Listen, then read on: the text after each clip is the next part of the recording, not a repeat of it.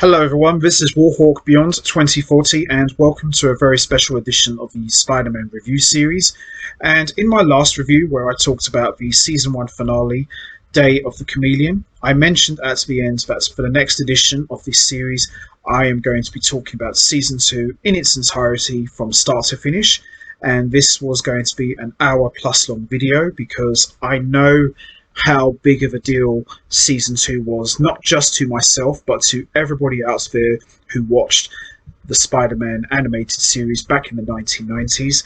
And this was the first season that actually did long-form story arcs, because unlike Season 1, where you had individual episodes, so for example, Episode 1, Episode 2, Episode 3, there was not much of a story arc going on. The only story arc that was going on for Season 1 was you had the build-up to Eddie Brock becoming Venom and his ongoing beef with Spider-Man, which came to a massive head at the end. That was the only story arc that they did, and they did a great job with that, and I covered that at the beginning of this series. So for this special edition, what I am going to do is, unlike past editions where I talked about some of my favourite episodes from Season 1, I am going to be talking about Season 2 in its entirety, as I mentioned, because Season 2 didn't really have individual episodes in the traditional sense. Season 2 had chapters, so you had to really watch each chapter to get the full story arc in its entirety. And for me, when I think of Spider-Man the animated series, of course, obviously I'm going to think about the Venom saga, because that was a huge one for Season 1. But aside from that, when I think of Spider-Man the animated series, I think of one story arc and one only. And I'm pretty sure I speak for a lot of hardcore fans out there. They know what I'm talking about, and I know what I'm talking about, and this story arc needs no introduction whatsoever. So I'm going to be talking about the Neogenic Nightmare. Now, when people think of the Neogenic Nightmare story arc, the first image that comes to mind is, of course, Peter Parker growing 4 extra arms. And a lot of that took inspiration from a mini story arc that ran for 3 issues in 1971 in Amazing Spider-Man issues 100 to 102. And it featured the debut of Morbius, who I'm going to be talking about in a moment.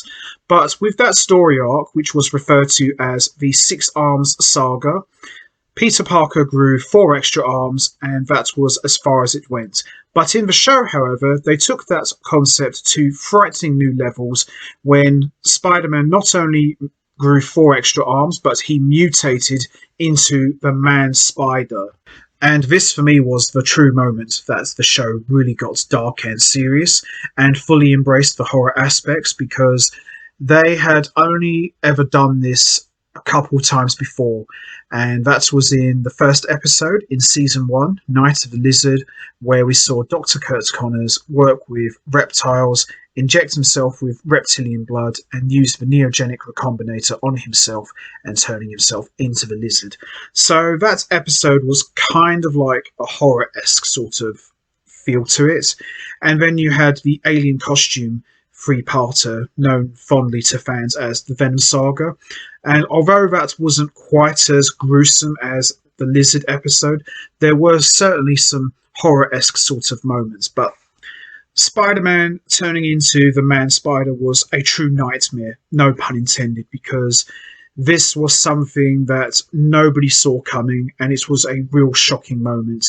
And the way they did it over the course of Season 2, it was a very slow build, and you knew something was going to happen, but you just didn't know what. And when he finally mutated into the Man-Spider, just shortly after growing 4 extra arms, was a very scary moment. And for me, the story arc, the Neogenic Nightmare, specifically the first half with the whole Man-Spider deal, was just absolutely epic. And it's something that I would love to see Marvel do in a live action Spider-Man movie one day, because they are kind of dabbling into horror, especially on the Sony side of films. So you never know, they could do something like this, because for me, when I think of the Spider-Man 90s cartoon, the first thing that I always think about was when Spider-Man mutated into the Man Spider, because it was such a powerful moment,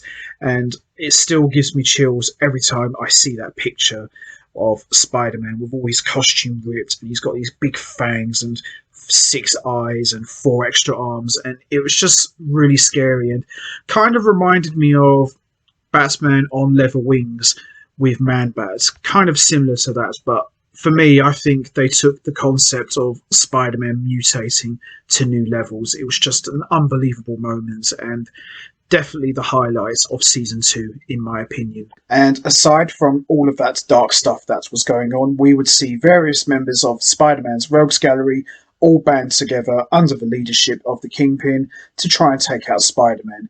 And these 6 villains would be referred to as the Insidious Six, which is a nod and a reference to the Sinister Six of the comic books. And the Insidious Six was put together by the Kingpin for one purpose and one purpose only: take out Spider-Man, because what we would see over the course of season 2 is we would see various members of the criminal underworld question Kingpin's leadership skills and why he hasn't been able to take out Spider-Man. And of course, Kingpin takes very great exception to that and declares that he is putting together an operation to have Spider-Man eliminated once and for all. And we would see various members of the criminal underworld turn on the Kingpin as Kingpin's empire slowly starts to crumble all around him. So you had that story arc going on. And also, we would be introduced to new key players in the show. The first one being Morbius, who we would see as Michael Morbius at the beginning of season 2.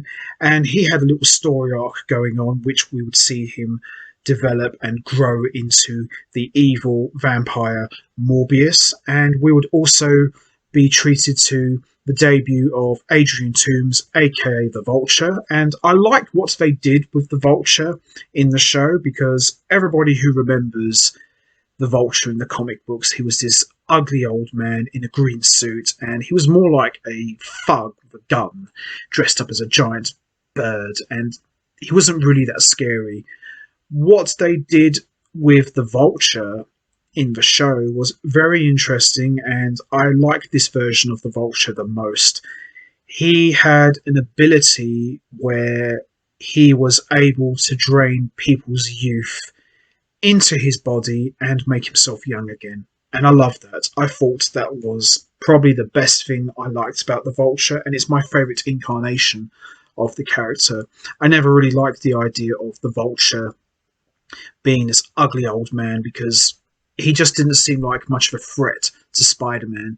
But when you have the Vulture as a young person, now you're talking a different ball game, because with the Vulture being a young man, he could actually go toe-to-toe with Spider-Man and actually hang with him in a fist fight. So I like that aspect, what they did with the Vulture in the show. And we would also see the debut of Frank Castle, aka the Punisher, and he was kind of like an anti-hero, where he wasn't afraid to get his hands dirty, and we see him hunting down Spider-Man, and of course he plays a key role in helping to bring down the Man Spider, which I am going to be talking about in a moment. And we would also see the debut of Blade. Now, Blade made his animated debut in Spider-Man, the animated series, but it was quite an important one, because this helped set the stage for the 3 movies in the 2000s, where Blade was played by Wesley Snipes. And in a way, you could probably say that the Blade films kind of helped set the stage for superhero movies in the modern era, because it can all be traced back to Blade's debut in Spider-Man, the animated series. And what I liked about those episodes that featured Blade, just as I mentioned earlier, it's kind of had more of a horror feel to it, with the whole vampire thing going on. And Blade and Spider-Man were not what you would call best of friends. At times they butted heads, but they each had one thing in common. They both wanted to do the right thing and see justice done. Of course, Blade would take things a little bit too far, much to the dismay of Spider-Man. But at the same time, I felt those episodes where Blade and Spider-Man working together was definitely the highlight of the animated series, and especially in season 2, so those episodes are really good. And also, last but certainly not least, we were treated to quite possibly the biggest and most epic crossover in the entire show, when Spider-Man met the X-Men. Now, of course, the X-Men animated series came out a couple of years before Spider-Man did, so they kind of had a head start, because X-Men came out in 1992 and Spider-Man came out just a couple of years later in 1994. So to have those two shows cross over into each other was just a dream come true. And this was something that you would only see in the comic books, because Spider-Man and the X-Men have always crossed paths in the comics, but it was very rare you ever saw the whole team interacting with Spider-Man. And seeing Spider-Man getting manhandled by the X-Men in the Danger Room was just absolutely brilliant, and having both X-Men and Spider-Man themes play together side by side into one another was just the icing on the cake for this geeker. And now we're going to be talking about the Neogenic Nightmare Chapter 1, the Insidious 6. So we begin this episode where we see Spider-Man is talking to a gargoyle who he refers to as Bruce. This would become a recurring gag over the course of the show, and we would see Spider-Man looking over New York City and saying to himself that I bet everybody down there has someone they're close to, except me. But they'll have you, of course, Bruce. You're always there for me. And most of all, you laugh at my jokes. Bruce, you're one hell of a guy. We then see Spider-Man swing away and says to himself that sometimes it would be nice to have someone prettier to talk to, like Felicia Hardy. And then we flash back to the Spider Slayers episode where Felicia Hardy laid a kiss on Peter Parker in the party. And then Peter Parker also says to himself, what about Mary Jane? And then we cut to a flashback of Mary Jane saying, Tiger, you just hit the jackpot again. Care to walk me to class? And Peter says, yeah, sure. And then we cut back to the present, and Spider-Man says to himself, oh yeah, sure.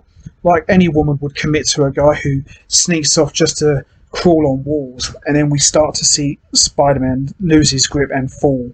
And Spider-Man quickly grabs his ledge and says, what the hell was that? That's never happened to me before. What's going on? And then he sticks to the wall. Right. Got it.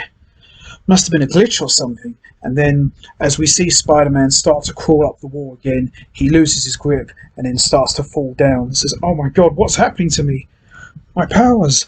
I'm losing my spider powers! And then we see Spider-Man quickly gets his grip and his powers return. And Spider-Man says, what the hell was that? And then finally crashes into a dumpster filled with feathers. What's happening to me? Now this, when I saw this, it kind of threw me off a bit at first. I thought, why would Spider-Man lose his powers just like that? But this was a really cool way to bring you in, and this was a great way to kick off the Neogenic Nightmare story arc, because you wouldn't really just have Spider-Man just grow 4 arms and that's it. The way they did it was have Spider-Man lose his powers first. They start glitching on and off, and I thought that was a really good way to bring you into the story. And for me, it captivated me. I thought, well, what's going to happen here? But more on that a little bit later on. But this would be a recurring thing over the course of the next couple of episodes that we would see in the show. And the next scene we would see is Crime Central in New York City, where Kingpin is reporting how well everybody's criminal activities are going. And then we see Crime Lord Silvermane touch a button which activates a wire that binds Kingpin to his chair. Now this would actually mark the animated debuts of Silvermane, Hammerhead and Owl, even though Owl only had a cameo appearance in the show and he didn't actually speak. To actually have the Owl in the animated series, to me, was quite a bit of a deal, because Owl was only exclusive to the comic books. He never appeared in any form of media, so to actually have him sitting there at the table was pretty cool, I think. And we see Silvermane explained to the Kingpin that you're losing control of your territory and empire, Fisk, and that the cartel money will soon be lost. The cartel is losing respect for you. And then we see Kingpin angrily rip out of the wires and grab Silvermane by his jacket. Losing respect, are we? Who dares defy the Kingpin? What about you, Hammerhead? Or maybe you, Owl? At this very moment, I am working on an operation that will have Spider-Man eliminated once and for all. Spider-Man is finished. Now, the Kingpin, in the few appearances that he's made over the course of the show, he's always been a very quiet, chilled out guy. So to actually see the Kingpin lose it in front of his fellow crime lords was quite scary, because Kingpin is such a big, giant monster of a man. And, you know, to see someone like Silvermane stand up to the Kingpin was not something you'd ever see in the show. You only saw it, like, I think one other time where Kingpin lost it was when Smythe failed to get rid of Spider-Man during the whole Spider Slayers two-parter. But that was it. But to see Kingpin really lose it was quite a big moment. And this would mark the beginning of Kingpin's criminal empire slowly crumbling around him, as various members of the crime lords would start to turn on the Kingpin one by one. But I thought it was quite interesting in the show that Kingpin is the guy who actually brings the Insidious Six together, because if anyone who's read the old comic books, it was actually Dr. Octopus, not Kingpin. But I think in a way, having the Kingpin bring all of Spider-Man's worst enemies together as a unit makes sense, because Kingpin is the most influential and powerful man in the entire city, and he's got a lot of money behind him. So who on earth is going to turn down an offer to work for the Kingpin? You know, when money talks, people listen, and Kingpin is no exception to that rule. So in a way, it kind of makes sense that Kingpin would be the guy who brings all of the Insidious Six members together to take down Spider-Man.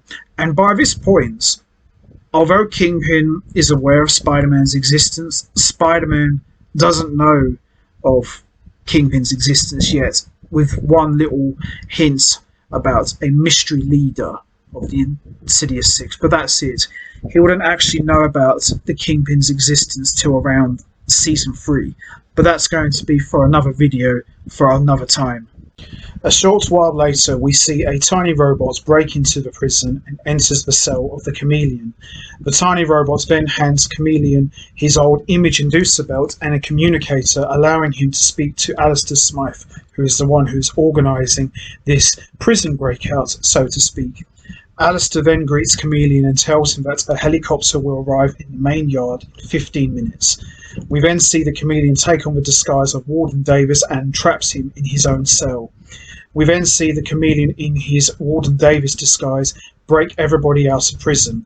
We see Chameleon free Mac Gargan, aka the Scorpion. We see him then break out Quentin Beck, aka Mysterio, and then we also see him break the Shocker out. Now, I remember in a couple of reviews back, I did a review on The Sting of the Scorpion, which was an episode from Season 1. And I remember my friend said to me, why is it in the Sting of the Scorpion episode, Mac Gargan throughout that episode constantly complained that he was trapped in his suit? And they even incorporated some of that story into the Spider-Man PS1 game. And he also said to me that they never explained that. Why is it he's trapped in his suit? But then when we see him again in Season 2, in this episode, he's in his cell, back to normal size, no green skin, no yellow eyes, no fangs, nothing. He's just back to being plain old Mac Gargan. But then we see him put his Scorpion suit on again, and he's back to being the Scorpion. So I don't really know how that works. I did address that as best as I can. I think how Mac Gargan is able to change size when he's in and out of the suit is, I think that the radiation that he was blasted with through the Neogenic Recombinator is still soaked in the suit. So that would probably explain how he's able to change size all the time. That's my only logical explanation. I hope I've explained that as best as I can. That's all I can really say. But, sometimes the continuities in the stories of the show are a little bit inconsistent. But for the most part, they do stay quite fluid throughout. But I can see where my friend was coming from, that the whole Scorpion thing doesn't fully make sense. But what can you do? We then see the rest of them go to a locker room and retrieve their costumes and equipment. We then see Mysterio use an invisible screen smoke effect, which allows them all to be invisible. And Scorpion says, "Not bad, Fishball, not bad." And then we see all of the villains attempting to break Rhino out of his cell, and Chameleon very sarcastically says, all you could use is just a key. And then we see Rhino saying, "Is it Freedom Day already?" And then we see Dr. Octopus trapped in his cell with all of his arms in shackles, and then we see the 6 criminals run out to the courtyard and they're shot at by the guards. And then we see the helicopter arrive just as Alistair Smythe said it would, and then we see the villains escape. This was actually a really good scene, and it's kind of like a precursor to what we would see in many years to come with the show Prison Break, seeing everyone trying to escape. So this was kind of cool to see all of the worst villains that Spider-Man has faced throughout the show all come together at the behest of the Kingpin, because he's the one who's financially viable to put these guys together, which is brilliant. I thought that was really, really good. So then we see the helicopter land in an abandoned warehouse where we see the Kingpin address them and greets them as his Insidious 6, with Dr. Octopus taking very bad exception to that, saying, "You're Insidious 6. Who are you? Why have you brought us all here?" And the Kingpin announces that he is their new leader and that all 6 of them are his ultimate weapon.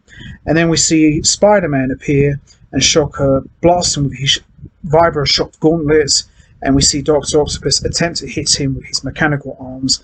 We then see Scorpion shoulder tackle him, and then Rhino at full speed runs right into him, and Spider-Man blows up into 1,000 pieces. It was a robot, and Rhino very stupidly says, "Well, what do you know? All this time, Spider-Man was just a robot." And Dr. Octopus corrects him by saying, "You idiot. That's not the real Spider-Man. It's an obvious fake." And then the Kingpin and Smythe arrive, and Dr. Octopus says, "Ah, so you're the famous Kingpin, are you? Well, I do appreciate the early day release, but I'm in no mood for games." And then the Kingpin says to all of them, "This is no game, gentlemen, I can assure you. This is just an example of what's going to happen to the real Spider-Man." And Dr. Octopus says, "What about if I have a better idea? And Mysterio says, "That's true, we can handle Spider-Man on our own." And Kingpin says, "Solo efforts, perhaps?" And Mysterio goes on to say, He who's strongest fights alone." And Kingpin says, "Oh, please, look at what all of you did when you worked alone. Look where you all ended up. Prison. Gentlemen, please, we need each other. But you must all agree to follow me." And we see Rhino and Shocker stick their hands out and says, "To the ends of the world, boss." And then we see Chameleon change into the Kingpin and says, "A man like me can learn from someone like you, Kingpin." See, that bit annoys me, where every time Chameleon has to speak, he changes his form. That did get on my nerves a little bit, but I can see why they did that, because Chameleon is a man of no words. And Mysterio says, "The plot sounds intriguing. The climax should be climatic." And the Scorpion says, "I'd kill for the chance to work for the Kingpin." Dr. Octopus? And Dr. Octopus says, "I am not a team player. I am a scientist, not a thug for hire." And Kingpin says, "If you work for me, I promise I will give you the finest laboratory in the world." And Dr. Octopus finally agrees and says, "Spider-Man is not going to know what hit him." And then he sticks his hand out, and so the Insidious 6 is officially born. Bit of a corny way how they all came together, but at the same time, the payoff is just awesome because, as I mentioned, Kingpin is the only one with enough wealth and influence to bring these guys together. And, it makes perfect sense because Rhino and Shocker worked for the Kingpin before in the Venom Saga 3-part alien costume episode. So it makes sense that they would go back to work with the Kingpin. Dr. Octopus, very interestingly, is not a team player. And it's quite ironic because, as I mentioned earlier, in the comic books, Dr. Octopus was the guy who put the Sinister Six together. So to see him rejecting the Kingpin's offer in the cartoon was kind of funny, but at the same time, I can see his reluctance because he's a scientist at heart. So there you have it. The Insidious Six was officially born under the leadership of the Kingpin. And this wouldn't be the last time we would see the Insidious Six return. In Season 5's The Six Forgotten Warriors, where we would see one member of the Insidious Six betray them, and we would also see one member of the team gets replaced by another villain who also appears in this season. But I'm not going to get into that now. That's going to be for a future video for another time. So the next night we see Spider-Man is swinging through the entire city searching for the criminals. As the morning comes, we see Spider-Man shoot his webbing at a nearby newsstand and uses it to grab a newspaper and even leaves money for the newspaper man. As Spider-Man is reading the newspaper about the 6 escaped criminals, he thinks to himself that even though he's got his powers back, he has to worry about those 6 guys now. As Spider-Man swings through the city, he says to himself that it's strange that none of the 6 criminals have committed any crimes yet. And as Spider-Man leans to the side of a building, his powers start to wane and he skids to the floor, hitting back first, and says to himself, "Not again. Why is this happening?" And as Spider-Man runs on foot and goes through Central Park, he remembers he left his street clothes on a high ledge in the bushes and says to himself, "With my powers gone, I'm completely useless. I've got to hide. It'll be too easy for a supervillain to just walk up to me and take my mask off."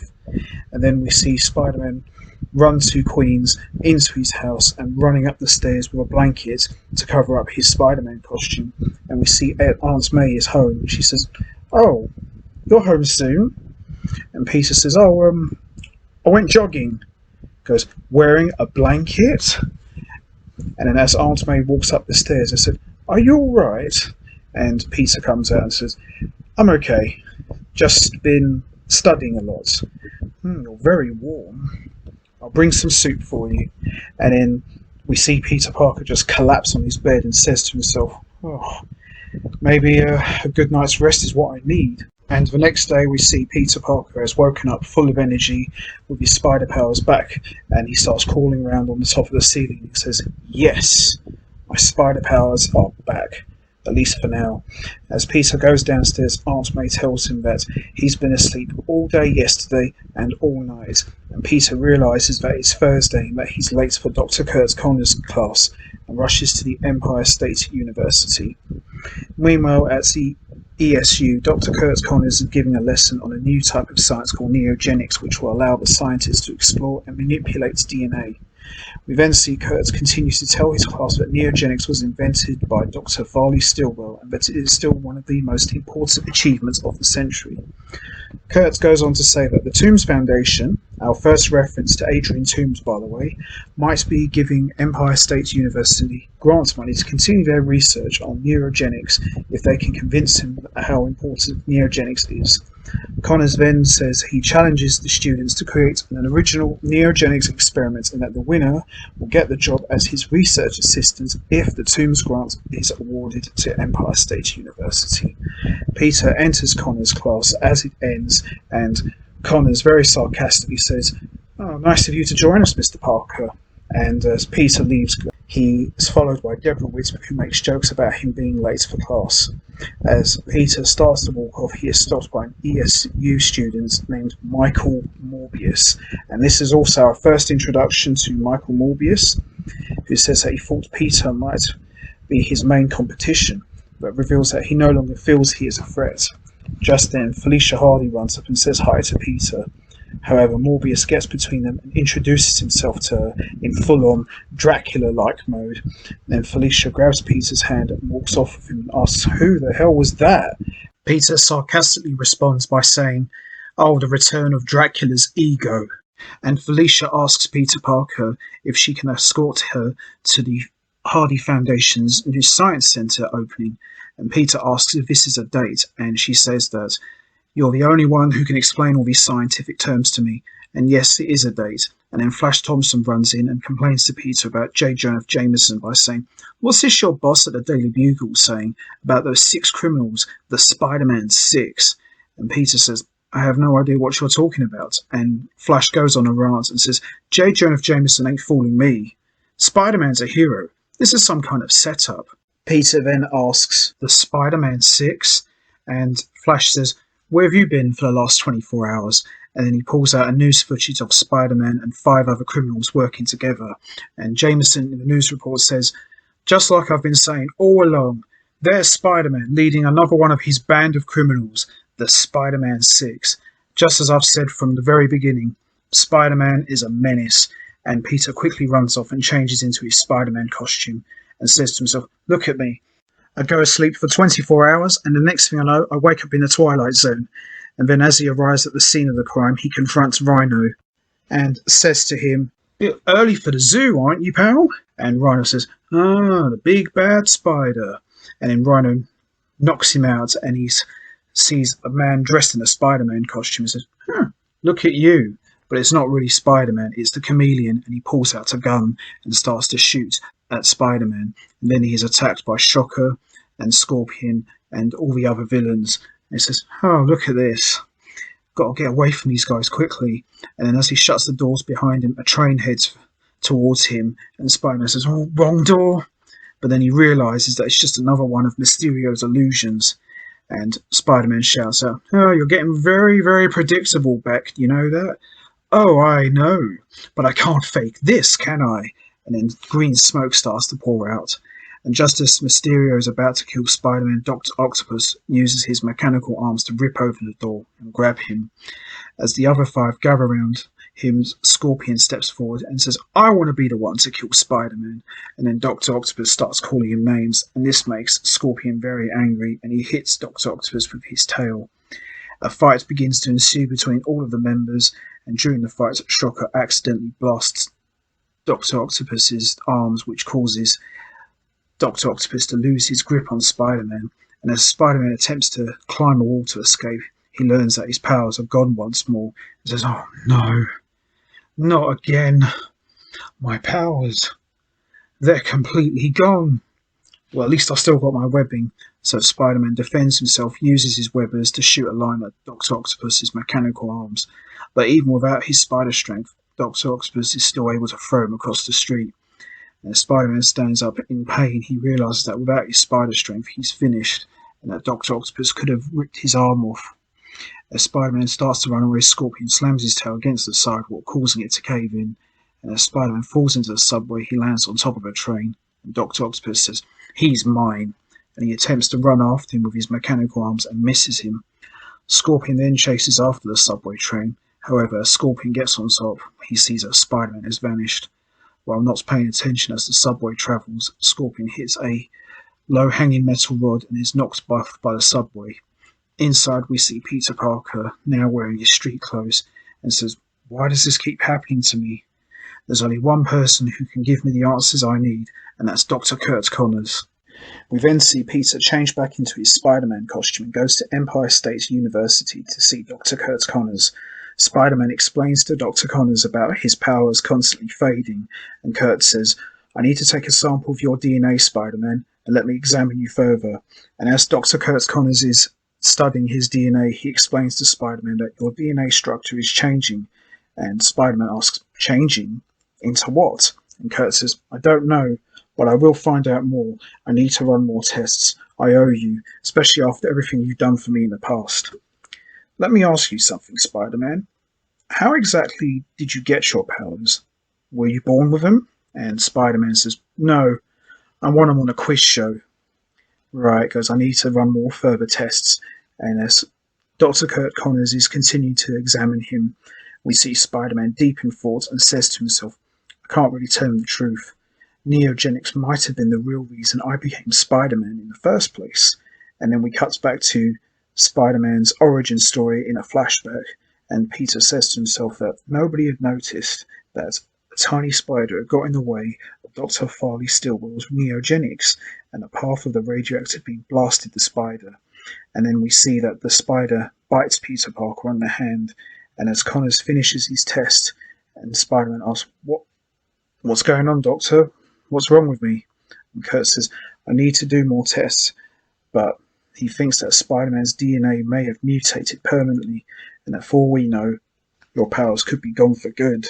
Now, this was actually a really good scene because I like the fact that they addressed Spider-Man's origin story, but it was done a lot more deeper than just Peter Parker getting bitten by a radioactive spider, puts on the Spider-Man costume, and becomes a hero. That there was some serious consequences, and that getting bitten by a radioactive spider wasn't just a mere accident, that there was actually something more to it. So I like the fact also that with Spider-Man's powers, that they're just mutating, so it wasn't just a case of he gets powers and that's the end of it, that there was actually more to come. And the fact that Dr. Kurt Connors hints at mutation says to you that something very serious is going to happen, but for the time being, Spider-Man's powers are gone.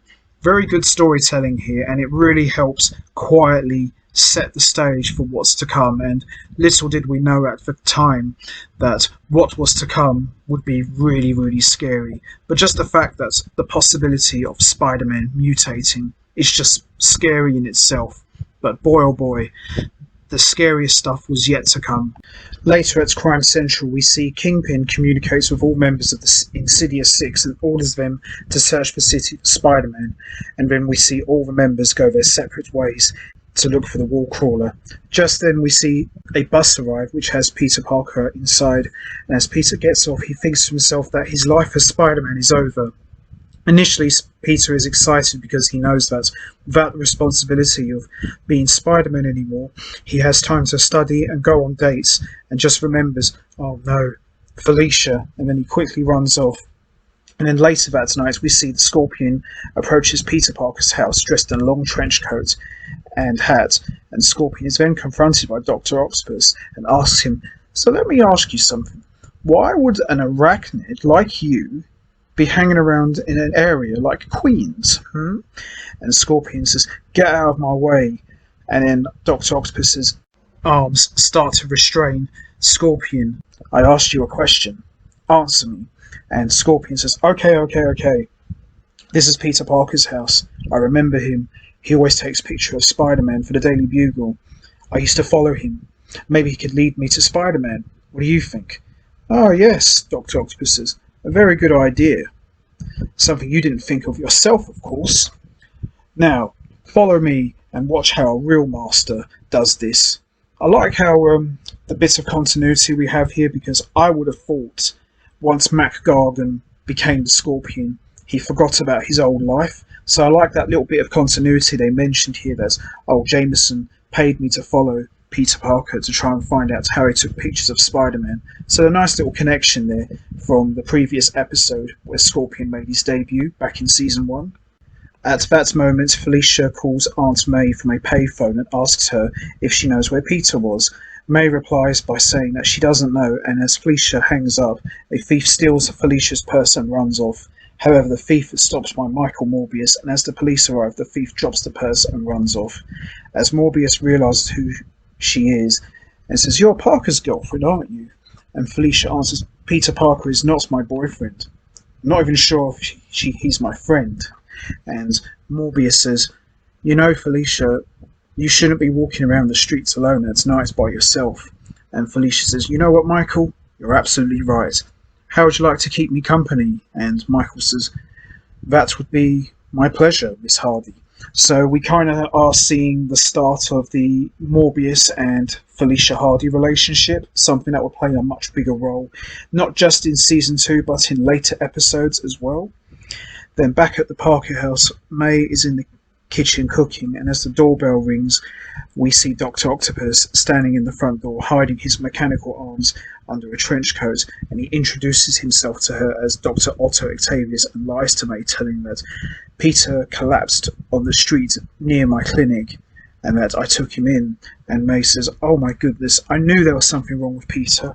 Can you take me to him, please. And Dr. Octopus says, why, yes, of course, I will take you to him. And then a short while later, Peter arrives home and notices that May is not home. And Peter says to himself, you know something? If I had my spider sense right now, I'd be going absolutely crazy. And then thinks to himself that where could May be? And then he finds a letter from the Insidious Six that says, Parker, if you ever want to see your Aunt May again, come alone. And Peter says, oh my god, 636 Battery Street, I have to go there immediately. Even without my powers, I can't fail Aunt May now. I like this because it kind of adds a bit more realism to this, because Peter's lost his powers now and he has to rely more on his own wits instead of his spider sense. So nice bit of storytelling here. You know, it's not just all about spider sense. You know, Spider-Man is actually using his head more than just his spider senses. So that was kind of nice to see that here. Meanwhile, at the clinic, we see May ask Octavius when can she see Peter, and he says, very soon. We have the best doctors working for him. From the security room, we see Smythe and various members of the Insidious Six watching both monitors of Dr. Octopus and May. And Shocker looks from another monitor from outside the street, and they see Spider-Man. And Shocker is confused as to why Spider-Man is running on foot. He says, something's not right here. Why would Spider-Man run on foot? He must have something up his sleeve. And Smythe contacts Dr. Octopus and he goes to meet the others. Spider-Man then enters the clinic and falls for a trapdoor leading to the basement. As Spider-Man looks around, he sees Aunt May laying on the table and says to himself, oh no, Aunt May. And then all of a sudden, Mysterio appears out of nowhere and says, no more illusions this time, Spider-Man. And then Rhino emerges and says, that's right, we've got you cornered. And all of the members of the Insidious Six comes out, and Aunt May sits up and says, are you ready for the end, Spider-Man? And then we see it's the Chameleon as he changes his appearance into a witch-like form and says, my pretty? And then we see all of the Insidious Six members stand up and slowly start to corner Spider-Man. And that ends Chapter 1 of the Neogenic Nightmare, the Insidious Six. Overall, excellent first chapter to the Neogenic story arc. Really enjoyed this one a lot, and the little clues about what Spider-Man could turn into later on with the whole mutation thing with his DNA and all of his powers waning on and off. Great storytelling there, and I also like the fact that Spider-Man's origin goes a lot more deeper than just being bitten by a radioactive spider, that there was actually a much bigger picture involved. And I really enjoyed the development of Michael Morbius and Felicia Hardy's relationship, as we are going to see that over the course of this review. And it was also very interesting to see Spider-Man in a situation where he had to fight all of his enemies without any of his powers, because it was very rare that we ever got to see Spider-Man in such a precarious situation like that. And having to see Spider-Man rely more on his wits than his spider senses was very interesting. And I found it interesting that all of the villains used Aunt May as bait to lure Spider-Man into a trap, because by this point in the show, not many villains actually went out of their way to single out Aunt May. I know you had the Hobgoblin, but that was just more of a case of wrong place, wrong time sort of scenario. Not many villains actually took Aunt May hostage, so to have that added to the Neogenic Nightmare story arc was an interesting change of pace, and it's not something that we see very often. But overall, great first episode of Season 2, and a great first chapter of the Neogenic Nightmare story arc. So now that Chapter 1 has concluded, we now move on to Chapter 2 of the Neogenic Nightmare, and that is Battle of the Insidious Six. So as we saw in Chapter 1, the Insidious Six, Wilson Fisk, aka the Kingpin, had put together an army of villains comprised of Dr. Octopus, Mysterio, Scorpion, the Shocker, Rhino and Chameleon, and he coined them the Insidious Six, and their mission was to basically take out Spider-Man once and for all. And as we saw in Chapter 1, Spider-Man's powers were starting to glitch on and off, and he went to Dr. Kurt's Connors for help to learn about what exactly was causing his powers to flut on and off the way they were. And Dr. Kurt Connors said that he would need to do more examinations and research to find out what exactly has happened to Spider-Man's powers. And he basically came to the conclusion that his powers have mutated permanently and that they were completely gone. So we had that going on in Chapter 1, and also we saw that Spider-Man was at a disadvantage as he took on all of his enemies, but he had no powers.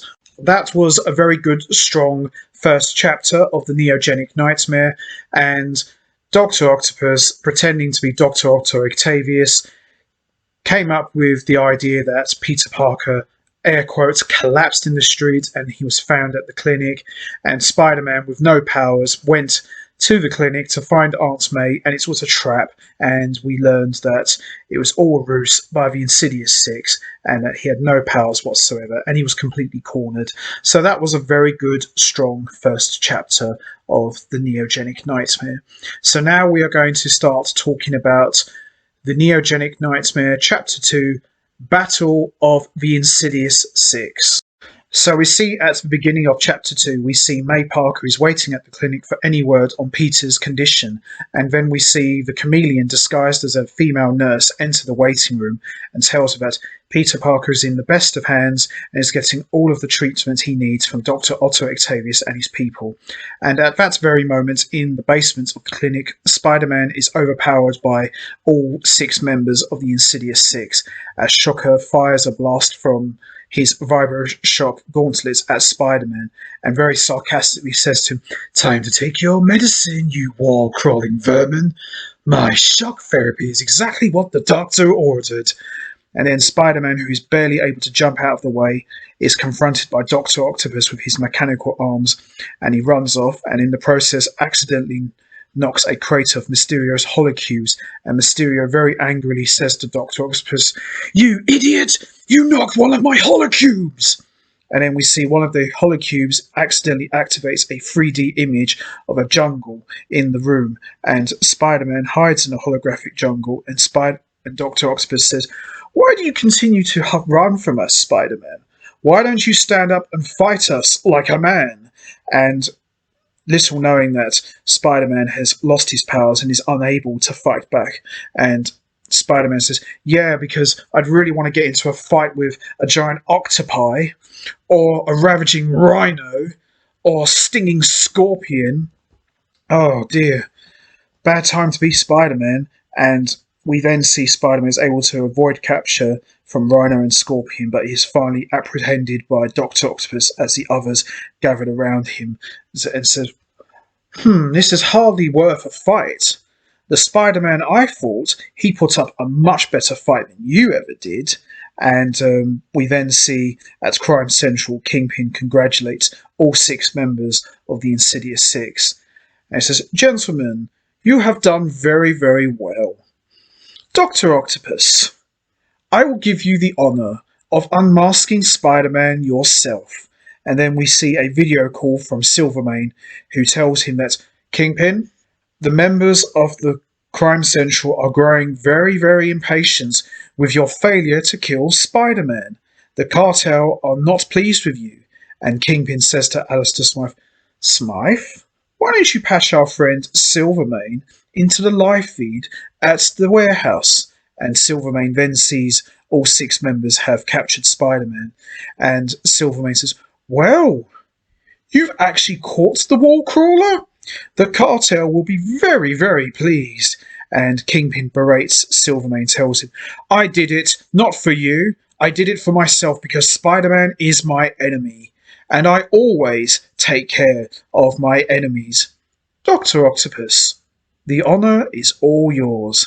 And as Dr. Octopus unmasks Spider-Man, everybody is shocked to see that the man under the mask is none other than Dr. Octopus's old student, Peter Parker. Now, it's quite interesting when Dr. Octopus unmasks Spider-Man and everybody sees it's Peter Parker. Everybody comes to the conclusion that, wait a minute, he can't be Spider-Man. The Spider-Man I faced put up a much better fight. How is this possible? And I like the little bit of continuity from the last episode where we saw Dr. Octopus's history with Peter Parker in the summer science camp. So there's a nice little bit of continuity there. And a lot of the villains put it down to the fact that, well, Spider-Man's got no powers because he isn't Spider-Man. It's just some kid dressed up in a costume. So that was quite a funny moment. And in a way, it kind of saves Peter Parker's backside because the villains don't really know that Spider-Man has lost his powers. So in a way, he's safe, but he isn't safe. But he's safe for now. So that was quite a good moment. We then see Mysterio suggest that, let's kill him now. And Dr. Octopus says, you Neanderthal. Your brain is about as empty as that fishbowl you wear. No, this can't be the real Spider-Man. Look how easily he was captured by all of us.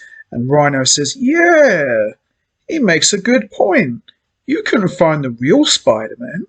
So you put on a cheap Halloween costume? And Peter goes along with the charade and says, yep, that's right. Sure can't fool you guys. And then Shocker very angrily says, what do you take us for? Fools? I'm shocked. And so are you.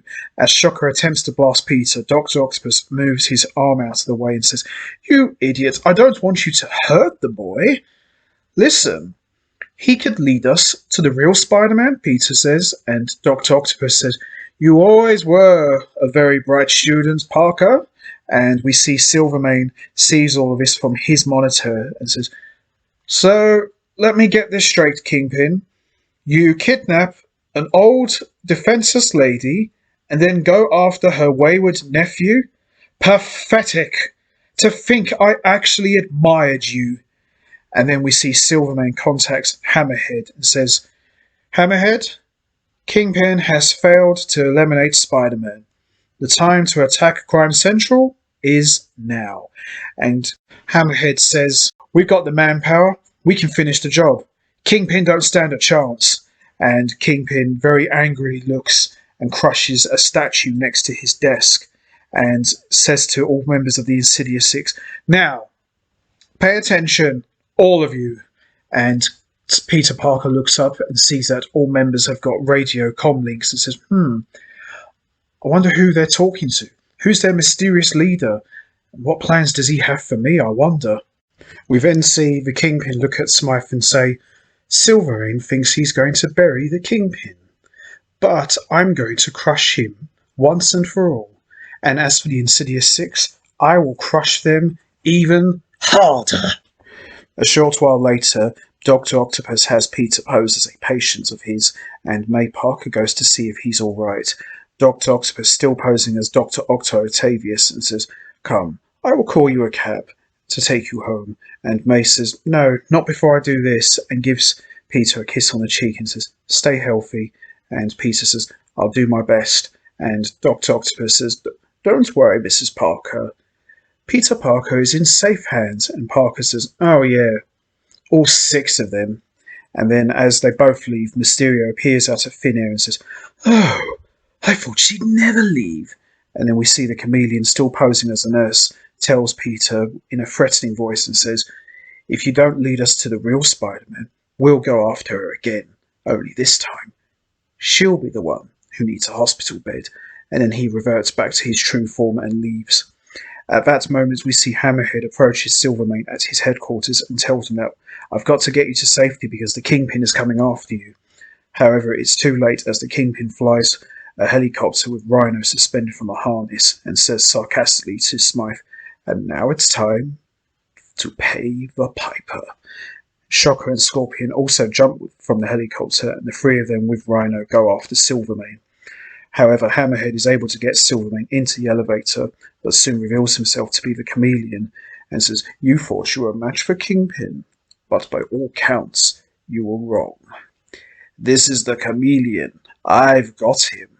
As the elevator reaches the roof, Rhino attacks the elevator cables to Kingpin's helicopter and attaches it. Before it takes off, Chameleon jumps out the helicopter and disguises himself as Silvermane. As one of Silvermane's men gets to the roof, Chameleon, in his Silvermane disguise, tells them that the attack of Crime Central is off. Kingpin is too powerful, and then very quietly sneaks off and reverts back to his true form. Sometime after the attack on Silvermane, Peter Parker and the Insidious Six meet at a hotel where Peter is told that he wants to meet up with Spider-Man. As Peter and Dr. Octopus get onto an elevator, they reveal to himself it's really the Chameleon. As Dr. Octopus asks Peter, why does Spider-Man want to meet you on the roof? And Peter says, well, he likes good PR, you know. He doesn't really trust me that much. And Dr. Octopus says, I don't know why Spider-Man doesn't have you around at all. And then, as they get to the roof, Dr. Octopus is met by the other members of the Insidious Six. Mysterio then uses holographic technology to disguise himself as giant air conditioners and says, when Spider-Man arrives, we'll be the ones to get the drop on him. We then see Peter secretly reaches into his pocket and takes out the holocube he took out from earlier and throws it on the floor as it activates a 3D image of a fighter jet. In the confusion, Peter runs off. However, Mysterio tells the others that Peter must have got hold of one of his holocubes. As Rhino chases after Peter, he grabs another holocube and tosses it onto the ground and creates an image of the Grand Canyon, and Rhino into thinking that he falls into it, which gave him enough time to get away. As Peter runs to the edge of the roof, he shouts out, look out, Spider-Man, it's an ambush, and Shocker says, be quiet, and then blasts a blast of sound waves from his gauntlets as Peter knocks himself over the side of the building. As Peter realizes that since Shocker's blast didn't kill him, his spider powers must have returned, but not at 100%. And then Peter puts his Spider-Man mask back on and then swings back to the roof. We then see the Shocker shout out, hey, what happened to the kid? Did he go splat or what? And Spider-Man says, oh, don't worry, I took care of that kid Parker, and now I'm going to take care of all of you. And from the top of the helicopter, Kingpin and Silvermane watch Spider-Man and the Insidious Six. Kingpin then tells Silvermane that after he witnesses Spider-Man's death, he will notify the other crime lords that I, the Kingpin, will be taking over your territory. Silvermane refuses, but Kingpin attacks him to a hook and that is tied to a rope and throws him out of the helicopter. As Spider-Man jumps over to Silvermane, he detaches himself from the hook and he swings off. Kingpin witnesses Spider-Man save Silvermane and believes that the two of them are now allies. Kingpin then communicates to the Insidious Six and orders them to go into the building and search for Spider-Man and Silvermane. As Spider-Man asks Silvermane, why are the Insidious Six after you? Silvermane lies and says, well, I'm a very rich man, you see, and they wanted to hold me for ransom. Spider-Man then orders Silvermane to hide until he gets back, and then he bumps into the Rhino, and Spider-Man pretends to be Chameleon and says, easy, big guy. It's me, the Chameleon. I just disguised myself as Spider-Man so I can find the real one. And Rhino says, oh, I never thought of that. And Spider-Man, still keeping up the charade that he's the Chameleon, says, it's okay. You can catch Spider-Man all by yourself. Yeah, I can, can't I?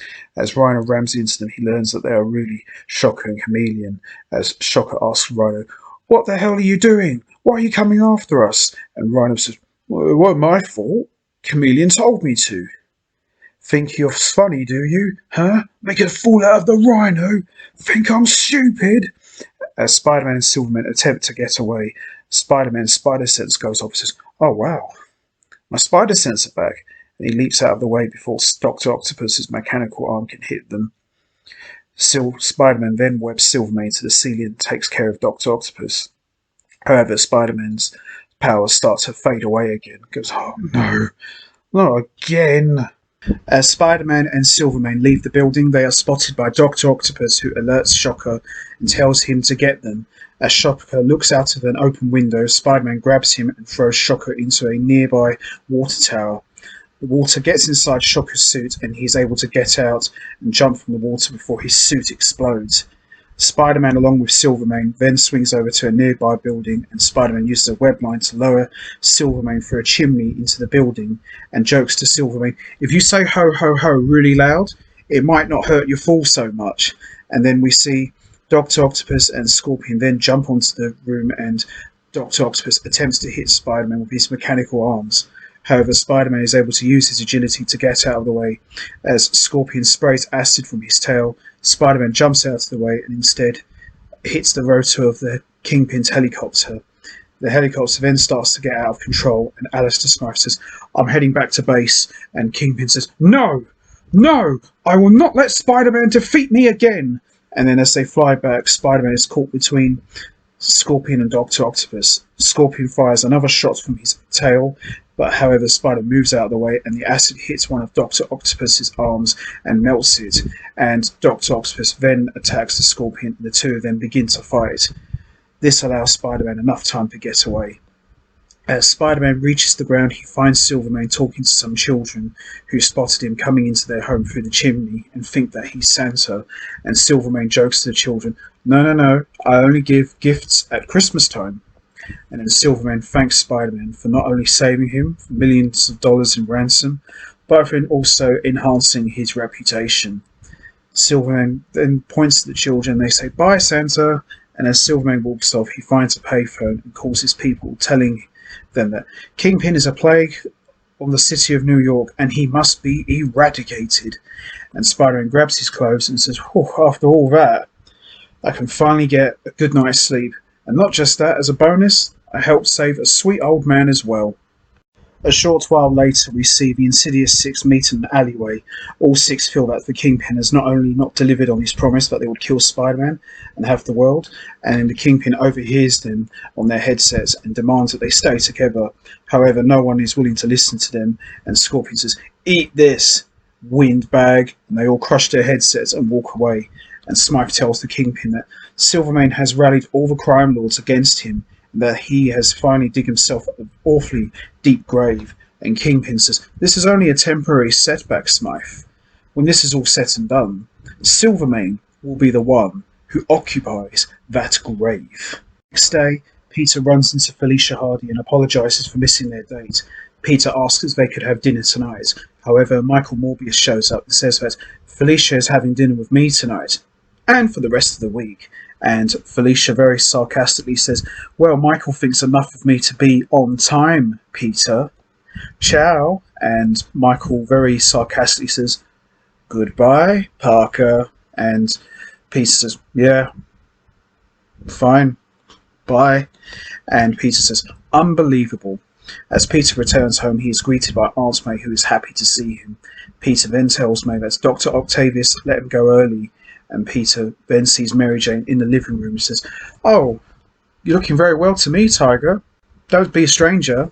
I was just here to check on your aunt. Wink.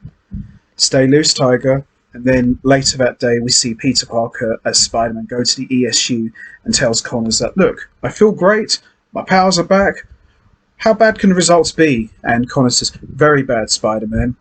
I just went over your DNA again, and it's mutating even further." And Spider-Man says, "Hang on a minute, back up a second. Did you just say mutating?" And Connor says, "That's correct. Whatever turned you into Spider-Man at the beginning wasn't just the end, it was just the start. What am I mutating into?" And Connor says, "I don't know. You're still changing even as we speak. But one thing I do know for sure, whatever it is you're turning into, it won't be human." And that ends Chapter 2 of the Neogenic Nightmare, the Battle of the Insidious Six. Excellent second chapter, very chilling ending where Connors tells Spider-Man that he will be mutating into something that's not human. I thought that was a very chilling way to end Chapter 2 of the Neogenic Nightmare, because what I like about this story arc is they're not rushing it. You can see that Spider-Man is changing, his powers are going fluttering on and off, so you know something's going to happen. And that's what I like about this story arc. They didn't rush it. It was like reading a comic book or a graphic novel. You had to really sit down and watch all of the chapters unfold. You couldn't just skip to chapter 4 because you wouldn't entirely know what's going on. But this was an excellent chapter, and like I said, the Neogenic Nightmare for me is quite possibly the best story arc that Spider-Man the Animated Series has ever done. And we're only just getting started. And now, as we wrap up Chapter 2, we are now heading into Chapter 3 of the Neogenic Nightmare. And this would introduce us to a villain who would go on to play a big role in a number of story arcs over the course of the show. And this next chapter, which is Chapter 3 of the Neogenic Nightmare, is simply called Hydro Man. So, at the beginning of the Neogenic Nightmare, in Chapter 1, we saw the Kingpin form the Insidious Six, comprised of six of Spider Man's worst enemies, to defeat him once and for all. But in Chapter 2 of the Neogenic Nightmare, after failing to get the job done and defeat Spider Man, all six members of the Insidious Six grew tired of the Kingpin's controlling ways and his false promises as they walked out on him and turned their backs on each other and all went their separate ways. But the revelation that we learned at the end of Chapter 2, after 2 chapters of seeing Spider Man's powers going on and off, Dr. Kurt Connors, after examining his DNA, came to the conclusion that Spider Man's powers were mutating. And Spider Man asked the very nervous question, mutating into what? And Dr. Kurt Connors says, I'm not entirely sure, but one thing I do know is that whatever it is you're turning into, it won't be human. And to me, that was a very chilling way to end Chapter 2 of the Neogenic Nightmare. Now, bear in mind that we're only 2 chapters into this epic story arc, and just that little revelation that we learned that Spider-Man could be mutating into something that isn't human was a great way to not only leave you on the edge of your seat, but left you wondering, what could Spider-Man possibly turn into? So, as I said, we're only 2 chapters into the Neogenic Nightmare, and it's already shaping up to be very epic. So, the next chapter in the Neogenic Nightmare, which is Chapter 3, introduced us to a villain who I wouldn't really say was one of the heavy hitters of the Spider-Man Rogues Gallery, but this guy played a very big role in several story arcs, mostly involving Mary Jane Watson. And the villain that was introduced in Season 2 of the Neogenic Nightmare is Morris Maury Bench, aka Hydro Man. And Hydro Man made his debut in Amazing Spider-Man issue 212 in 1981. And as I mentioned already, he wasn't really what you would call one of the more well-known heavy hitters of the Spider-Man Rogues Gallery. He was never really as big as someone like the Green Goblin, Dr. Octopus, the Kingpin, or even Venom for that matter. Hydro Man, in many ways, he was kind of like the opposite of one of Spider-Man's more well-known enemies and one of his earlier villains, the Sandman, because if anyone remembers in the comic books, the Sandman was able to shapeshift his body into sand. He was able to make weapons from his arms, his legs, all sorts of tricks he could do. Hydro Man, on the other hand, just like in the name, he was able to control the water around him, and he was able to jump into drain pipes and rivers and all sorts of things. And he was the Sandman of the 90s cartoon, because the Sandman never actually appeared in the animated series because the show wasn't allowed to use him, because there was talks of making a Spider-Man live-action movie directed by James Cameron, and the Sandman, from what I understand, was going to be the main villain. But sadly, that project never took off, and the whole film was just canned altogether. So that's why you never saw the Sandman in the 90s cartoon. So Hydro Man played the role of the Sandman. And as I mentioned, he was okay. Not one of my favourite Spider-Man villains, but he played a very big role in several story arcs over the course of the show, mostly involving Mary Jane Watson, and there would be a very dark and shocking twist involving those two later on in the show, which I'm not going to get into now because that's going to be for a future edition of this series for another time. But this chapter, Chapter 3 of the Neogenic Nightmare, served as kind of like a filler. Not in a bad way, because we all learned the big revelation at the end of Chapter 2 that Spider-Man was going to mutate into something that wasn't human. So this chapter pretty much picked up where we left off at the end of Chapter 2. So it's kind of nice to have that little break. So Spider-Man is just living with this revelation that I could turn into something that's not human. What the hell do I do? So this was kind of like a nice break. And in many ways, this chapter could have easily fit in with Season 1, because it had more of the Season 1 feel where you fight a villain, defeat him, end of the episode. This was kind of like that. But that doesn't mean it was a bad thing. this was still a very good chapter. And as I said, it was a nice little break to have two big epic chapters of the Neogenic Nightmare. So, with that all being said, let's get right into it. Let's talk about the Neogenic Nightmare, Chapter 3, Hydro Man. So we see at Coney Island, Spider-Man is reading an article from Daily Bugle about a mysterious thief in New York City, and that Spider-Man is once again blamed for these crimes. Spider-Man reads that only someone with superhuman powers could have pulled off these heists, and we see Spider-Man is getting angry and upset that why can't the police just accept that I'm one of the good guys? And then on the ground we see a thief steals a woman's purse and runs off, and Spider-Man thinks to himself, maybe I might get some appreciation for doing this. And then Spider-Man is able to quickly capture him, and after catching the thief, Spider-Man says to himself that I'm worried about this mutation disease of mine, and what Dr. Kurt Connors says, that I could be turning into something that's more than human. And then Spider-Man thinks about asking Mary Jane to come to Coney Island with him, but then thinks that maybe it might be too much of a real date for her. And then Spider-Man begins to wonder, why is Mary Jane so afraid to get close to me? Now, this episode was another important factor in this one. We finally got to learn a little bit about Mary Jane Watson's backstory because, for the most part, ever since we were introduced to her back in Season 1 at the end of the Return of the Spider Slayers episode, which I reviewed on this series, Mary Jane has been mostly kept as bit of an enigma. She's very outgoing, very cheerful, and very bubbly, but we know very little about her.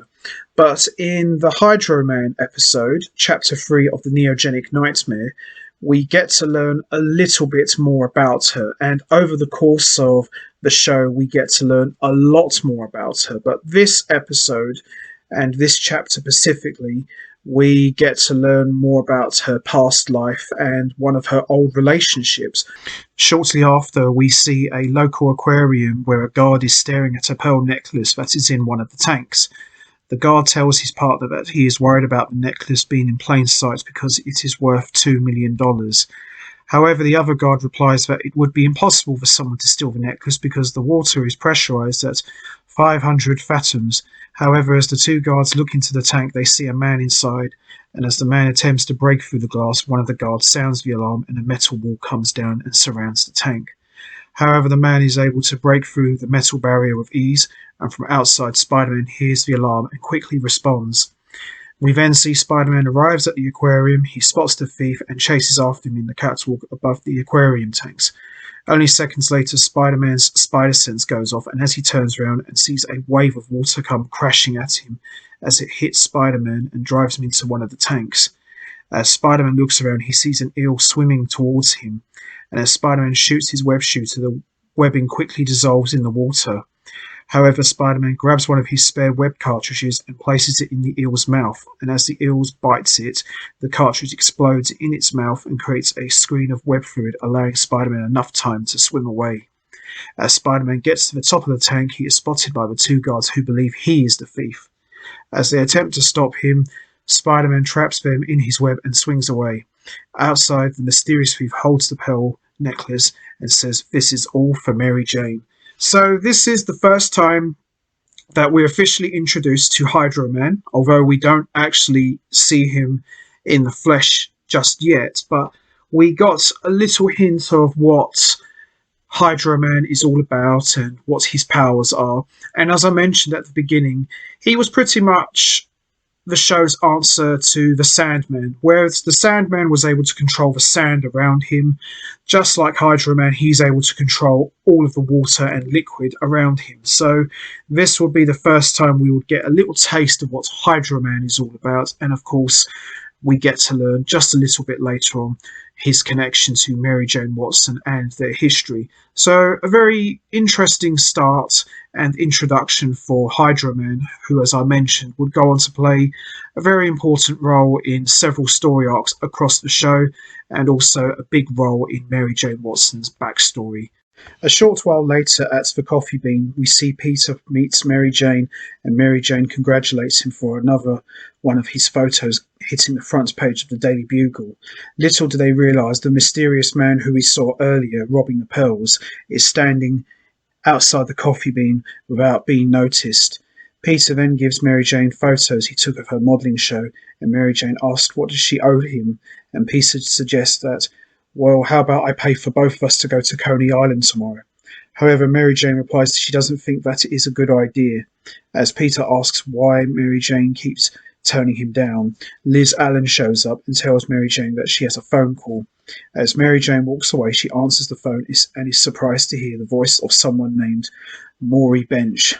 Mary Jane, of course, is shocked to hear his voice. However, Maury tells Mary Jane to meet him at the Savile Hotel in 20 minutes. As Mary Jane hangs up the phone, she quickly walks out of the coffee bean. Peter follows her and asks where is she going in such a hurry, and Mary Jane answers that she has to be somewhere. Peter says, what about if I go with you? However, Mary Jane bites Peter's head off and tells him that I'm a big girl, I can take care of myself. And then Mary Jane catches a cab and then drives to the Savile Hotel. Peter realises that the phone call got her really worried and decides to follow her as Spider-Man to make sure that she's okay. At that very moment, in a department store that is closed for the night, the fire sprinklers turn on, and as water runs over one of the mannequins and the suit on it disappears. So it looks like this mysterious man, who we all know is Hydro Man, it sounds like that he is possibly an old ex-boyfriend of Mary Jane, which is probably why she's so freaked out. And it looks like something may have happened between them a long time ago, which is why she was so surprised to see him come back. So this could also tie into his origin story as well, and how he became Hydro Man. Shortly after, Mary Jane arrives at the hotel where Moribus sneaks up behind her and places the pearl necklace around her neck. As Spider-Man arrives, he watches from outside a window as Mary Jane tells Mori that he made her life miserable. Mary Jane takes off the necklace and hands it back to Mori and tells him to leave her alone. As Mary Jane walks away, she tells Mori that the only reason she came was to tell him that she doesn't want to be with him anymore. As Mary Jane leaves, Spider-Man watches her go, and however, as Spider-Man looks back into the hotel, he realises that Bench has vanished and begins to wonder how he could have gotten out of there so fast. So we was definitely right. There used to be a couple, and I think Moribus is definitely playing up the stalker angle, so he's now got powers, and that's how he's able to get to Mary Jane so quickly. So it's my guess that Hydro Man can't accept the fact that Mary Jane and him are over, so this obviously plays a big part in her story arc. So this was quite interesting that we finally got to learn a little bit more about Mary Jane, because as I mentioned earlier, we know very little about her. So we get to learn more about her in this episode, and of course we'll get to learn much more later on in the show. Shortly after, we see Mary Jane heads off to Washington Square Park, where she is followed by Maury Bench. As Spider-Man watches from afar, he wonders how Maury was able to beat him to the park so quickly. Maury Bench orders Mary Jane to come with him, but she refuses. Maury then tells Mary Jane that he will show her something right there in the park. As Maury turns around, he faces the fountain in the park and turns it into a geyser that shoots water up several stories high. As Mary Jane asks what's going on, Maury answers that I am now able to control any water around me from any side of the city, and Mary Jane, terrified at what she has seen, tells Maury that you're more crazy than ever, and Maury Bench reaches for Mary Jane and Spider-Man grabs his hand and says, "You've heard the lady, leave her alone." As Hydro Man breaks free, he continues to walk towards Mary Jane. As Spider-Man attempts to stop Bench, his hands go straight through him, and his hand ends up getting stuck. Maury Bench then holds his hand up and fires a powerful blast of water at Spider-Man, which sends him flying through the air. Maury then tells Mary Jane that because of his power to control water, he can give her whatever he wants. However, Mary Jane says that she doesn't want anything from him and runs away. Maury then controls all of the water in the area to burst through the sewers and the fire hydrants and creates a giant tidal wave that begins to carry Mary Jane away. However, Spider-Man swings by and grabs Mary Jane's hand and pulls her out of the water. As soon as they get to a safe place, Spider-Man sets Mary Jane down and clings to a nearby wall. Very similar to Sandman, as I mentioned already. The Hydro Man was pretty much the show's answer to Sandman because they weren't able to use him. So a lot of the stuff that you see going on here, like Spider-Man attempting to punch Hydro Man in the belly and his hand gets stuck. Those are all classic hallmarks of the Sandman's battles with Spider-Man. So, in a way, it's the closest thing we're going to see with Sandman appearing in the show, but albeit as Hydro Man. So, good job, I must say, for doing that here. Hydro Man catches up with Spider-Man. Spider-Man webs Bench's entire body. When Spider-Man slams him onto the ground of a rooftop, he splatters everywhere, but Bench's liquid body is able to reform. Bench then asks Spider-Man if he can match the power of the Hydro Man, and of course Spider-Man says, "What a silly name for a supervillain. Can't you think of something better than that?" And as Spider-Man leaps at Hydro Man but passes right through his liquid body. As Spider-Man stands up, Hydro Man fires a powerful blast of water at him which sends him across the rooftop, hitting an air conditioning unit. As Hydro Man blasts Spider-Man with water a second time, the force is so great that as he hits a water town, the impact tears off the top and Spider-Man falls in. As Spider-Man starts to run out of there, he knows that he must get out of the water tower, but also knows that Hydro Man is waiting for him at the top of the water tower. As Spider-Man rams into the side of the water tower, he busts through and then pushes the water tower over to slow down the Hydro Man, and then web swings away. When Spider-Man finds Mary Jane, he grabs her by the waist and they swing off together. Mary Jane screams, believing that it's his Hydro Man. However, Mary Jane sees that it's Spider-Man and she orders him to put her down. As Spider-Man asks, "Who was that guy?" and she says his name is Morris Bench and that she used to date him in high school. There you go. Spider-Man asked about how did he get his powers. However, Mary Jane answers, "I don't know how he's able to do that." And Spider-Man tells Mary Jane that he doesn't think that Hydro Man is going to give up and gives her a spider tracer to contact him if she is in trouble. As Mary Jane catches a cab, Spider-Man realizes why Mary Jane is unable to commit to their relationship. So we got a little bit more of Mary Jane's backstory. And as it was mentioned, Morris Bench and Mary Jane Watson used to date in high school. So this is kind of like the old school stalker story arc going on here. Girl breaks up with Guy.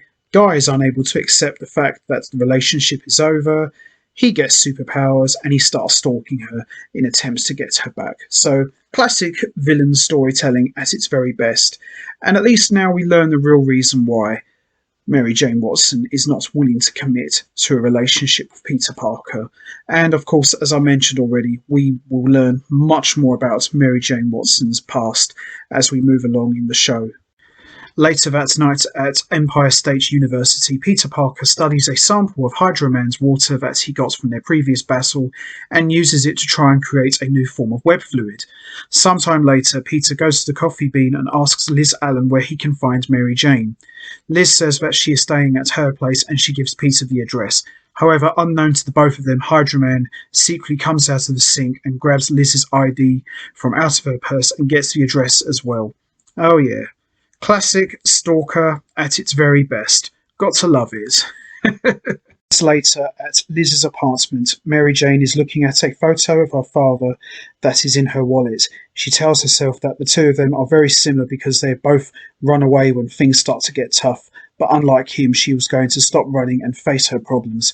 At that moment, Hydro Man travels through the faucet of the sink and comes into the kitchen. As Peter walks up to the apartment, he sees a wave of water carry Mary Jane away. Peter quickly changes into Spider-Man and follows them. However, Hydro Man plunges into the river, taking Mary Jane with him. As Spider-Man arrives, he sees that Mary Jane has dropped the spider tracer, but knows that Mary Jane must be alive still. A short while later, Hydro Man and Mary Jane arrive at a pumping station. Hydro Man shows Mary Jane a pile of jewels and gold that he had stolen and says that it's all for her. At that moment, Mary Jane realises that Morris Bench is the mysterious thief and the one behind all of these robberies. Mary Jane asks how did Bench get his powers. Hydro Man explains that after he was expelled from high school, his parents made him enlist into the Navy to keep him out of trouble. While in the Navy, Bench was assigned to the Navy's Special Research Division. As a mini-submarine fell off the ship, a wire attached to the sub wrapped around Bench's wrist, dragging him into the water. As the sub crashed into the ocean floor, the ground cracked open and released some kind of gas. Bench discovered that he could transform into water. Soon afterward, Bench took the name Hydro Man and started to use his powers to commit robberies. Hydro Man continues to say that with his powers he could have anything he wants in the world, and he wants Mary Jane. However, Mary Jane bluntly tells Hydro Man that she doesn't want to be with him and I don't love you. However, Hydro Man threatens to flood the city unless she stays with him. Only seconds later, Spider-Man arrives and Hydro Man attacks him. Hydro Man tells Spider-Man that his webbing is useless against him. However, Spider-Man says, well, I've created a new type of webbing just for you. As Spider-Man fires his web at Hydro Man, which hardens and manages to trap him this time. As Mary Jane asks what happened to Benj, Spider-Man explains that his new webbing acts like concrete and hardens when combined with water. Spider-Man then explains that when he saw the pumping station, he realized from here Hydro Man could be anywhere in New York City, and by using the pumping station pipes to travel anywhere in the city. However, as Spider-Man is telling Mary Jane this, Hydro Man is able to escape the web that was surrounding him. Spider-Man's spider sense goes off and is then hit by a powerful blast of water. As Hydro Man and Spider-Man fight, Mary Jane is able to escape. As soon as Hydro Man realizes that she is gone, he turns into water and travels through the pipes to find her. In an effort to get away, Mary Jane runs into a recycling center. As Hydro Man follows her, he is hit by a car, but it is able to reform his liquid body, much to the shock of the driver. At that moment, Spider-Man recovers, but he has no idea where they went. Back at the recycling centre, Hydro Man continues to look for Mary Jane, and Mary Jane then pushes a heavy pile of paper on top of Hydro Man, but it does not slow him down. Mary Jane then runs into the furnace room. As Hydro Man enters, Mary Jane throws a bucket filled with dust in his face and goes to the roof by climbing a ladder. As Mary Jane is weakened on the rooftop, Hydro Man follows shortly after. Spider-Man then arrives and Hydro Man tells Spider-Man that he cannot defeat him. However, Spider-Man points out that he doesn't have to because Mary Jane already has. Spider-Man then points to the river and says that Mary Jane has led him away from the water that sustains him and that he's literally falling apart. As Hydro Man asks Mary Jane, why would you do this to me? Mary Jane answers that you don't kidnap people you love and tells Hydro Man that they are over. Hydro Man goes crazy and charges at Spider-Man. However, Spider-Man jumps out of the way, and as Hydro Man hits the ground, his body falls apart and slowly evaporates in the hot sun. Damn. That's pretty dark for a cartoon, if you ask me. As Mary Jane asks if Hydro Man is dead, Spider-Man answers that one day he could return in the form of rain. Mary Jane then tells Spider-Man he sounds like a friend of hers, Peter Parker. However, to keep Mary Jane from finding out his true identity, she tells Mary Jane, please, don't insult me. A few days later, Peter Parker and Mary Jane go on a date at Coney Island. Peter then thinks to himself that Mary Jane has faced a very powerful supervillain without even breaking the sweat, and he's complaining about getting sick from the rain. Peter then thinks that maybe he can learn something from her, as Peter grabs a newspaper with a good cover story about how Mary Jane recovered the stolen goods and Spider-Man was cleared of all charges. He puts it over their heads to block the rain, and Peter apologises for taking it to Coney Island while it's raining because it seems like she's always having water problems lately. Mary Jane says that the water isn't a problem and kisses Peter, and that ends the Neogenic Nightmare Chapter 3, Hydro Man. As I mentioned already, this chapter could have easily have been an episode for Season 1 because it definitely had that sort of feel to it. And this served as a nice break from the big revelation that we learned already at the end of Chapter 2. But overall, I thought this was a good solid third chapter of the Neogenic Nightmare story arc. And this would also mark the first official time that Mary Jane and Peter Parker have actually shared a kiss together, because we're not counting the Season 1 finale because that wasn't actually Peter Parker that kissed Mary Jane. That was actually the chameleon in disguise. So we're not counting that. So this was actually the first big moment that Peter Parker and Mary Jane actually shared together, and they actually shared their first official kiss. So this was another important moment in the development of their iconic relationship that we all have come to know and love. We are now going to move on to the next chapter, which is Chapter 4 of the Neogenic Nightmare. And for me, this is a huge geek moment for me because this was the moment that we saw two of Fox Kids' flagship shows crossing over into each other for the first time. And I'm talking about Spider-Man and the X-Men, because Spider-Man and the X-Men were two of the most popular superhero shows on Fox Kids, and to have those two shows cross over into each other and interact with one another was a big moment, because the only time you ever got to see Spider-Man and the X-Men interact with one another was, of course, in the comic books, but you very rarely ever got to see Spider-Man and the X-Men cross over with one another in animation until now. So with that all said, that officially brings Chapter 3 of the Neogenic Nightmare to a close, which was Hydro Man, and now we move on to the next chapter, which is Chapter 4 of the Neogenic Nightmare, and that is The Mutant Agenda. So, as I mentioned at the end of Chapter 3 of the Neogenic Nightmare, Hydro Man, Chapter 4, which is called The Mutant Agenda, would be an important part of the Neogenic Nightmare story arc for many reasons. The first one being that this was actually the first time in history, in animation, that Spider-Man and the X-Men had actually met each other. And the second reason is, of course, this would mark the first time that both flagship shows of Fox Kids would actually cross over into one another.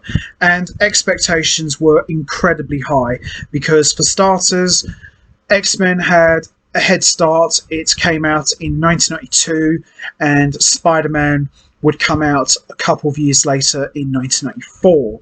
So, being a fan of both shows, to actually have both of these guys cross over into one another and interact with each other was a huge deal. And as I mentioned at the end of Chapter 3 of the Neogenic Nightmare, you only ever saw this in comic books, and this absolutely delivered in a big way. And the first time that Spider-Man and the X-Men ever crossed over was in Uncanny X-Men issue 35 in 1967, when Spider-Man appeared in a story called Along Came a Spider. Now, these guys had already met each other briefly a couple of issues back when the X-Men approached Spider-Man to join their team, and Spider-Man, of course, said no. But this also led to a full crossover event in issue 35 in 1967. And Spider-Man and the X-Men would fight each other, but then they would ultimately work together to defeat an enemy of theirs called Banshee. And this would mark the beginning of many years of epic crossovers with Spider-Man and the X-Men over the course of their long history. And every time Spider-Man and the X-Men were in the same room together, it was always epic and it was always big. So to have this happen in animation was a big, big deal for not just fans of the Spider-Man show, but for fans of the X-Men show as well. And Chapter 4 of the Neogenic Nightmare was pretty much a semi-adaptation of a mini Spider-Man comic book series that ran for 3 issues from March to May in 1994, called The Mutant Agenda, of the same name. And this was pretty much a newspaper strip that ran for 3 issues, as I said already, and a lot of this episode took inspiration from that mini story arc.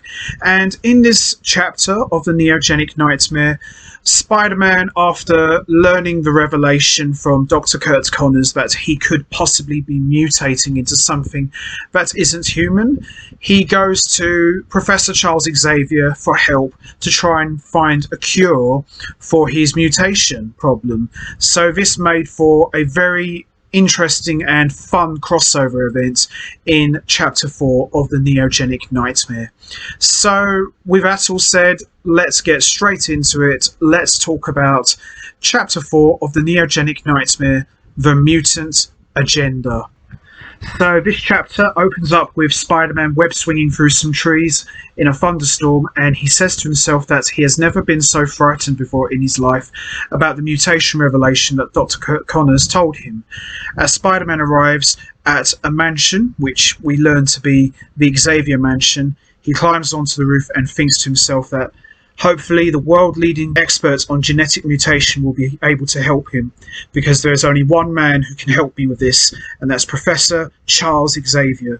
Just then we see Spider-Man's spider sense activate, and he is grabbed by a giant metal claw and dropped through a hole leading inside the mansion.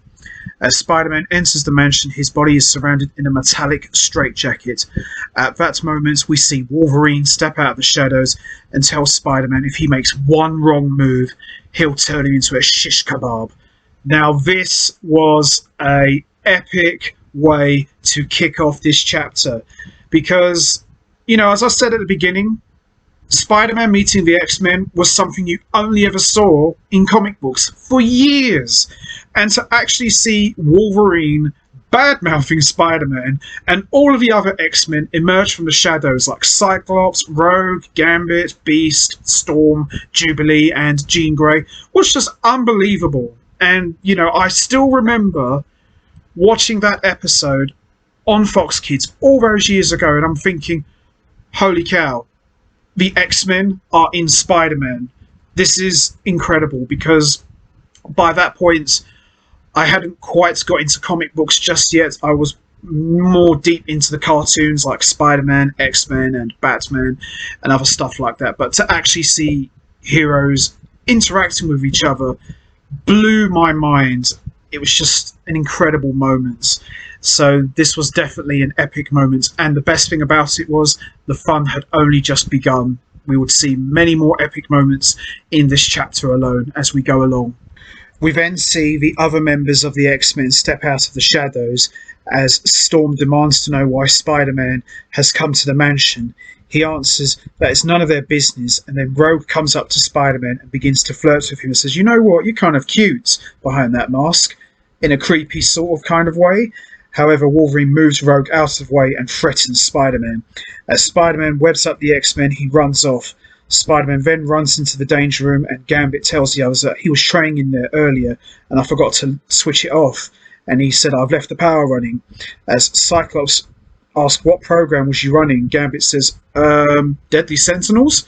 And Cyclops says, "Oh no, quick, after him." And at that moment, we would hear two of the most iconic themes in superhero cartoon history, Spider-Man theme and the X-Men theme, running side by side. I just got absolute chills hearing that. So you'd have the Spider-Man theme that would go like do do do do do, and then straight after it will go into the X-Men theme that we all know, like this. Do do do do do do do do do do do. Absolutely chills. To have both themes playing in the same scene, one after another, was just absolutely mind-blowing. So then after that, we see inside the danger room the holographic technology that makes it look as if Spider-Man is in the forest, as we see Spider-Man's spider sense go off as a giant laser hits the ground and blasts Spider-Man across the room. Just as Spider-Man looks up, he sees two giant deadly sentinels. As one of the sentinels raises his hand to fire another laser blast, Spider-Man shoots a web line across its head and jumps onto the other sentinel and ties the other one with his webbing to his head. However, the Sentinels manage to free themselves from the webbing and go after Spider-Man. Before the Sentinels can finish off Spider-Man, Storm steps in and uses her powers to create a lightning storm in the danger room, and the lightning hits the Sentinels and is able to defeat them. However, shortly after, more Sentinels show up and the X-Men work together to defeat them. Cyclops then orders Jean Grey to go to the control room and shut the danger room power down, which she does. As the X-Men surround Spider-Man, they are about to fight him, and just then Professor Charles Xavier walks in and orders them to stop. And Xavier asks Spider-Man, "Why do you come here? What do you want?"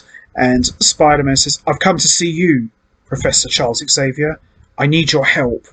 And then moments later, we see everybody in the X-Mansion as Spider-Man explains to Professor Xavier, "I've been told that I'm mutating into something, but I don't know what it is. Can you help me?" Xavier explains and says, "I'm terribly sorry, Spider-Man, but I don't cure mutations. That's not what this school is for. This school, for the gifted, is to train mutants and to help them accept who they are." And then Spider-Man leaves very angrily and says, "So let me get this straight. You're not going to help me."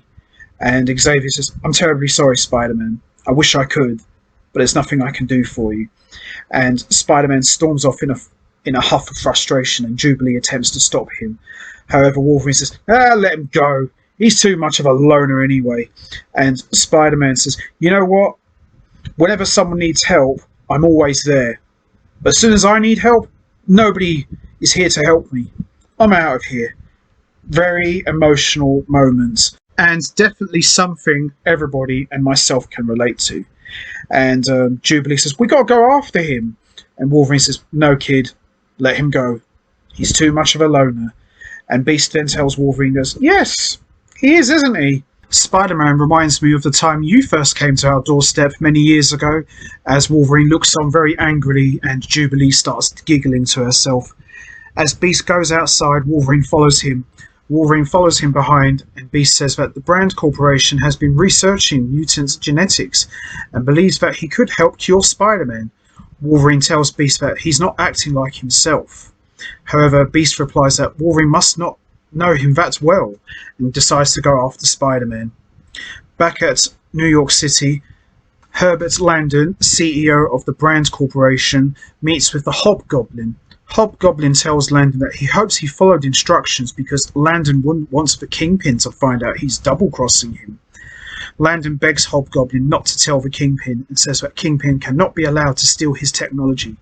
Herbert Landon then gives Hobgoblin a briefcase filled with money because I've paid you enough already. Now, just do your job. As Landon runs outside, he activates an explosive in the briefcase and it blows up. Herbert Landon then gets into his limo and it speeds off. However, Hobgoblin manages to survive the explosion and swore that he would extort more money from Herbert Landon.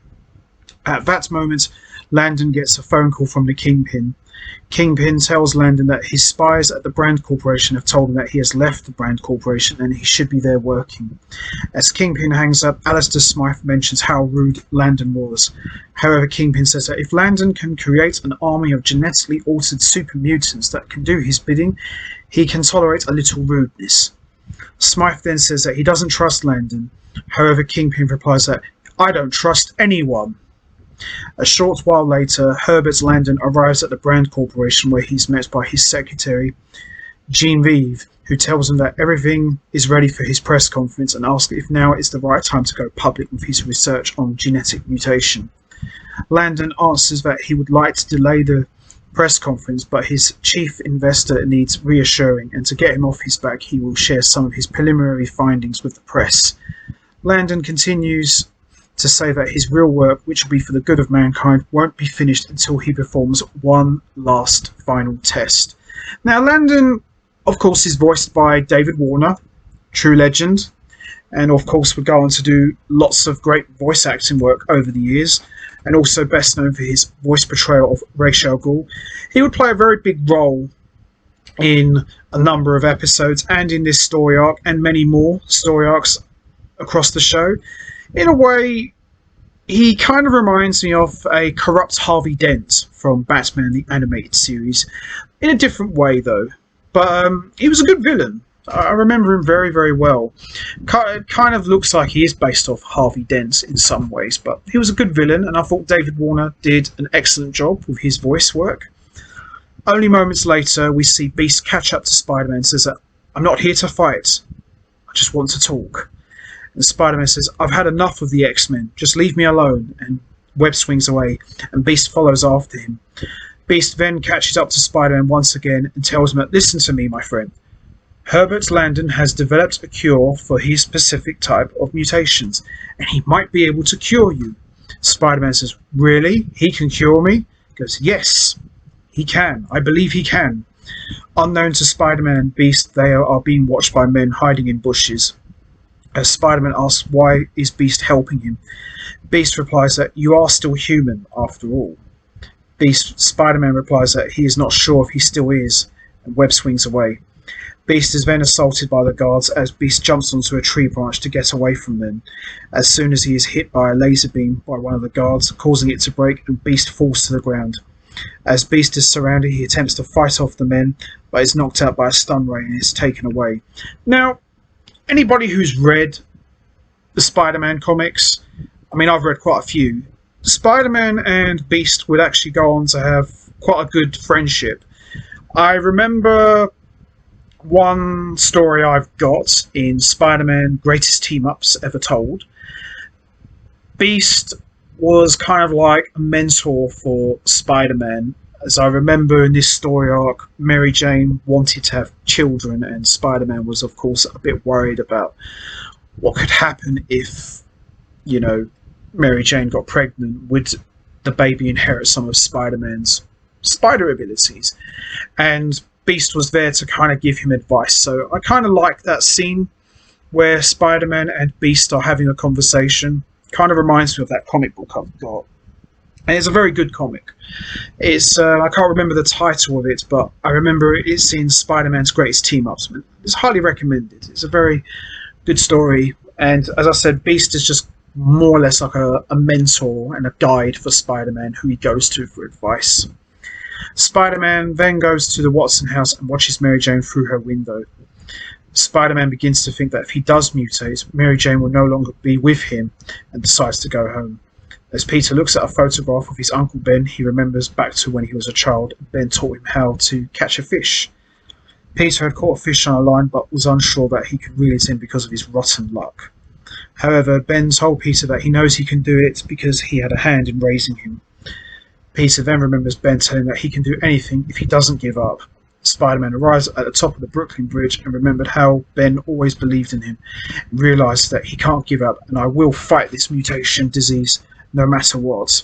Very touching stuff here. You know, Spider-Man having to deal with this revelation that he could mutate. It really knocked him back for six. And of course, asking Professor Xavier for help and learning that he can't help him. You know, bit of a tough time if you're Spider-Man, but Spider-Man being the hero, he's not going to give up that easily without a fight. So, good stuff here. Next day, Cyclops and Jubilee test the Blackbird's engine in a desert. As Cyclops has the Blackbird do a loop in the air, Jubilee gets scared and asks Cyclops if they can go back to the mansion. From the mansion, Wolverine calls the Blackbird and asks if they have seen Beast. Cyclops tells Wolverine to go check the lab. However, Wolverine replies that he has already checked there. Jean Grey then walks in and says that Wolverine has been overly worried about Beast and asks why. Wolverine asks that lately Beast has been acting very strange. Jean then says that everyone has had their own private pain and they keep it hidden, and that he of all people should understand that. Wolverine then tracks Beast by his scent to the spot where he was taken. As Wolverine sniffs around and picks up Beast's scent, Wolverine smells Spider-Man and a bunch of other guys and believes that Spider-Man may have had these men captured and promises to make him pay. Later that day at a convention centre where Herbert Landon is going to share his break thoughts on genetic research, Peter meets up with his friend Cecily, and Cecily asks if they were going to let any mutants into the demonstration and says that she doesn't want to be within 1,000 miles of those freaks. Peter is surprised and disappointed to hear how she considered mutants, and as Peter walks away from her, she angrily called him a mutant lover. As Peter takes his seat, Herbert Landon gets on stage and announces that his company is on the verge of discovering a cure for mutations. Just then, Spider's sense tingles and alerts him to danger, and Hobgoblin flies into the room. Hobgoblin uses his shock gloves to fire a laser blast from his hands at Landon. However, Landon is able to get out of the way. As Hobgoblin grabs Herbert Landon, Spider-Man fires a web line at Landon and pulls him away from the Hobgoblin. Hobgoblin then throws a pumpkin bomb at Spider-Man. However, Spider-Man is able to swing away before the bomb explodes. Spider-Man then swings up and kicks Hobgoblin's glider, which causes Hobgoblin to lose his balance and almost fall.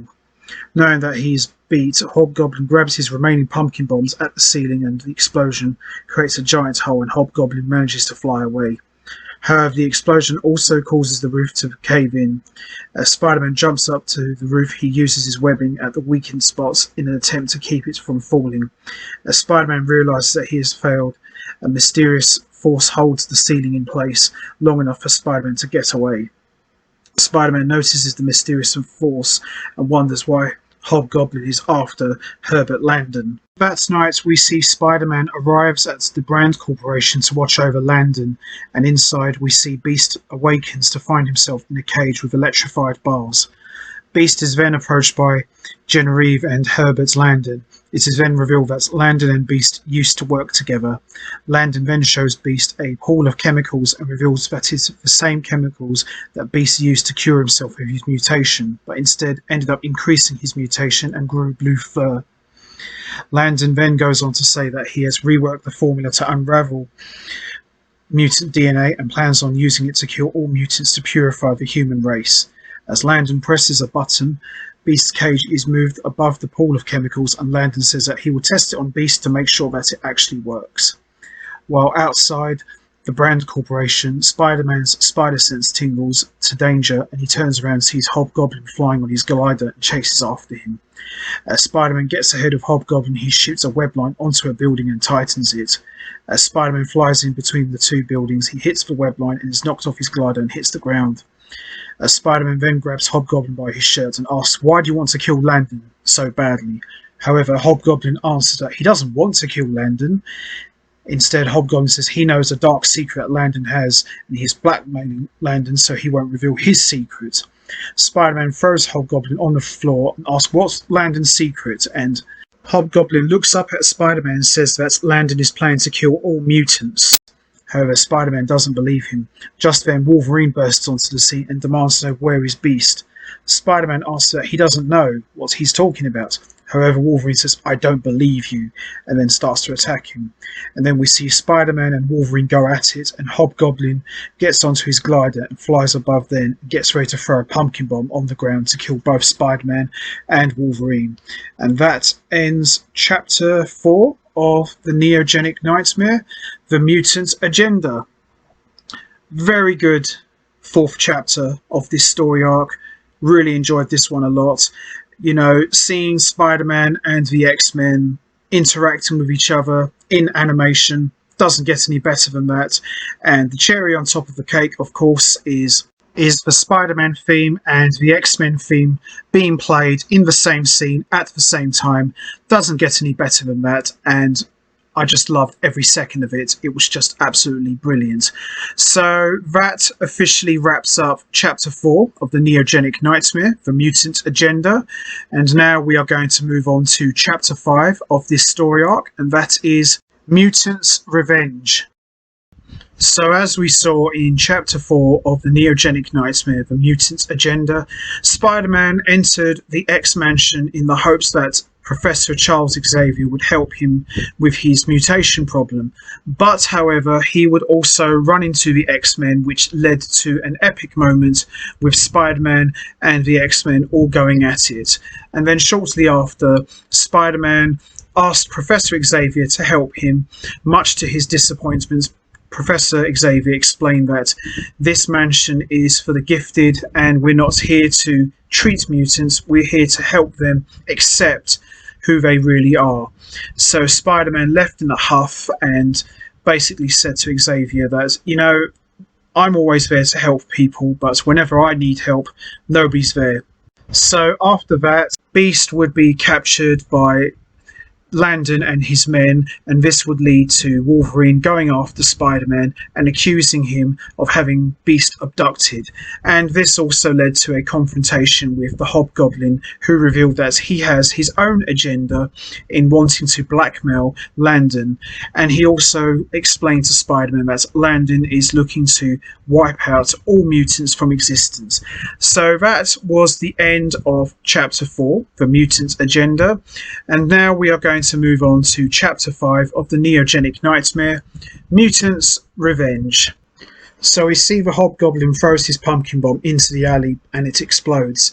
However, instead of killing Spider-Man and Wolverine, the force of the explosion pushes them back. Wolverine quickly gets up and walks over to Spider-Man, grabs him by his shirt and demands to know where is Beast. However, Spider-Man answers that "I don't know where he is," and breaks free from Wolverine's grip. As Wolverine charges at him, Spider-Man fires webbing at his legs. However, Wolverine uses his adamantium claws to free himself. However, Hobgoblin, who is on his glider, floating above them, gets their attention and takes a pumpkin bomb out of his bag and prepares to throw it. Spider-Man then shoots his webbing at Hobgoblin's hand, which causes the bomb to stick to him. Hobgoblin frantically flies away and Wolverine tackles Spider-Man to the ground. As Hobgoblin flies through the air, he uses his razor bat to cut himself free from the bomb. Hobgoblin then spots a security camera on the building and crushes it with his glider to get Herbert Landon's attention. Hobgoblin's plan works and Landon sees Spider-Man and Wolverine on the security monitor and activates a missile defense system.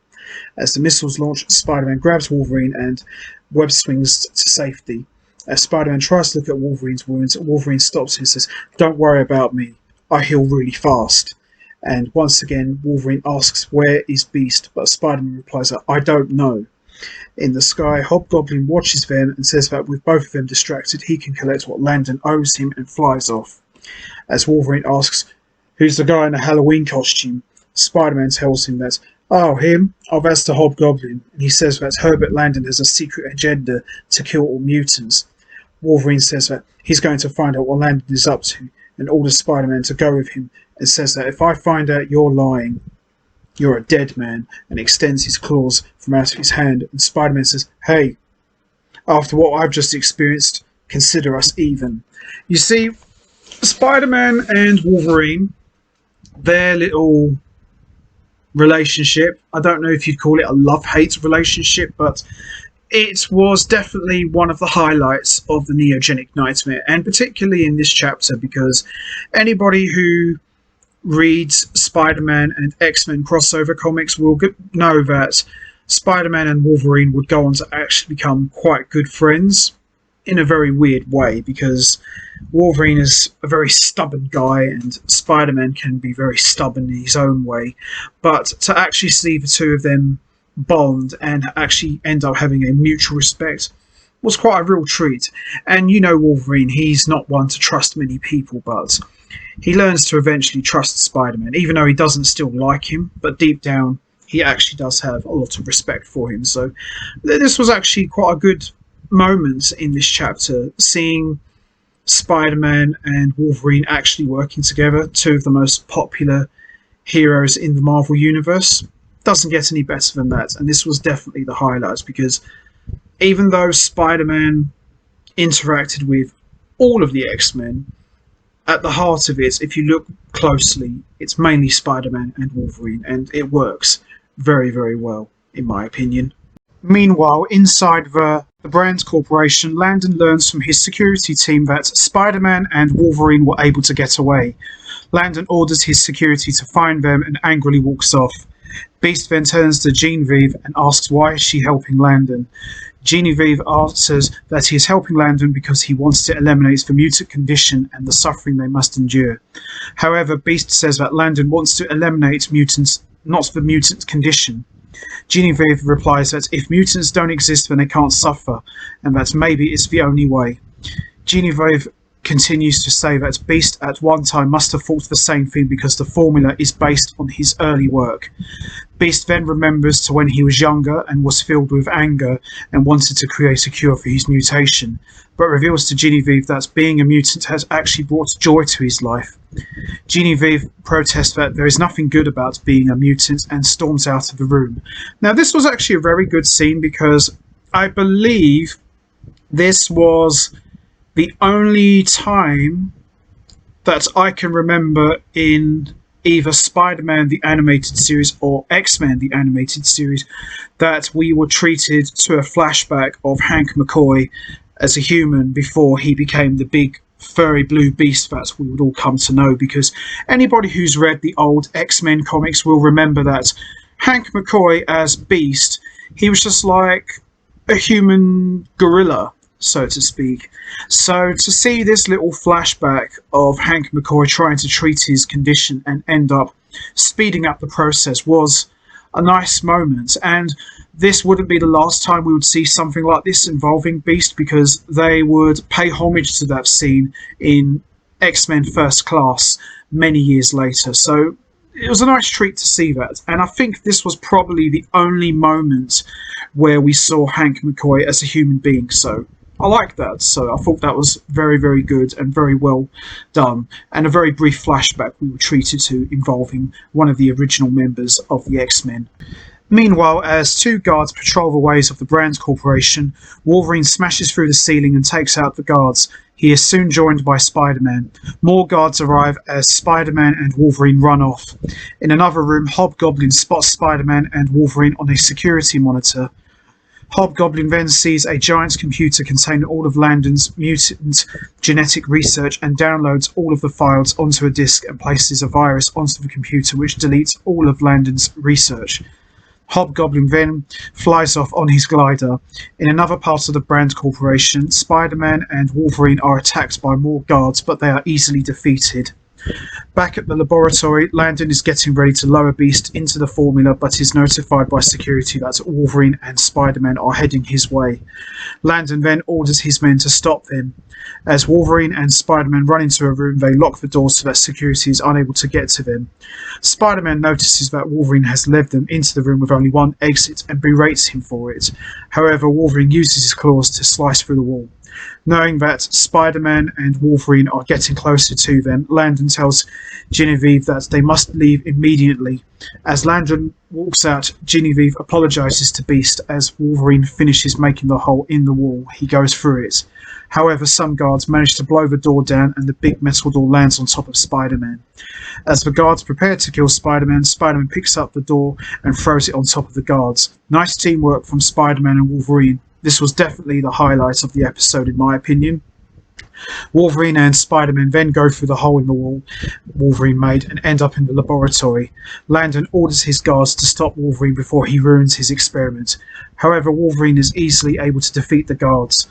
Wolverine then grabs Landon by his jacket and throws him on the ground. Wolverine then jumps onto the top of the cage to free Beast. However, as Wolverine touches the bars of the cage, they electrocute him, and as Wolverine begins to fall towards the pool of chemicals that Landon created, Beast manages to catch Wolverine just in the nick of time, but struggles to keep him high up. At that moment, Spider-Man secretly gets into the lab by crawling on the wall. To kill both Beast and Wolverine, Landon flips a switch on the control panel and the cage begins to lower towards the chemical pool. However, Spider-Man leaps over to the control panel and manages to stop it in time. Just then, a hole is blown in the ceiling and Hobgoblin flies in on his glider and throws a pumpkin bomb into the room and it explodes. Landon then picks up a gun and begins to shoot at Hobgoblin.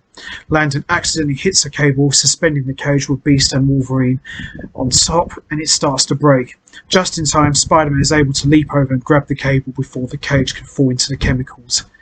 At that moment, Leeward reports to Kingpin and tells him what is happening in the lab. As Kingpin asks about the mutant army Landon promised him, Leeward answers that he believed that Landon never intended to create a mutant army. Kingpin then orders Leeward to evacuate the building because he no longer has any need for a spy. Alistair Smythe mentions to Kingpin that he warned him not to trust Landon, and Kingpin grabs Smythe's hover chair and warns him to keep quiet or else he will take his frustration out on him. Back at the lab, Landon continues to try and shoot down Hobgoblin. Hobgoblin then manages to extort the money from Landon so he can get his research back. Landon manages to shoot the glider and Hobgoblin loses control and hits the cage with his glider. As the cage rocks back and forth, Beast loses his grip on Wolverine. However, Beast is able to grab Wolverine's hand before he falls into the chemicals. As Landon catches up with Hobgoblin on a walkway suspended above the ground, he holds him at gunpoint. However, Hobgoblin throws out a pumpkin bomb at him and says that if Landon kills him, he will destroy all of his research in the process. As Landon lowers his gun, Hobgoblin kicks him to the ground and gets on his glider and flies off. However, Landon grabs hold of the glider as Hobgoblin flies over the vat of chemicals. He drops the disc and without thinking, Landon lets go of the glider to grab it and falls into the pool of chemicals. Oh boy. Hobgoblin then sees Spider-Man hanging on top to the cage and is about to kill him. However, Genevieve shoots at Hobgoblin and calls him an animal. Hobgoblin then realises there is no profit to be made from Landon and flies off.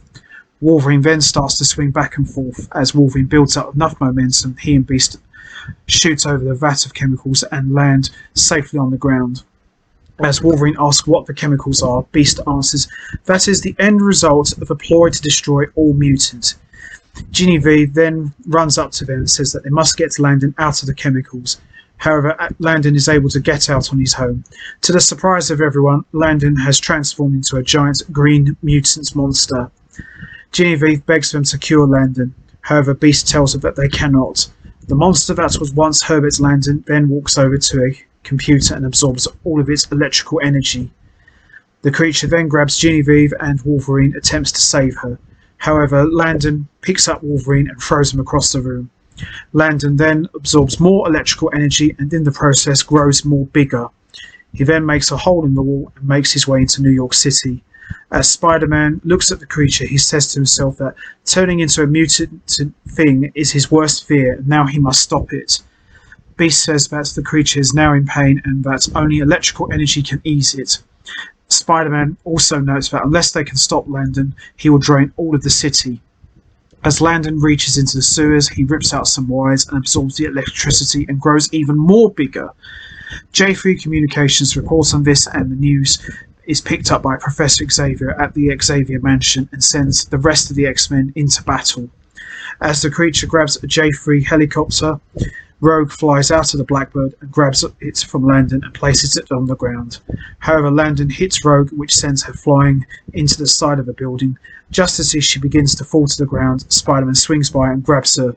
As Spider-Man swings her to safety, Rogue flirts with Spider-Man yet again. As they reach the ground, Spider-Man, Beast and Wolverine meet up with the rest of the X-Men. Beast then explains that Landon was using electricity to destroy mutant cells and that he now needs electricity to stay alive. Spider-Man suggests that by using an antenna adjusted to the correct frequency, they could shut off the electric energy in the creature's own body. Beast explains that they have the equipment in the Blackbird and the two of them go on board to get it. Now this is classic stuff, seeing Spider-Man and the X-Men working together. I love it. As they get in the air, Spider-Man tells the X-Men to set the antenna at the correct frequency. While they are doing this, Storm, Jubilee and Gambit attack Landon from the ground. As they attack Landon, he lets go of Genevieve and she falls, but is caught by Gambit, who gets her to safety. Rogue then flies out of the Blackbird and grabs a wire around Landon, and the Blackbird pulls him in the air. As they turn on the antenna, it begins to drain Landon's energy. However, Landon in his mutant form is too heavy and starts to fall, but which also pulls the Blackbird to the ground. However, Genevieve reveals that she is a mutant and uses her telepath powers to slowly lower Landon and the Blackbird to the ground. With all of his energy drained, Landon reverts back to his human form. However, half of Landon's body is still mutated. As Beast walks up, he thanks Genevieve for saving them and for accepting that she is a mutant. Beast tells Spider-Man that she is a telekinetic, and Spider-Man realises that she is the one that's held the crumbling roof of the convention centre long enough for him to get away. Genevieve says that she is a mutant and that she went to work at the Brand Corporation in hopes that Landon had actually found a cure for her. Genevieve calls herself a monster, but Beast responds that she is no monster and that he will introduce her to Professor Charles Xavier. Cyclops then approaches Spider-Man and apologises for getting off to such a rocky start. The other X-Men then tell Spider-Man that it was nice working with him, and Wolverine also says that no matter what problems he has, or what mistakes he's made, he doesn't have to carry the load by himself and that he has friends that can help him. As the X-Men fly away in the Blackbird, Spider-Man sees a Daily Bugle newspaper that says Mariah Crawford is back in town. Later that night, Spider-Man goes to the Hardy Foundation to see Dr. Crawford. Mariah Crawford tells Spider-Man that she must leave for Africa and asks why is it taking him so long to call her for help. Spider-Man then answers that he had to be reminded that when he is in trouble that he is not alone and that he needs to turn to his friends more so now than ever. And that ends Chapter 5 of the Neogenic Nightmare, Mutant's Revenge. Overall, a very good chapter and a very fun crossover event with Spider-Man and the X-Men working together, and it was a real treat seeing Spider-Man and Wolverine in particular working together as a team to try and save Beast after they got off to a very shaky start.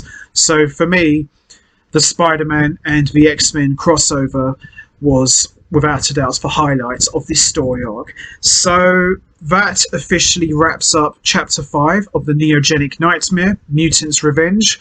And now we move on to the next chapter in the Neogenic Nightmare, and that's Chapter 6. And this next chapter is an important one because it introduces us to a character who would not only play a big role in the Neogenic Nightmare, but he would also play a big role in future seasons as well of the show. And this next chapter, which is Chapter 6 of the Neogenic Nightmare, is simply called Morbius. So, as we saw in Chapters 4 and 5 of the Neogenic Nightmare, which was the Mutant's Agenda and Mutant's Revenge, Spider-Man approached Professor Charles Xavier in the hopes that he would cure him of his mutation problem after learning the shocking revelation from Dr. Kurt Connors that he could possibly be mutating into something that isn't human. And much to his disappointment, Professor Charles Xavier basically said to Spider-Man that this place is for the gifted and we're not here to treat mutants, we're here to help them accept who they are.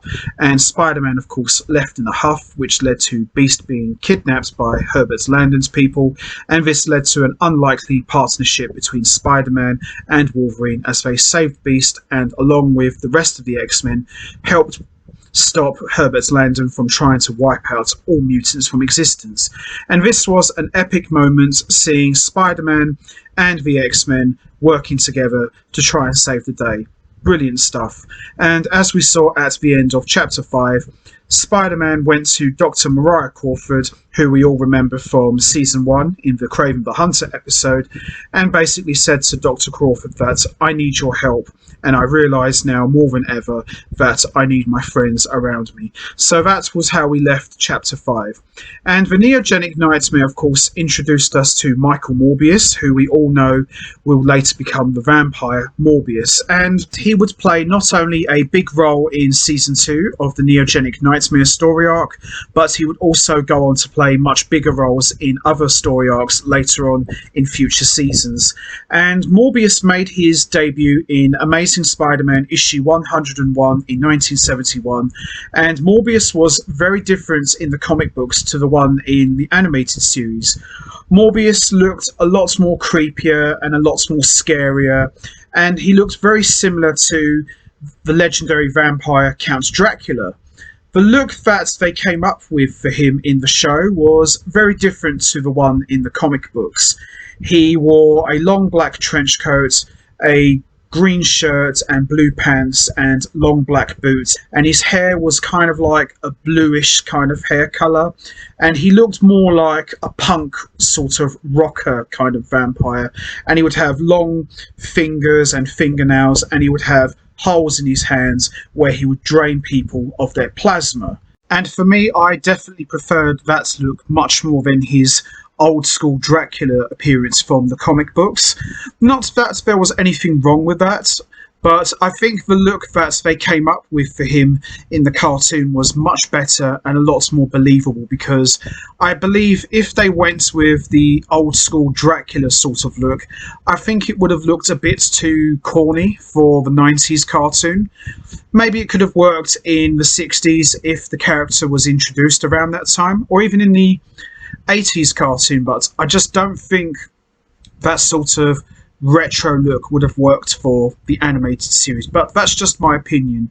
But I quite enjoyed the look that they came up with for him in the cartoon. And when I think of Morbius, I think of that look in particular. I don't really think of the old school Dracula look from the comic books. So now we move on to the next chapter, which is Chapter 6 of the Neogenic Nightmare, and that is Morbius. So we see Spider-Man is swinging through New York City, and he says to himself that he's been fighting against his mutation, but someone might have found a cure for him. As Spider-Man continues to web swing, he hears an alarm coming from a pawn shop and chases after the thieves who drove off in their car. As Spider-Man catches up with them, he lands on top of the car and forces the sunroof open and grabs one of the thugs. However, Spider-Man begins to feel intense pain in his side. As Spider-Man looks up, he sees that the car is headed for an oncoming truck, and the car swerves and hits a fire hydrant, and Spider-Man falls on the ground. The thugs notice that Spider-Man lying on the ground and walk up to him to kill him. However, the police arrive and chases the thieves away. As the police follow them, Spider-Man swings off. Now this, as you can see, for those of you who remember, at the start of the Neogenic Nightmare, Spider-Man's spider powers were starting to glitch a bit, so sometimes he would have his powers and then his powers would fade away. This is now a turning point because Spider-Man's powers are not actually fading away anymore. He is now experiencing true intense pain on his side. So anybody who's seen the Neogenic Nightmare, you know what's coming next and you know what's about to happen. And we are in for one hell of a ride. Here we go. The next day, As for Hardy Foundation, Spider-Man arrives and tells Dr. Crawford of the pain that he's been experiencing in his side. Mariah tells Spider-Man that her new formula might reverse his mutation process. However, Dr. Crawford says that she would like to run more tests to see if there are any side effects. Spider-Man demands that she give him the cure straight away. However, Mariah replies that the serum might take away his powers or could even kill him, and that she can't deal with that in her good conscience. Spider-Man reminds Mariah that her conscience didn't stop her from using an untested serum on her boyfriend, Sergei Kravinoff, and turning him into the madman, Kraven the Hunter. Ooh, low blow. She was able to cure him. However, Mariah still refuses to give Spider-Man the cure, so he starts to tear up the lab looking for it. Mariah then gives Spider-Man the cure. Just then, two security guards who heard Spider-Man tearing up the lab barge in and start to shoot him. However, Spider-Man jumps out a window and swings away. Now, this was actually kind of a bit of cool continuity here, because in a way, Spider-Man is kind of right, because if you remember back in the Kraven the Hunter episode in season 1, she gave him this serum, and little did she know that her boyfriend, Sergei Kravinoff, turned into Kraven the Hunter. So, in a way, Spider-Man is kind of right, but at the same time, he was being a bit of a dick about it. And I can understand why Dr. Crawford would be so reluctant to give Spider-Man the serum, because, as she said, it could take away his powers, or it could kill him, or even worse. So, in a way, both sides are right, but if I had to choose a side, I'd probably go with Dr. Crawford, because she's the scientist and she knows her stuff. So this was quite an intense moment, and this would be the start of many intense moments that we would see, not only in this episode but in other chapters as we move along in this epic story arc. Later that night at Empire State University, Michael Morbius and Deborah Whitman walk to the ESU Science Hall, as Deborah tells Morbius that he has already worked on his Neogenics projects for 24 hours straight and asks if he ever sleeps. Morbius answers that he never sleeps when he competes. Deborah then tells Morbius that she is going home, and Morbius tells her to sleep well. Only a few moments later, Peter Parker is in the ESU lab and decides to test the serum on a sample of his blood to see how it reacts to his DNA, instead of using it on himself. However, Peter hears a noise and locks a vial of his blood in a locker. Here we go.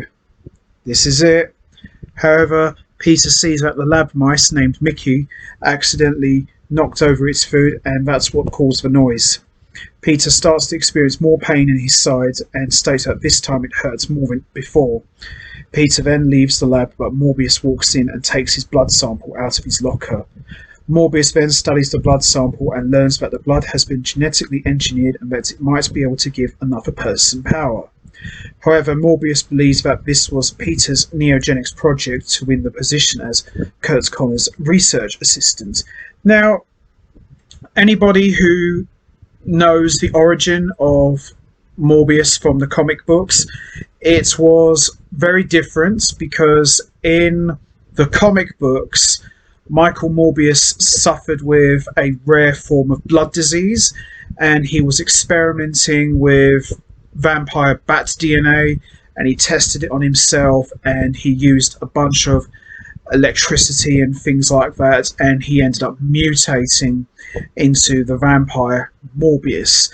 What the show came up with for this origin for Morbius was he stole some of Peter Parker's blood sample, studied it, fused it with vampire DNA, and he was using neogenic recombinators and things like that, and he would end up getting bitten by a vampire. So that was how he became Morbius. I think the one that they came up with in the show was a lot better than the one in the comic books. As I said, nothing wrong with the origin that they came up with in the comic books, but I just think that was a little bit more horrific, and the one that they came up with for the show was probably a little bit better and a little bit more believable and less, how shall I put it, horror-esque sort of feel to it. So this was a good origin story, and I liked how they tied Michael Morbius to Peter Parker, so that was quite a good bit of storytelling in my opinion. The next day we see Felicia Hardy goes to the ESU science building and finds Michael Morbius and they kiss. Felicia then sees a device and asks if this is the Neogenic Recombinator. Morbius answers that yes it is and reveals that he stole the equipment and power from ESU to operate it. Felicia then asks why he has to be so secretive about his Neogenics project. Morbius answers that if he is to win Connors the grants money for ESU, then he must have an edge. Michael then reveals that his research is to find a cure for a strange disease that is afflicting his hometown in Europe. Just then, a bat flies by Felicia and it frightens her. Michael reveals that he is studying vampire bats because he believes they carry and spread the disease that is affecting his people. Michael then tells Felicia to relax because he won't let anything harm her. Now, the relationship between Michael Morbius and Felicia Hardy is an important one for a lot of reasons, because we all know already that Michael Morbius eventually becomes Morbius, but Felicia Hardy, she would go on to have her own story arc later on in the show when she becomes the Black Cat, who would also go on to become one of Spider-Man's greatest allies in the fight against crime, and she would later on play a very big role in the Secret Wars story arc, which was in season 5. But we're not going to get into that right now because that's going to be saved for a future edition of this review series for another time. But it's pretty cool to see how much Michael Morbius and Felicia Hardy would both grow in their character development as we move along in the show. So these two characters would end up being very important key players in the Spider-Man animated series, in my opinion. Later that evening, Peter follows Mary Jane and thinks to himself that he feels bad for not calling her all week, but believes that they can't have a relationship if he mutates into a creature. As Peter starts to walk away, Mary Jane sees him and calls his name. However, Peter continues to walk off, and Mary Jane then tells Liz Allen that she thinks Peter has been ignoring her all week. Liz jokes and says that if Peter is ignoring someone as beautiful as her, then he definitely isn't human anymore. Oh boy, if only you knew. Back in the ESU attic, Morbius is determined to know how Peter created the neogenic blood, but all of his tests have revealed nothing.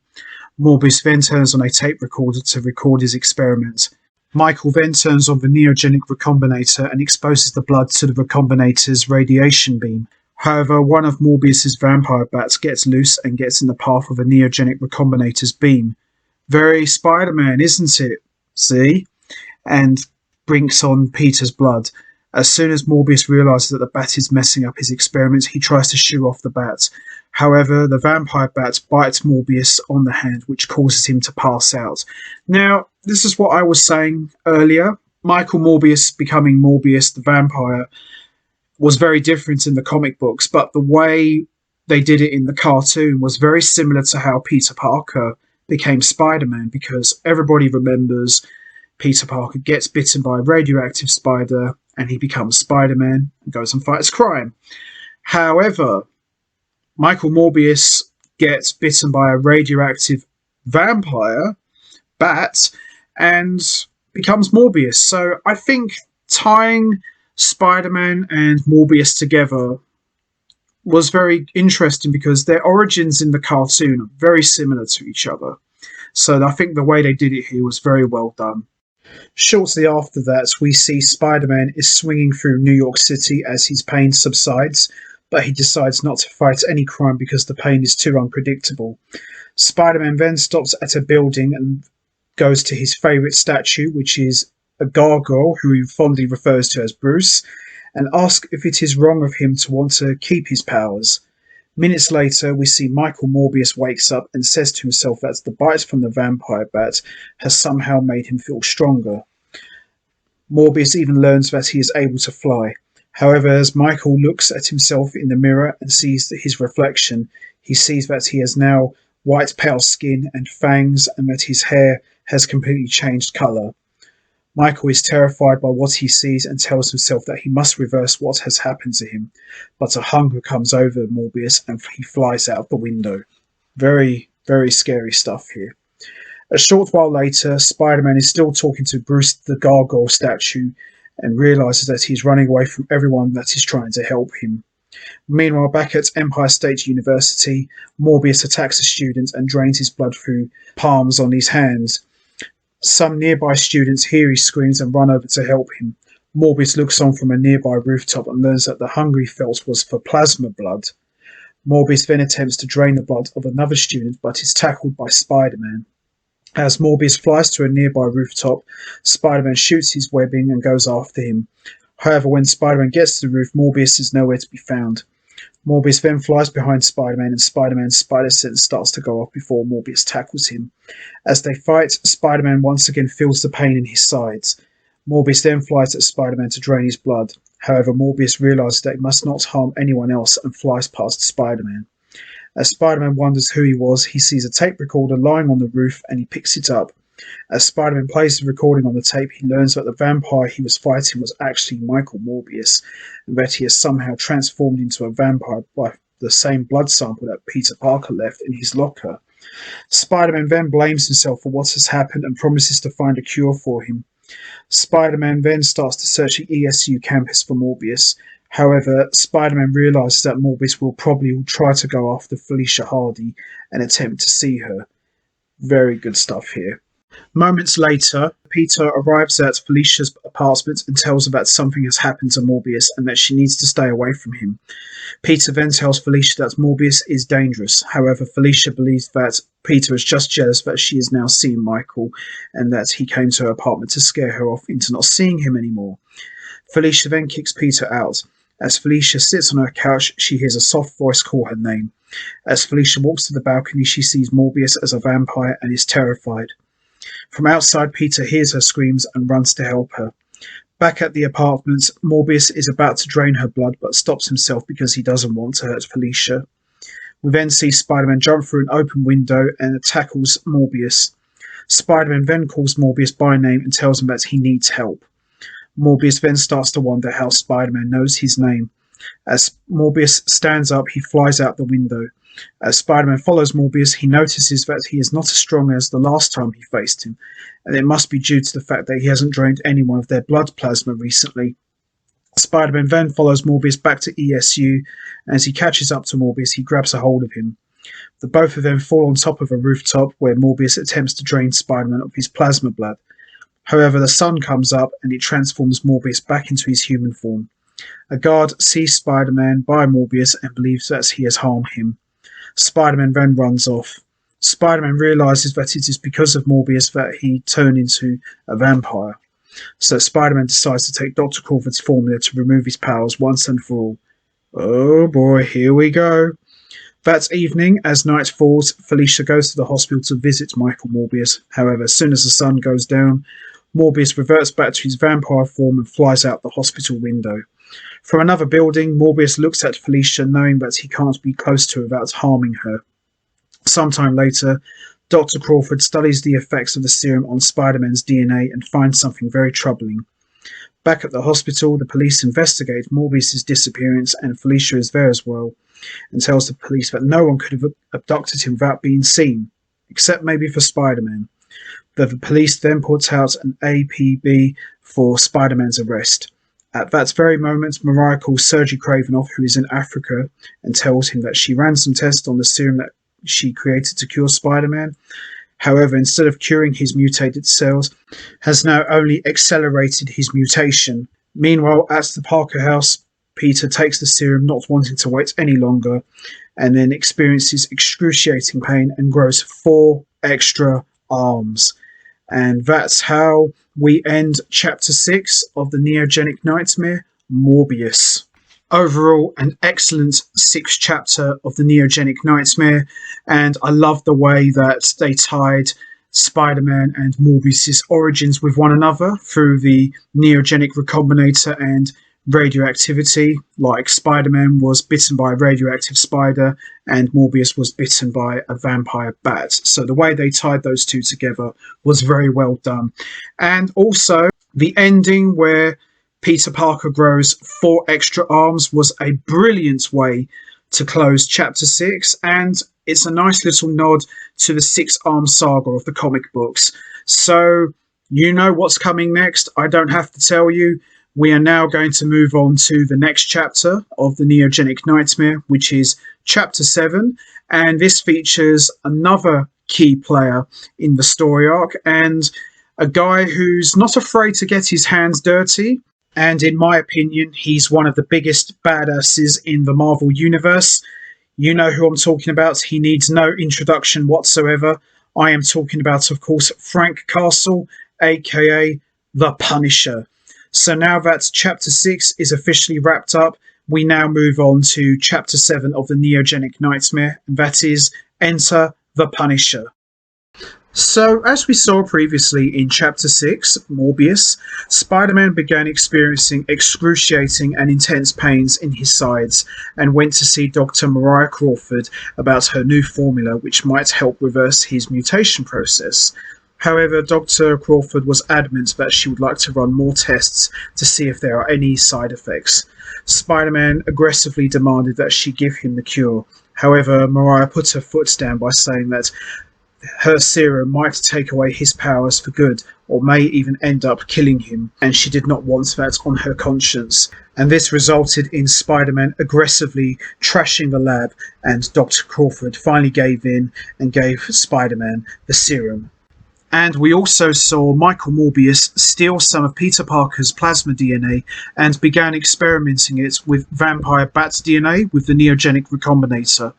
This resulted in the vampire bat biting Michael Morbius and transforming him into the living vampire himself, Morbius, as he would begin to go on a rampage and draining people of their plasma DNA to survive. And we also saw at the very end of Chapter 6, Peter Parker took the serum and tested it on himself, which accelerated his mutation process, and as a result grew 4 extra arms. And I thought this was an excellent way to end Chapter 6, and it really sets up Chapter 7 in a very, very big way, because we all know what's coming next. And also in the Neogenic Nightmare story arc, we would also be introduced to another key player, and that is none other than Frank Castle himself, aka The Punisher. And The Punisher's introduction into Spider-Man the Animated Series was an important one because prior to his appearance in the show, The Punisher had never appeared in any form of media. He was never in the 80s cartoons, and he's mostly been exclusive to the comic books. And The Punisher would make his debut in Amazing Spider-Man issue 129 in 1974. And The Punisher is not what you would call your traditional hero. He's more of an anti-hero. He doesn't play by the rules. He doesn't listen to anybody, and he always likes to do things his own way. And his approach to fighting crime is much more brutal, and that causes him to butt heads with Spider-Man. And the two of them have been reluctant partners in the past, but their approaches to how justice should be served is very different. And the Punisher played a very big role in the Neogenic Nightmare story arc as he comes to New York looking for Spider-Man, who he blames for the disappearance of Michael Morbius. So now that we have officially wrapped up Chapter 6 of the Neogenic Nightmare, we now move on to Chapter 7, which is Enter the Punisher. So Chapter 7 pretty much picks up where we left off at the end of Chapter 6, where we saw Peter Parker has grown 4 extra arms after taking Dr. Crawford's serum too soon without it being tested. As May Parker hears a noise from Peter's room, she goes in to check what it is. As May enters Peter's room, she finds he is not there. May then looks around and finds one of Peter's shirts has been ripped with 3 holes on each side. As May approaches the window, she sees a shadow move past her and she gets frightened. However, May believes that she's getting scared over nothing and goes back downstairs. At that very moment, we see Peter is on the rooftop hiding in the shadows because he doesn't want her to see him with 4 extra arms. Now, what I like about Chapter 6 and Chapter 7 in particular is it's now really setting the stage for what's going to come. And, you know, we've already hinted at the very beginning from Dr. Kurtz Connors that Spider-Man is going to turn into something that isn't human. So we are now finally starting to see that paying off. So we saw at the end of chapter 6, Peter Parker took Dr. Crawford's serum without it being tested properly, and as a result, his mutant process sped right up, causing him to grow 4 extra arms. So anybody who knows what happens in Chapter 7 of the Neogenic Nightmare, you know exactly what's coming next. So let's not waste any more time, let's continue. So, meanwhile, at an abandoned warehouse, we see 3 thugs are holding a woman hostage and plan to extort $1 million from her rich father. Just then, a small explosion goes off, creating a hole in the wall, and we see a man in a long trench coat wearing a shirt with a skull on it rush in and is able to take out 2 of the thugs easily. As the final thug starts to fire his gun, the man is able to sneak behind him and he runs off, but trips and falls to the ground. As the man with a skull shirt approaches the thug, he picks up a chain that is on the ground. However, the mysterious man pulls a gun from out of his jacket as the thug attempts to give up, but the vigilante says he isn't going to jail and he'll just eventually end up back on the streets. Fearing for his life, the thug jumps out of a window and is soon arrested by the police. The vigilante then cuts the woman free from her restraints and runs to his van and drives off. As he drives off, his ally, a man named Microchip, tells him that he has another target for him, and the man in the skull shirt says, "Who's that then?" And his Microchip says, "Spider-Man." So this was the official animated debut of Frank Castle, aka The Punisher, who I just mentioned made his debut in 1974, and I thought the way they introduced the Punisher in this chapter, and especially in this show, was quite interesting because everybody who's read Punisher comics or has read the crossover stories with Spider-Man, Punisher is still a very brutal character, but in the show he's still very much the same, but he's a little bit toned down, but he has more of a mean streak. Of course, as we all know, he has a mean streak in the comics, but I think in the show what they did was they kind of kept a bit of a balance, because obviously being a cartoon, you can't go too horrific with the Punisher, but I thought having him as more of a lone vigilante kind of works, instead of having the Punisher like he's in the comics going around on rooftops taking people out with a rifle, you know. So I thought the version that they came up with for the Punisher in the show, I thought was a good one, and to their credit, I thought they did an excellent job with the way they had written the Punisher for Spider-Man, the animated series. Meanwhile, back at the Parker house, Peter looks in the mirror and sees he has grown 4 extra arms. Peter then says that Mariah Crawford was right about not taking the serum too early. As Peter picks up his Spider-Man costume, he cuts holes in the sides for his 4 other arms to fit through. As Peter does this, his spider sense goes off, and even though there is no danger around, the mutation also gives Peter a major headache. The phone then rings and Peter picks it up and starts talking to Mary Jane. Mary Jane asks Peter to go see a movie, but Peter refuses because of his mutation. Mary Jane then gets angry and says that she feels like he has been avoiding her. Mary Jane then tells Peter that she is coming over to talk to him. However, Peter quickly hangs up the phone, puts on his mask, and web swings into New York City. Now, this is quite an important moment here, yet again, in the development of Peter Parker and Mary Jane's relationship, because by this point, we're slowly starting to see them dating a bit more. They even shared their first kiss at the end of Hydro Man Part 2, so things are slowly starting to get a little bit more serious, but obviously Peter is keeping Mary Jane at arm's length, no pun intended, and obviously he doesn't want her to see her with 4 extra arms, because that would freak anybody out, especially Mary Jane of all people.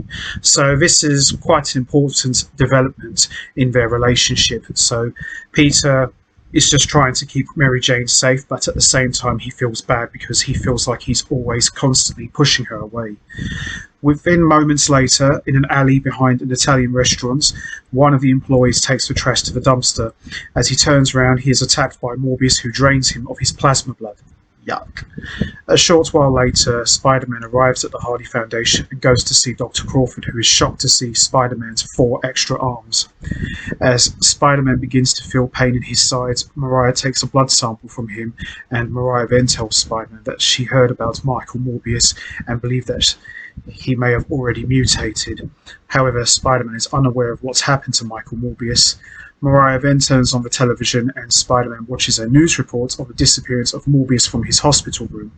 Felicia Hardy is then interviewed by a news anchor and she says that she hates Spider-Man for putting Morbius in the hospital and she believes he is the one that has abducted him. Oh boy, if only they knew. J. Jonah Jameson then comes on television and demands that Spider-Man be captured.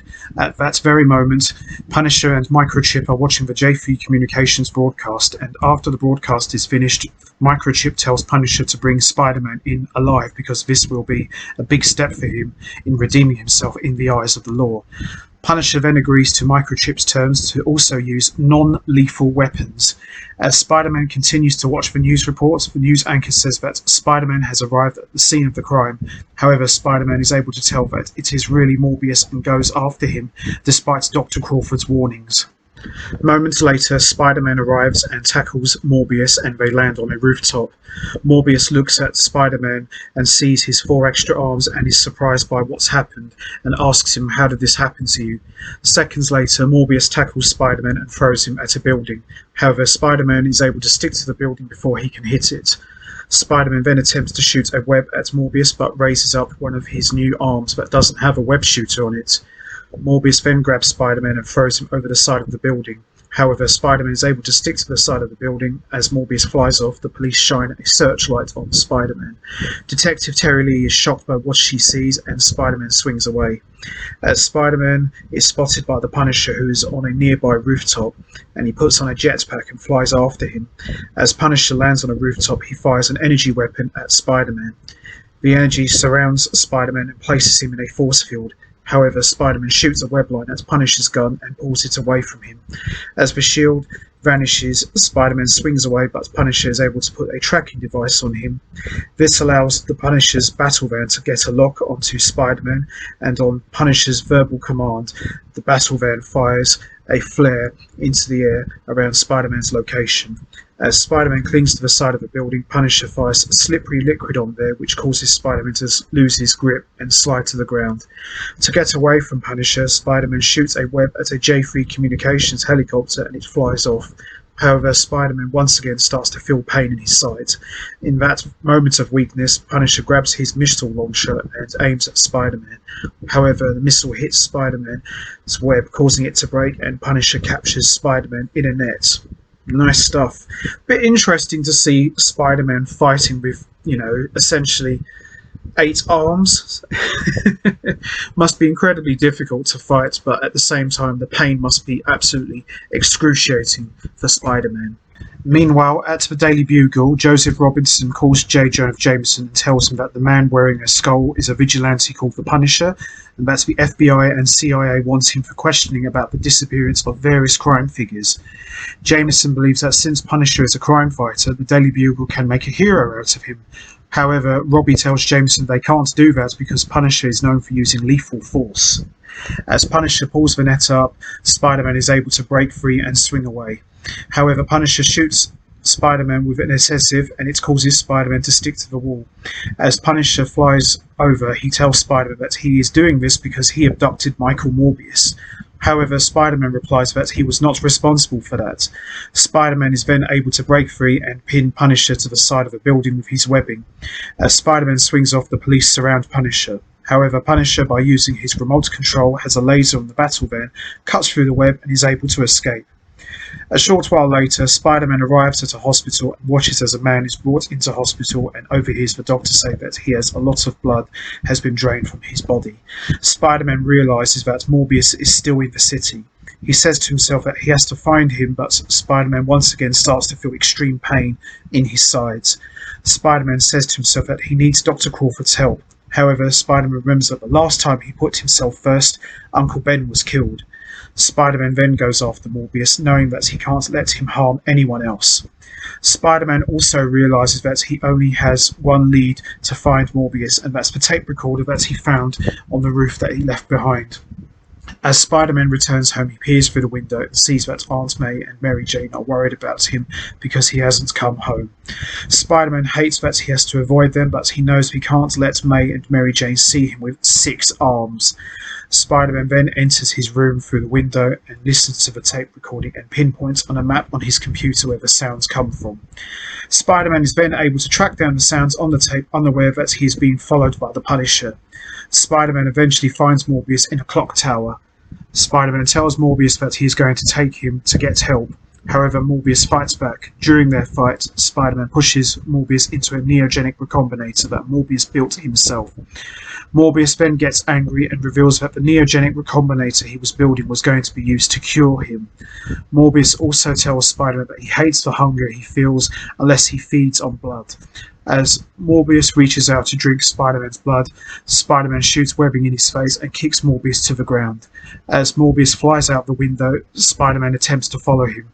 However, Punisher arrives and fires an RPG at Spider-Man and it explodes. However, Spider-Man is able to get back before it explodes. As Punisher fires another RPG, Spider-Man swings away, and as the bomb explodes, it brings the clock tower crumbling to the ground. As Punisher chases after him, Spider-Man, he fires a rocket at him, and Spider-Man falls and crashes through the roof of a warehouse. As Punisher enters the warehouse, Spider-Man's mutation accelerates and causing him to grow claws and turn into a giant humanoid spider, and he attacks the Punisher. I still remember seeing this transformation for the first time, and it was absolutely horrific. And as I've mentioned many times before, what I love about the show was they wasn't afraid to embrace the horror aspects and gets really dark and gritty when necessary. So, for example, Michael Morbius mutates into the living vampire Morbius. Spider-Man grows 4 extra arms and then mutates into a giant man spider. Absolutely horrific stuff, and not something you would see very often in animation, especially at that time. The only time you ever saw things like this was in manga/anime, but very rarely you ever saw that in US cartoons. So mega props to the show for pulling this off. And the last shot that we see is Spider-Man has fully mutated into this giant man spider, and then we get a shot of Man Spider's face with 3 red eyes, and that's how we end Chapter 7 of the Neogenic Nightmare. Enter the Punisher. Nice slow build up, great payoff, and as I've mentioned already, I love how the show has embraced the horror aspects, with Michael Morbius mutating into the living vampire Morbius, Spider-Man growing 4 extra arms, and then he mutates into this giant man spider, which is of course Spider-Man's own worst nightmare brought to life.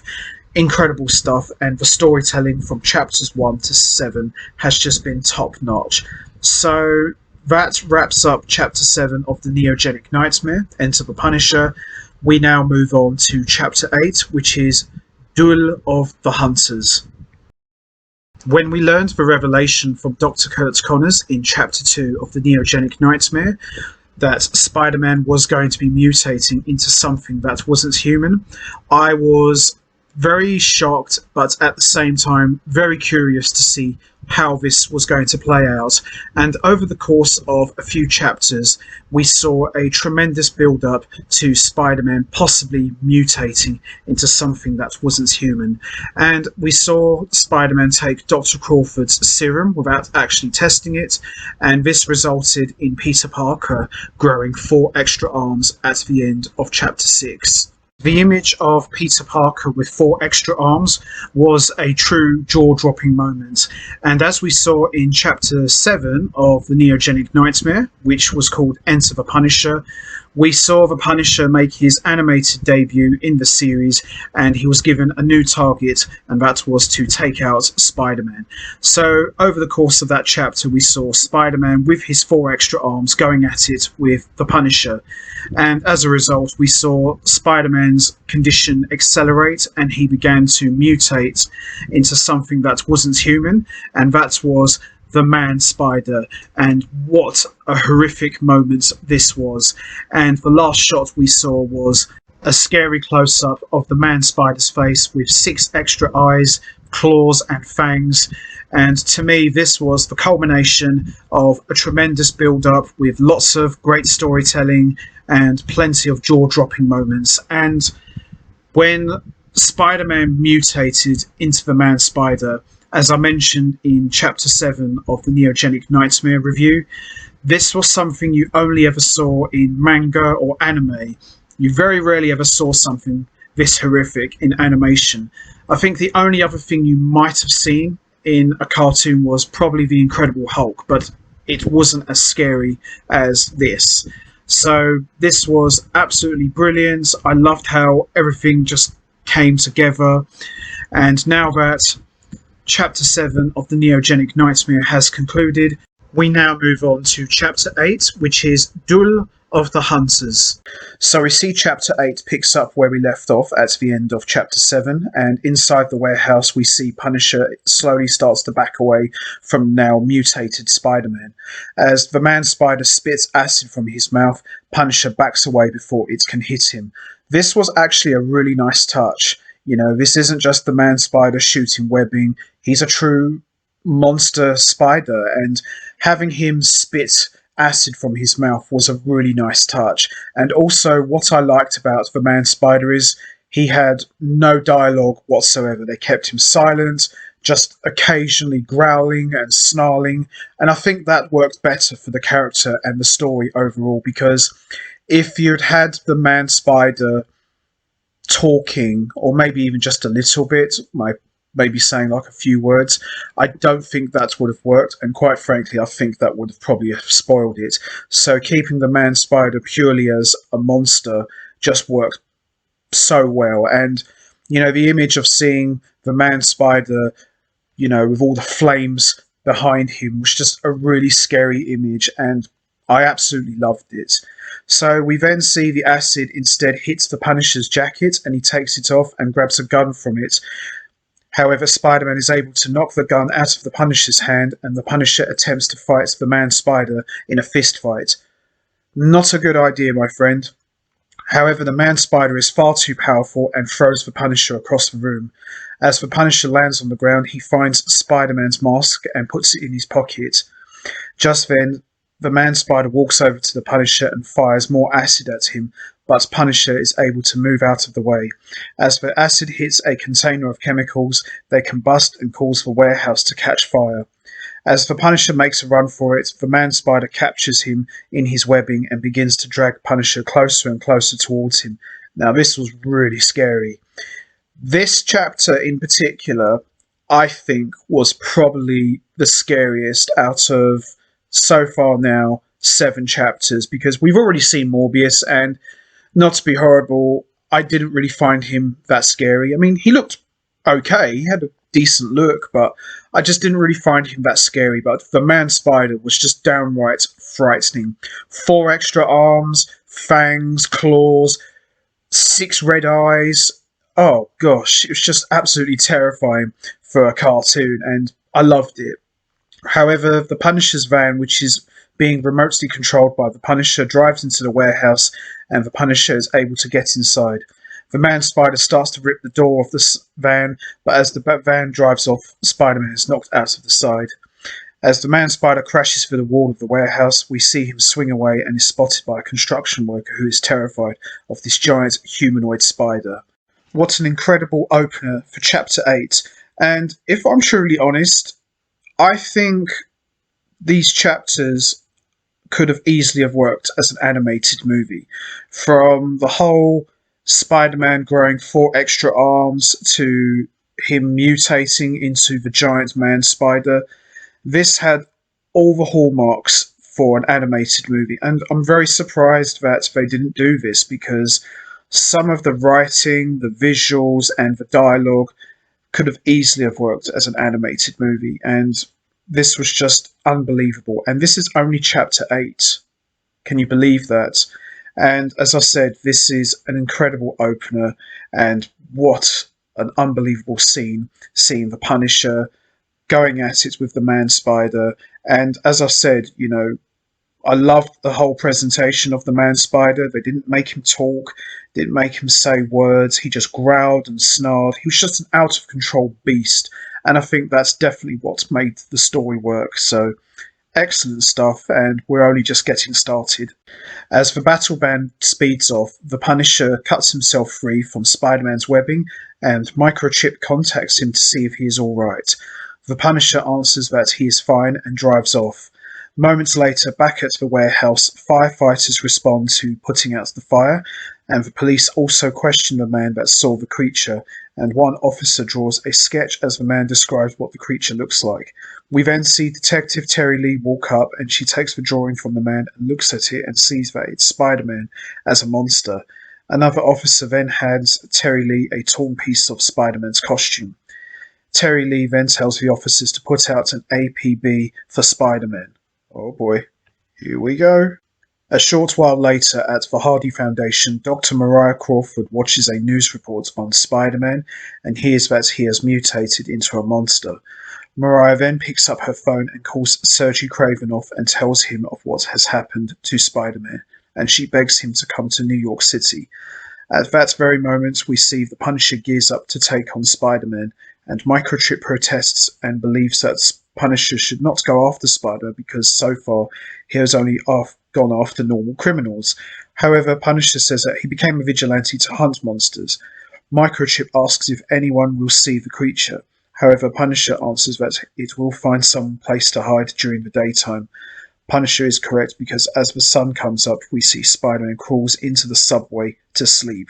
It's quite interesting that, Kraven the Hunter is now being brought in to take down Spider-Man, and of course the Punisher also wants to take down Spider-Man as well. So in a way, indirectly and unofficially, Spider-Man as the Man Spider is kind of like the main villain for this episode, but he's not necessarily evil. He's just out of control. So obviously Kraven the Hunter has got his history with Spider-Man, and he's going to do whatever it takes to take him down, and that same goes for the Punisher as well. So it's quite interesting that you've got two guys who are not necessarily your traditional heroes, both being brought in to take down an out of control hero. So very interesting dynamic, and adds a good twist to the storytelling, in my opinion. Minutes later, at the Parker house, May Parker accidentally wakes up Mary Jane, who fell asleep on her couch the night before. As Mary Jane asks where is she going, May answers that she's going to the police because Peter did not come home last night. May says that she believes it was Spider-Man that did something to him. After hearing this, Mary Jane tells May that she is going with her to the police because of how much she cares for Peter. Later that morning, we see Mariah meets Sergey at the airport as his plane lands. She tells him that she has finished the cure for Spider-Man and that he must administer it to him at once. As night falls, Punisher prepares to fight Spider-Man, or the Man Spider as the media has been calling him.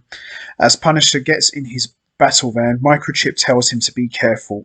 Punisher then drives into the city and follows the signal of the tracer he puts on Man Spider. Here we go. The stage is set. At that moment, Felicia Hardy is in her apartment staring at a photograph of Michael Morbius. Michael Morbius then flies to a nearby building and watches Felicia. Morbius begins to feel hunger for blood but stops himself from harming Felicia.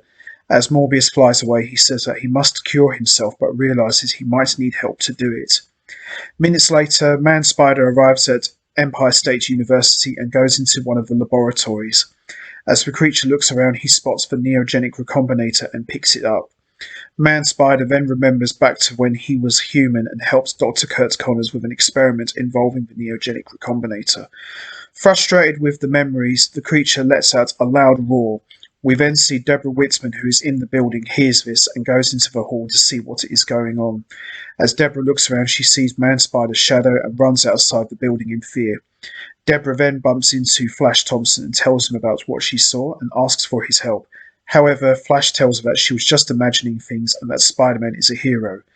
As Deborah and Flash talk, Morbius flies to the rooftop of a nearby building.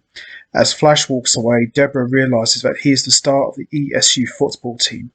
Deborah then says that even though he is a big-time football star, he is afraid to walk her back inside the building. Not wanting to be branded a coward, of course, Flash walks by her side back inside the building. However, when Flash enters the lab, the Man-Spider is long gone and thinks that it was just the wind that knocked a few things over. After hearing this, Deborah gets upset and runs off. As Flash enters the lab, he finds webbing by the window and begins to wonder what is going on around ESU. What is going on, indeed? Outside, we see a red-haired woman walking through the rain, and as Man-Spider comes up behind her, he sees her red hair and believes that it is Mary Jane. As Man-Spider jumps in front of her, the woman is terrified and runs off. Nearby, we see the Punisher is watching from the battle van, and as Man-Spider crawls up the side of the building, Punisher ejects himself from the van and lands on the roof. As Man-Spider fires acid from his mouth, Punisher blocks it with a shield, and as Man-Spider swings away, Punisher fires his gun at him but misses. As Punisher follows the creature onto another rooftop, he uses a gun to fire an adhesive which causes Man-Spider to stick to the ground. As the Punisher is about to kill Man-Spider, we then see Kraven the Hunter arrives and throws bolas at Punisher's gun, knocking it out of his hand. As Punisher pulls another weapon out of his jacket, Kraven tackles him to the ground. As they begin to fight each other, Man-Spider is able to free himself and spots Morbius flying through the window of a nearby building. As Morbius enters the laboratory, he sees Deborah looking for a microscope and he asks her to help him. As Deborah looks up, she sees Morbius and screams at the sight of his vampire appearance. As Morbius is about to feed on her blood, Flash runs in and pushes Deborah out of the way. Flash attempts to fight Morbius, however Morbius overpowers him and drains his blood. Yuck. Before he can drain any more, Man-Spider shows up and webs Morbius's arm, but Morbius, who is shocked at Spider-Man's mutations, snaps the web line and starts to fight Man-Spider. Well, this is a turnabout of nightmares. A vampire versus a giant spider. Oh my gosh. Horror Movie City, we have arrived. As Morbius throws Man-Spider at the wall, he runs towards the window and flies away. Man-Spider then approaches Flash Thompson's unconscious body and recalls memories of Flash from when he was human. Haunted by these memories, Man-Spider begins to shriek and yell. As Deborah wakes up, she pulls her fire alarm, which scares the Man-Spider away. It's interesting that even though Man-Spider is out of control, he still somehow retains some of his memories as Peter Parker. So he knows who Flash Thompson is, and, he knows who Morbius is. So obviously there is some part of the human side of the brain of the Man-Spider, so I quite like that. Meanwhile, on the rooftop, Kraven and Punisher continue to fight each other. Punisher then sees Man-Spider get away and is angered by this. However, Kraven comes up from behind and grabs him. After a brief fight, Punisher is able to subdue Kraven by trapping him in a net. Punisher then warns Kraven to stay out of his way. However, Kraven replies that revenge is a foolish reason to hunt. However, Punisher says that hunting for revenge works for him and then jumps off the roof. After Punisher leaves, Kraven is able to break through the net. Kraven is then able to pick up Man-Spider's scent and begins to track him. Kraven then calls Mariah and tells her that he knows where to find Spider-Man and that she must come at once. Meanwhile, as for Parker House, May watches a J3 Communications news report on the disappearance of Peter Parker. Man-Spider then walks up to the window and scratches it. The Man-Spider then runs off before May sees him. Man-Spider then goes to Mary Jane's home, and as Man-Spider goes through the window, Mary Jane screams in terror. Harry Osborn tackles the creature, but Man-Spider knocks him to the ground. Mary Jane then runs over to Harry and begs Man-Spider not to hurt them. Man-Spider then leaves. As Harry asks why it went away, Mary Jane answers that she didn't know, but she had a strange feeling that the creature knew her. Oh, if only you knew. As Punisher tracks Man-Spider in his battle van, Man-Spider realizes that he's being tracked and jumps on the hood of the van. Punisher accidentally drives the battle van off a cliff and it crashes. Punisher is able to get free right before it explodes. Punisher attempts to defend himself, but Man-Spider grabs him. As Man-Spider lifts Punisher above his head, he covers his body in webbing. Man-Spider then takes Punisher to an abandoned parking garage. Sometime later, Kraven arrives and cuts him free from the webbing and suggests they work together. Now, this is about as unlikely a team-up as you will ever see. Punisher and Kraven the Hunter working together? Wow. Life is certainly full of surprises. As Kraven cuts Punisher free, he tells Punisher to follow him. As they walk, Punisher sees a camera hanging from a web and grabs it. Kraven warns Punisher not to vibrate the web. However, the vibrations from Punisher touching the web alerts Man-Spider to their presence and attacks them. Kraven and Punisher then work together to defeat Man-Spider. Punisher then grabs a gun from his jacket and as he fires it, places an electric field around Man-Spider. As Punisher grabs a grenade from his jacket, he threatens to blow Man-Spider up. However, Kraven grabs Punisher before he can kill him. At that moment, Dr. Mariah Crawford walks in and tells Punisher that the creature is her friend and he needs help. At first, Punisher does not sympathize with her. However, Mariah tells Punisher that Spider-Man is a victim, just like his wife and his 2 children were victims. After hearing this, Punisher agrees to help Mariah. As Kraven and Punisher hold down Man-Spider, Mariah injects him with the cure. As the cure begins to take effect, Mariah tells Punisher to take off his coat and place it over Man-Spider's head to protect his identity. Punisher does as he's told and then gives Mariah Spider-Man's mask, which he found earlier in their fight in the warehouse. Mariah then places the mask on Spider-Man's head and removes the coat. As Spider-Man looks up, he sees Mariah and Kraven, but is terrified when he sees Punisher. However, Mariah tells Spider-Man that Punisher helped save him. As Kraven walks up to Mariah, he says, "Well, my little Calypso, you have done it again." As Spider-Man asks what Calypso means, Mariah answers that Calypso was a goddess that offered the gift of love to Odysseus. Spider-Man then says that, well, she is his Calypso too. As Punisher walks off, Kraven chases after him and says that Spider-Man is innocent of the kidnapping charge. When Punisher starts to look around, he sees a sign that says, "The parking garage." Kraven then reveals that he was able to track Man-Spider because his weapon had traces of gunpowder from the explosion several years ago in the parking garage. Punisher is impressed by what he hears, and Kraven says they would make a magnificent team. They certainly would. Moments later, the sun rises and we see Spider-Man is back to normal in full costume and watches as Kraven and Mariah get into a cab and drive off.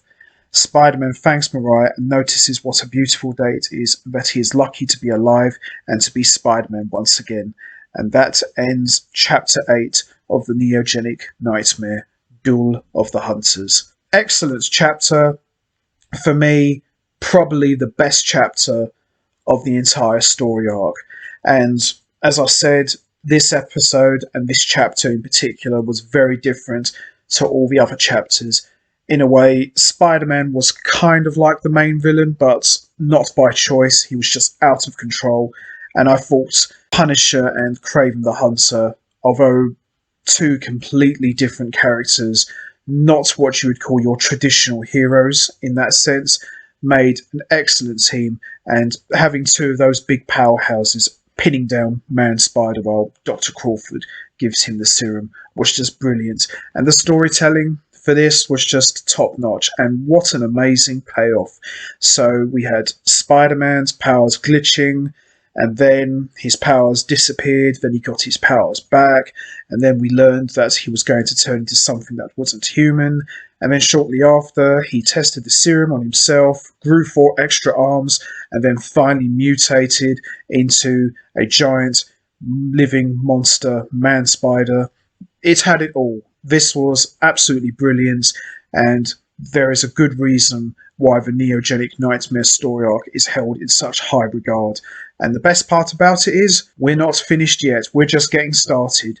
So now that Chapter 8 of the Neogenic Nightmare, Duel of the Hunters, has wrapped up, we are now going to move on to the next chapter, which is Chapter 9, and this introduces a character who would play a very big role in this story arc, but would also go on to become a big name character in his own right. And this is Chapter 9, Blade the Vampire Hunter.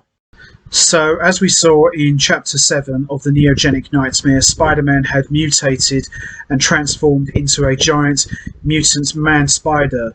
And as we saw in Chapter 8 of the Neogenic Nightmare, Duel of the Hunters, we saw the Punisher and the Man-Spider go at it, and this led to Dr. Mariah Crawford bringing in Kraven the Hunter to help and take down Spider-Man once and for all. And in a reluctant partnership, we saw the Punisher and Kraven the Hunter pin down the Man-Spider, and Dr. Crawford was able to cure Spider-Man and revert him back to his human form. So, as we saw at the end of Chapter 8, Spider-Man is now back to normal and is a human being once again. So now that Chapter 8 of the Neogenic Nightmare has concluded, we now move on to Chapter 9, and this introduced us to an important character, and that is none other than Blade the Vampire Hunter. And Blade made his first appearance in The Tomb of Dracula, issue 10, in 1973, and he would later go on to have his own comic book shortly thereafter. And Blade's introduction into Spider-Man the Animated Series was an important one because prior to his appearance in the Spider-Man cartoon, Blade had never appeared in any form of media whatsoever. He only ever appeared in the comic books. So his introduction into the show was a very important one, and he would go on to play a very big role in several story arcs during the show's run. And this helped open the door for Blade to make his live-action debut on the big screen, where he was portrayed by Wesley Snipes, and he would go on to have his own trilogy of movies between 1998 to 2004. And all of this can be traced back to his first appearance in Spider-Man the Animated Series back in the 1990s. So now that we have concluded Chapter 8 of the Neogenic Nightmare, we are now going to start talking about Chapter 9, which is Blade the Vampire Hunter.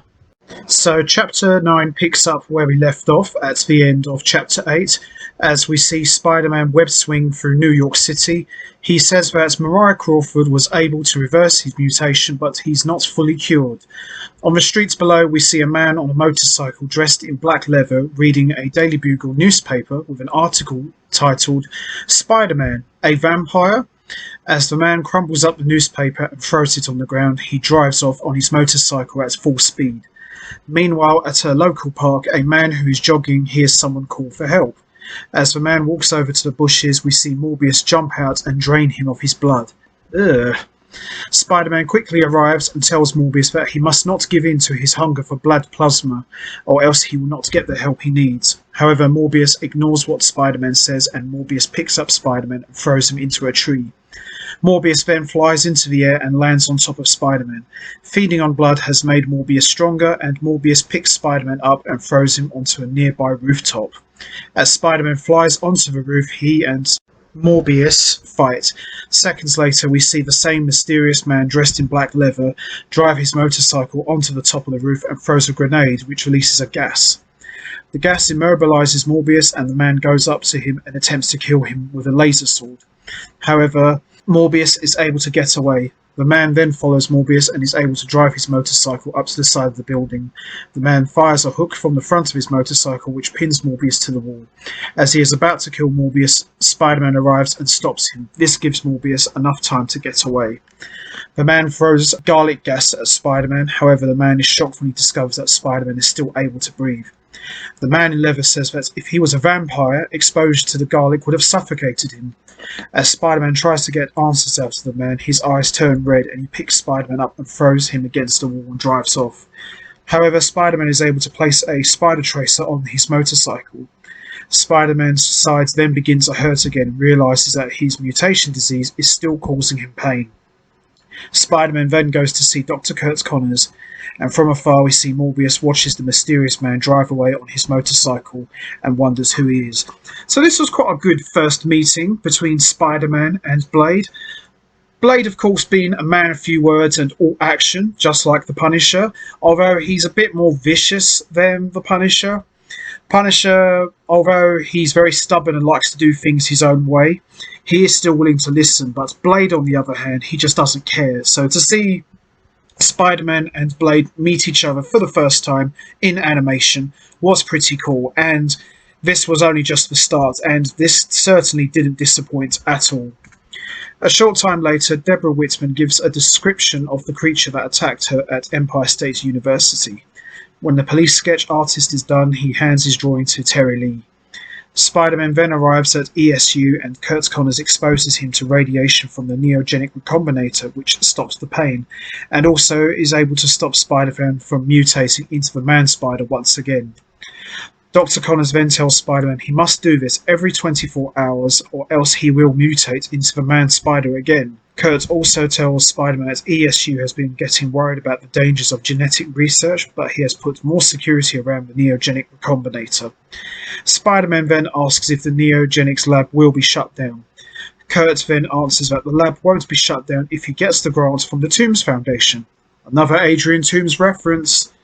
He's getting near. As Spider-Man leaves ESU, he swings through the city and sees another one of Morbius' victims being taken to the hospital. As the crowd sees Spider-Man, they believe he was the one that did this, and they begin to throw rocks at him. Rocks? I always thought it would be vegetables or eggs or fruit. As Spider-Man web swings away, he spots Morbius and tackles him.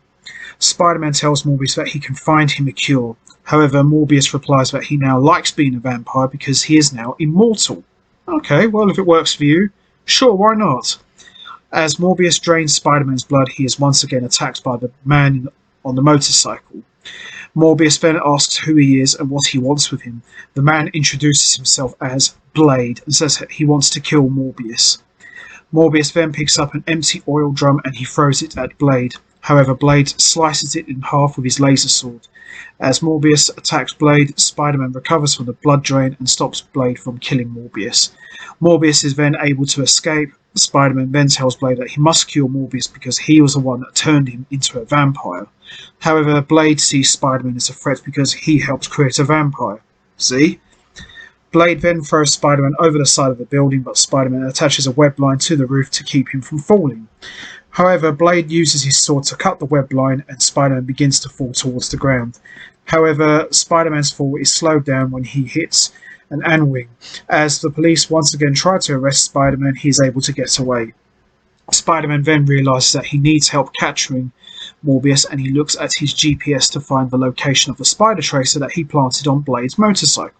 As Blade returns to his hideout, he talks with his friend and armourer, Abraham Whistler. Now, for those of you who have seen the Blade films and are familiar with that name, Abraham Whistler is an old man who's been pretty much a father figure to Blade since he was a child after his mother abandoned him, and he's pretty much raised the boy for most of his life. And in a way, you could say Whistler is kind of like Blade's Alfred. He looks after him, provides all of the equipment and weaponry he needs, and also he's the one person who keeps Blade from fully transforming into a vampire. So he played a big role in a few episodes, and he would also play a big role in the Blade trilogy movies. So we then see Whistler talk to Blade about the attacks that Morbius has been doing in Empire State University and asks how Spider-Man told him that he created the vampire.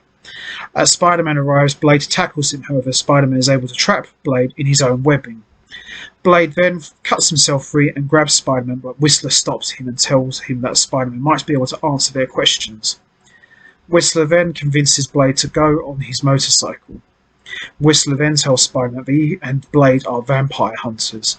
Whistler goes on to tell Spider-Man Blade's backstory. Whistler says that Blade is the child of a vampire man and a human woman.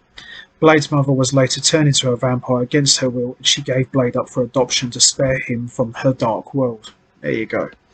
As a child, Blade ran away from the orphanage and discovered that he was half human and half vampire. Whistler goes on to say that he found Blade living on the street and he took him in and trained him to be a vampire hunter. Spider-Man then mentions that Morbius was turned into a vampire by a device called the Neogenic Recombinator. Upon learning that this machine can turn people into vampires, Blade demands to know where it is so that he can destroy it. However, Spider-Man refuses to tell him. This makes Blade very angry and he tries to kill Spider-Man again. However, Whistler saves Spider-Man and he's able to get away. Whistler says that maybe they could use the device to turn Blade back into a normal human. However, Blade refuses. As Blade and Whistler leave the room, Spider-Man grabs a vial of the garlic gas and takes it with him. Why not? As Peter Parker returns home, he examines the garlic gas through a microscope. At that moment, Aunt May walks in and tells Peter that Mary Jane is on the phone and wants to talk to him. Peter then thinks to himself that he has been dreading seeing Mary Jane because of the way she reacted when he was Man-Spider, and that he is afraid to bring that monster into her life again. As Peter answers the phone, Mary Jane tells him that the police want to meet at Empire State University with friends of the victim's blood-draining disease. Peter then thinks that he could get a clue to where Morbius is and tells Mary Jane he will meet her there.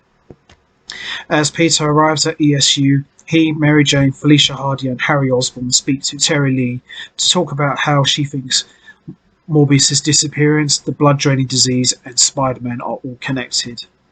Terry Lee then walks up to Peter and asks her where she can find Spider-Man.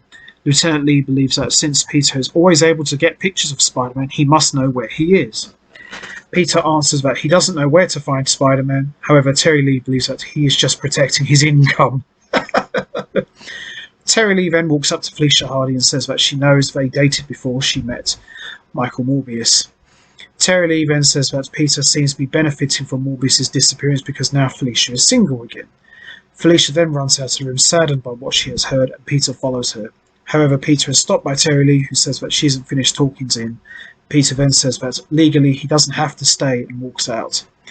As Peter walks up to Felicia, he comforts her. From afar, we see Mary Jane watches as Peter embraces Felicia and gets jealous. Here we go. Jealous girlfriend alert. Harry Osborn then walks out and Mary Jane asks him to go to dinner with her. Harry agrees and they walk off together. Now, this would officially begin the relationship between Harry Osborn and Mary Jane. Unknown to Peter, Morbius is watching from a tree as he sees Peter and Felicia hug, and he says that he will kill him. However, Morbius looks at his reflection in the window and sees his terrifying vampire appearance and decides that Felicia cannot see him like this. Morbius then breaks into the ESU Neogenics lab and steals the Neogenic Recombinator. However, as Morbius flies to the roof of the building, he is confronted by Blade once again. He uses a light on his motorcycle that produces artificial sunlight to weaken Morbius. Nice. However, Morbius picks up a nearby brick and throws it at the light and breaks it. Morbius is able to overpower Blade and Morbius begins to use Blade's own weapons against him. Morbius then picks up Blade and he flies into the air.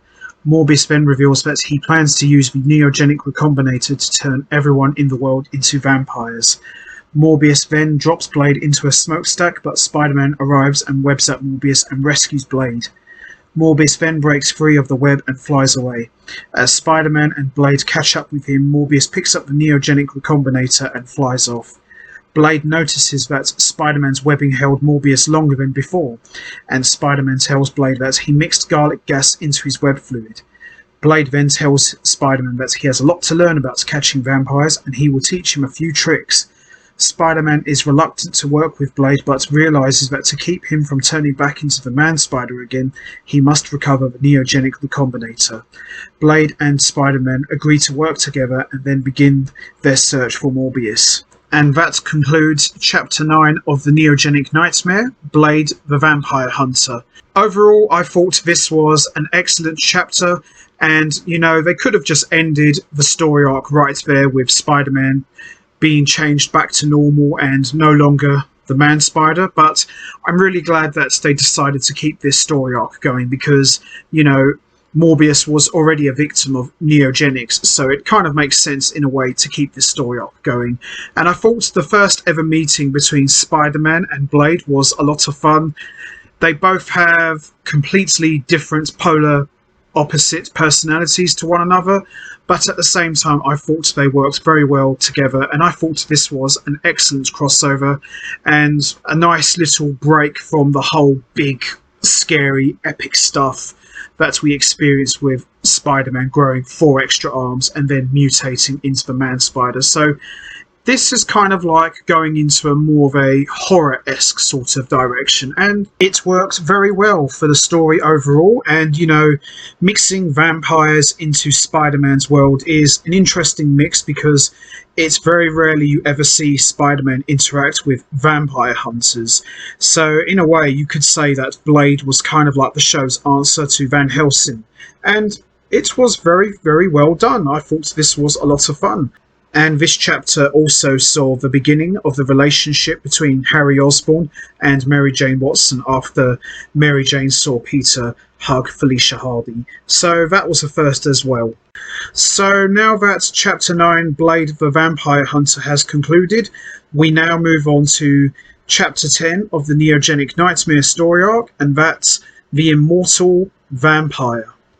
So, as we saw previously in Chapter 9 of Neogenic Nightmare, Blade the Vampire Hunter, we see Spider-Man is now back to normal as a human being, but he still isn't fully cured from his mutation disease, and we see him butt heads with Blade, who made his animated debut in the series, as he comes to New York hunting down Morbius on the plans of killing him, and he blames Spider-Man for the creation of Morbius.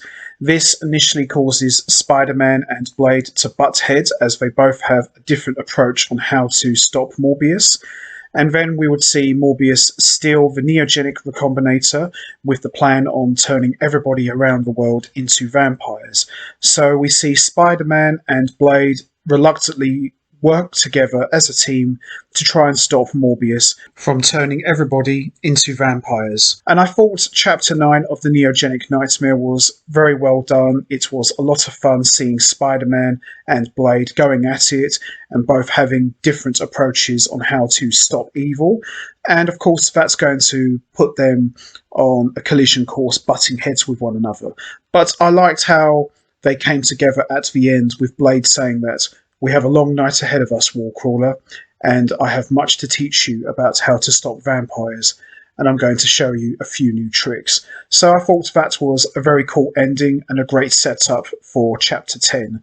So with that all said, we are now going to move on to Chapter 10 of the Neogenic Nightmare, and that is the Immortal Vampire. So Chapter 10 picks up where we left off at the end of Chapter 9, and after hours of searching, Spider-Man and Blade finally locate Morbius. As they begin to chase him, Spider-Man thinks to himself that he must get the Neogenic Recombinator back from Morbius, or else he will use it to turn everyone in New York City into vampires.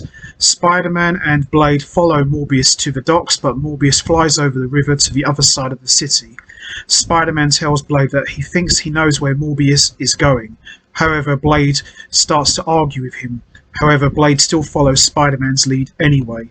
As Spider-Man and Morbius go to the George Washington Bridge, they are spotted by Detective Terry Lee, who reports to that other officer that she has spotted Spider-Man. Detective Terry Lee then follows both of them in her car. A short while later, we see Spider-Man and Blade arrive at an electronics company called EXG Electronics. After Blade asks what are they doing there, Spider-Man answers that before Morbius took the Neogenic Recombinator, he removed a CBU computer chip out of the Recombinator so it wouldn't work. Spider-Man then reveals to Blade that EXG Electronics is the only place in the city that makes the CBU chips needed to operate the Neogenic Recombinator. As they get inside, Spider-Man and Blade see Morbius searching for the CBU chip. Blade attempts to kill Morbius, but Spider-Man pushes Blade out of the way. Blade is angered by this and he fights Morbius. However, Spider-Man continues to stop Blade from killing him. Terry Lee then arrives and Morbius takes her hostage and flies out of the building into the night. Morbius then drops Terry Lee, but Blade catches her before she hits the ground. Spider-Man then goes after Morbius. As Blade sets Terry Lee on the ground, he starts to walk off. However, Terry pulls out her gun and aims it at Blade and says she has some questions for him. Terry then orders Blade to go to the police station with her to answer some questions. However, Blade knocks the gun out of Terry's hand and walks off. Now, we all remember back in Season 1, Detective Terry Lee was introduced in the Menace of Mysterio episode, where Spider-Man was framed for a crime he didn't commit, and we remember that Detective Terry Lee had Spider-Man's full backing and support. So this chapter in particular, we would see Detective Terry Lee have a very big and important role, and it's kind of expanded on from the Menace of Mysterio episode where she helped clear Spider-Man's name. So this is a nice bit of continuity and a great way to expand upon the Detective Terry Lee character, who in my opinion was one of the best of the entire show. We then see as Morbius flies off, he is tackled by Spider-Man, causing Morbius to drop the CBU chip. Morbius then uses his strength and he orders Spider-Man to give him the chip. However, Spider-Man instead offers to help cure Morbius of his curse. Although Morbius tells Spider-Man that he is blessed and not cursed by being a vampire, Morbius then grabs the CBU chip and flies away. Spider-Man attempts to follow him, but his web shooters are out of web fluid. Oh, damn it. Sometime later, Terry Lee is able to track Spider-Man and Blade to the theatre. As Terry arrives, Spider-Man finds her and introduces her to Whistler. Whistler tells Terry that vampires are real, but she has a hard time believing it. Whistler then shows Terry a new device he created. As Whistler activates it, a force field is placed around Spider-Man. As Spider-Man jumps out of the way, he tells Whistler to be careful. However, Whistler replies that the device only harms vampires. Spider-Man then heads home to get more web fluid. Just as Spider-Man leaves, Blade starts to feel pain in his side. Whistler then hands Blade a syringe. As Blade walks off, Terry asks Whistler what Blade is taking. Whistler reveals that Blade is taking a serum to keep him from fully transforming into a vampire. Whistler tells Terry that Blade has a very long story. However, Terry asks Whistler to tell her anyway. One thing about Terry, she takes no for an answer. We all know that. A short while later, we see Spider-Man return home and his spider sense begins to activate. As Spider-Man looks through a window into his room, he sees Morbius is tearing the place up, looking for something. Spider-Man then realises that Morbius is looking for another sample of his blood. Unable to find a sample of blood, Morbius flies away without seeing Spider-Man. However, Spider-Man, knowing that Morbius will come looking back for more until he finds what he wants. A short while later, Morbius arrives at the Daily Bugle. As a security guard checks Joseph Robinson's office, he is grabbed by Morbius and drained of his blood. As Robbie and J. Jonah Jameson walk past the office, they see the guard faint and they run over to him. Morbius then steps out of the office and demands to know where Peter Parker is. As Morbius grabs Jameson, Jameson says that he doesn't know where Peter is. Morbius then throws Jameson on the floor and flies out of the window. A short while later, Peter arrives at the Daily Bugle and he is questioned by both Jameson and Robbie. Jameson asks why the vampire is after him. Peter answers that I don't know. Jameson then tells Peter that because he never got any photos of the man-spider or the vampire, he wonders why he hasn't fired him yet. However, Peter thinks quickly and says that he will get a picture of the vampire that is behind all the trouble at Empire State University. Jameson agrees but only gives Peter 24 hours to get the picture, or else he's fired. Peter then asks Jameson for something that will help him get the photo of the vampire. A short while later, Peter drives off in an old beat-up van that is owned by the Daily Bugle. Oh, you gotta love that Jameson. He'll never get rid of Peter Parker, because who else is going to take pictures of Spider-Man? Or Morbius, for that matter. Back at the movie theatre, Terry Lee finds a photograph of a woman and asks if she is Blade's mother. Whistler answers that she is Blade's mother and that Blade has been searching for her ever since she abandoned him as a child. Terry Lee then asks Whistler about the serum Blade took earlier, and Whistler answers that the serum keeps him from needing to drink blood, and it keeps him from turning into a full vampire. At that moment, Blade rushes into the room and warns Terry and Whistler that someone is coming. It is Peter Parker, and he enters the room. Blade grabs him and demands to know who he is. However, Peter tells Blade that Spider-Man sent him, and Blade lets him go. Peter then tells Blade that Spider-Man has a plan. Sometime later, Peter returns home and his spider sense starts to go crazy. Because of this, Peter realises that Morbius is somewhere nearby. As Peter walks to the front door, Mary Jane walks out and tells Peter that she has been trying to find him. Mary Jane tells Peter that she has been trying to find him so that she can save their relationship. However, Peter knows that Morbius is very close by, so he tells Mary that he wants to date Felicia Hardy. Smooth, Peter, smooth. Angered by this, Mary Jane storms off. Morbius then jumps off the roof and tells Peter that he will never have Felicia. Peter plays dumb and pretends not to know who he really is. Morbius demands that Peter give him another sample of neogenic blood. Peter tells Morbius that he has a sample of the neogenic blood in his van. As Morbius opens the back door of the van, Blade activates the force field generator and it traps Morbius. At that moment, Peter takes a picture of Morbius for J. Jonah Jameson. Just then, Aunt May walks outside wondering what the noise is. Morbius is able to break free and escape from the force field and flies over to May and grabs her. As Blade is about to shoot Morbius, Peter stops him and begs Morbius to release his Aunt May. Morbius demands to know where Peter keeps the neogenic blood. Peter answers that it is in his locker room at Empire State University and asks Morbius to release May. However, Morbius decides to keep May until he gets the neogenic blood. Oh boy, this ain't going to end well, is it? Meanwhile, back at the movie theatre, Terry says that she feels awful because Morbius abducted May Parker. Blade then tells Terry that they are at war with vampires and sometimes in war innocent people will get hurt. This makes Terry very angry and she asks Blade if he forgot how he felt when his mother left him. Blade becomes very upset after hearing this and Terry apologises to him. Blade and Terry then share a kiss. Okay, didn't expect that.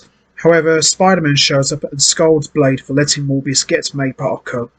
Blade then shouts at Spider-Man and says that if he had been there, he could have helped him save May. Blade shouts out that he is tired of Spider-Man's plans and that he will work alone from now on. Spider-Man agrees to do the same and leaves.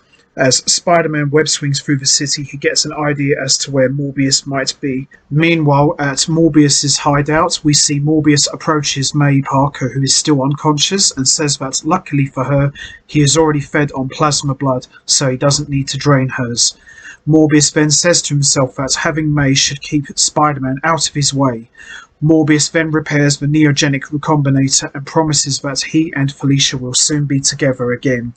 At that moment, Spider-Man arrives at Felicia Hardy's apartment because he knows that Felicia will be the first person he will want to turn into a vampire. As Spider-Man looks down the street, he sees Mary Jane and Harry Osborn together and share a kiss. Spider-Man knows that because he has not been able to spend time with her, she went straight to his best friend. He is upset by this but focuses on saving Aunt May, which is more important. Inside the apartment, Felicia wakes up to the sound of her name being called.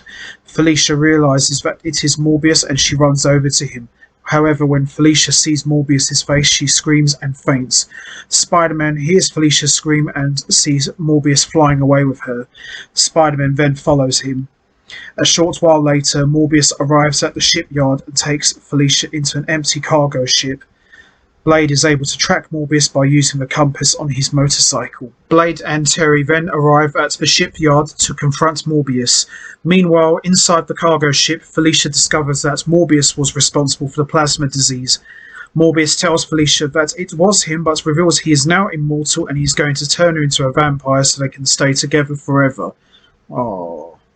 From outside, Terry Lee walks onto her dock, but the wood planks break and Terry starts to fall. However, she is caught by Blade. The sound of the breaking planks alerts Morbius to their presence, and Blade examines the wood.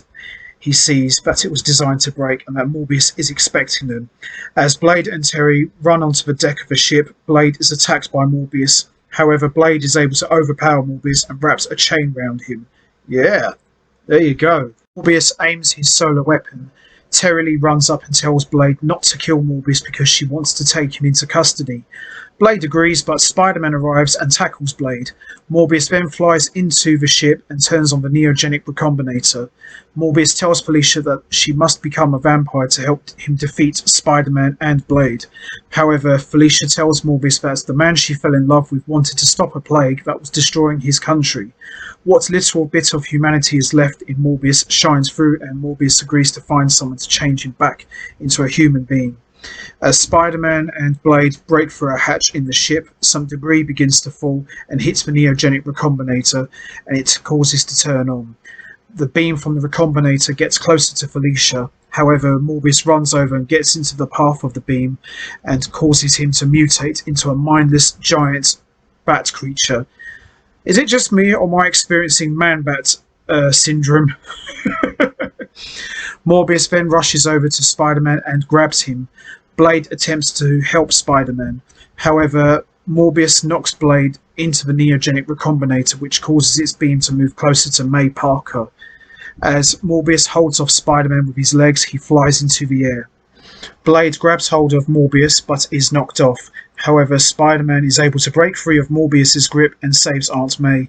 As Morbius and Blade fight, Blade gains the upper hand. Realizing he is beat, Morbius flies away.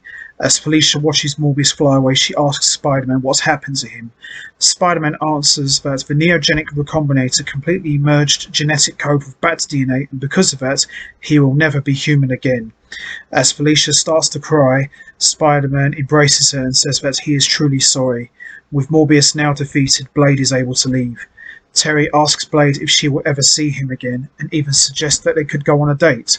However, Blade tells Terry that that is not a good idea because he does not want her to be harmed by the vampires he hunts. Blade kisses Terry and then drives off on his motorcycle. Peter then takes May home and places her in her bed. As Peter walks out of the room, May wakes up and tells him that she just had a nightmare. As Peter walks out of the room, he tells her to forget it and just go to sleep.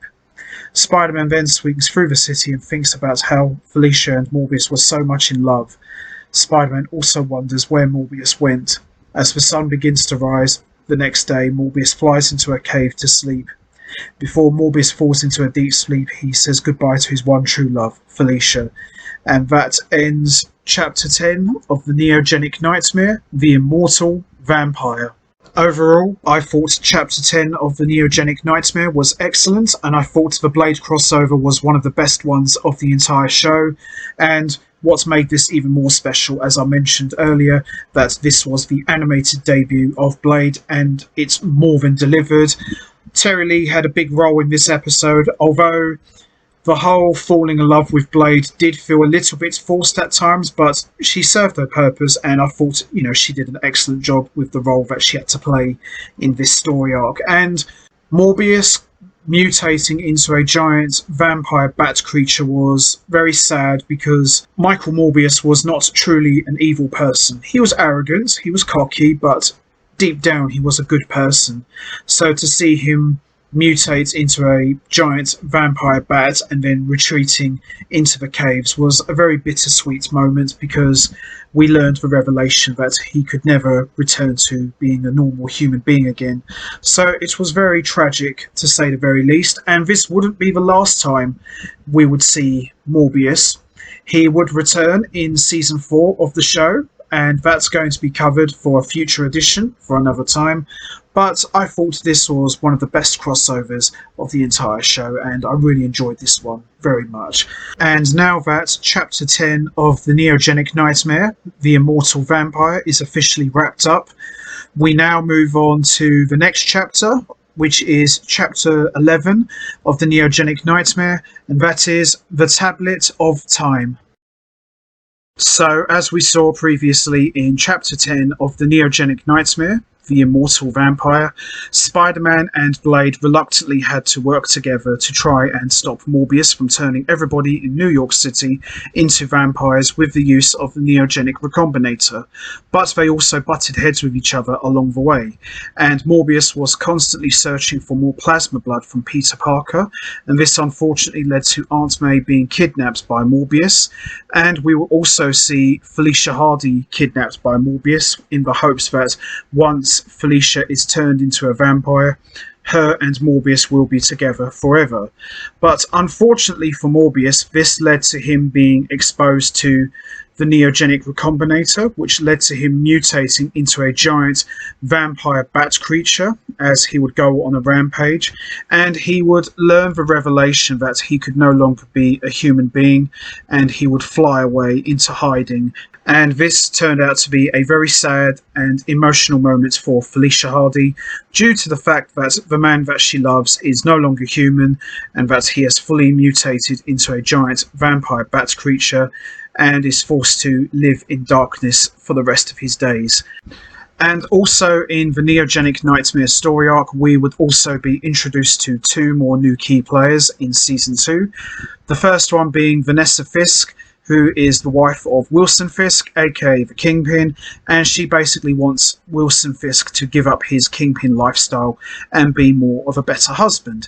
And the other key player we would also be introduced to is Tombstone, who shares a very dark and troubled past with Joseph Robbie Robertson, and we would learn more about their history over the course of the show, but that's going to be covered for a future edition for another time. And Tombstone's role in Season 2 in the Neogenic Nightmare story arc is he's just basically muscle for Silvermane, who also makes his return in Season 2. And the last time that we saw Silvermane, he was abducted by the Insidious Six, led by the Kingpin. So lots of key players introduced in Season 2, and now that Chapter 10 of the Neogenic Nightmare story arc has been wrapped up, we now move on to Chapter 11, which is the Tablet of Time. So Chapter 11 opens up in Mexico with three explorers discovering an ancient Toltec pyramid which has been lost for 1,000 years. As the explorers go inside, they discover an ancient relic called the Tablet of Time. As soon as it is revealed that the tablet is discovered, J3 Communications reports that the tablet will be on display throughout the world, but first it will be studied by Dr. Kurt Connors at Empire State University. Dr. Connors is then interviewed and is asked if he believes in the ancient legends about the Tablet of Time possessing mystical powers to grant eternal life. Connors then answers that he believes that anything is possible. A news anchor then goes on to say that Connors has said that the Tablet of Time is priceless, but collectors have offered $50 million to buy it. We then see the Kingpin, who is practicing wrestling at Crime Central, hears the news and how much the Tablet of Time is worth. Kingpin then decides that he must have the Tablet of Time for his personal collection. Meanwhile, at the Parker house, Peter Parker is in his bedroom working on a new batch of web fluid. As Peter hears the news reports, he realizes that as valuable as the Tablet of Time is, thieves might attempt to steal it. Another crime lord, as we see, is Silvermane, who is also watching the J3 newscast and decides that he must also have it. Now, this is the first time that we have seen Silvermane since Chapter 1 and 2 of the Neogenic Nightmare, the Insidious Six and Battle of the Insidious Six. So he is obviously after the Tablet of Time for his own end, because it has a source of power which can restore people's youth. A few days later, a cargo ship carrying the Tablet of Time arrives in New York City. However, a helicopter flies over the docks and drops smoke grenades on the ground.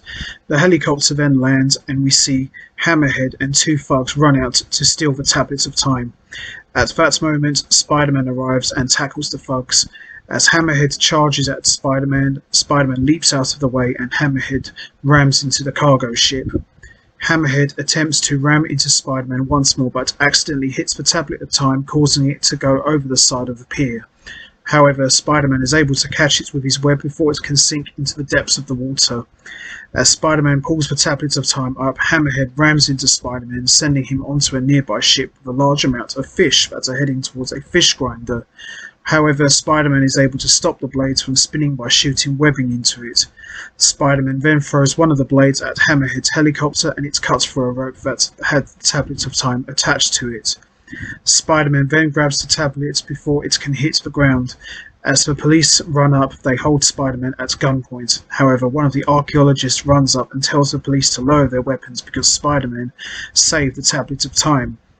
Nice. This was actually a really good scene with Spider-Man and Hammerhead. A short while later, Hammerhead returns to Silvermane and reports that Spider-Man prevented him from stealing the Tablet of Time. Silvermane scolds Hammerhead for his failure and tells him that he is going to bring in a professional to get the job done. Hammerhead then leaves the office and a woman walks up to Silvermane. We see it is Silvermane's daughter, and he tells her not to think of him as a fool for believing in the Tablet of Time's power to restore a person's youth. Silvermane goes on to say that for several years he has been studying the Tablet of Time.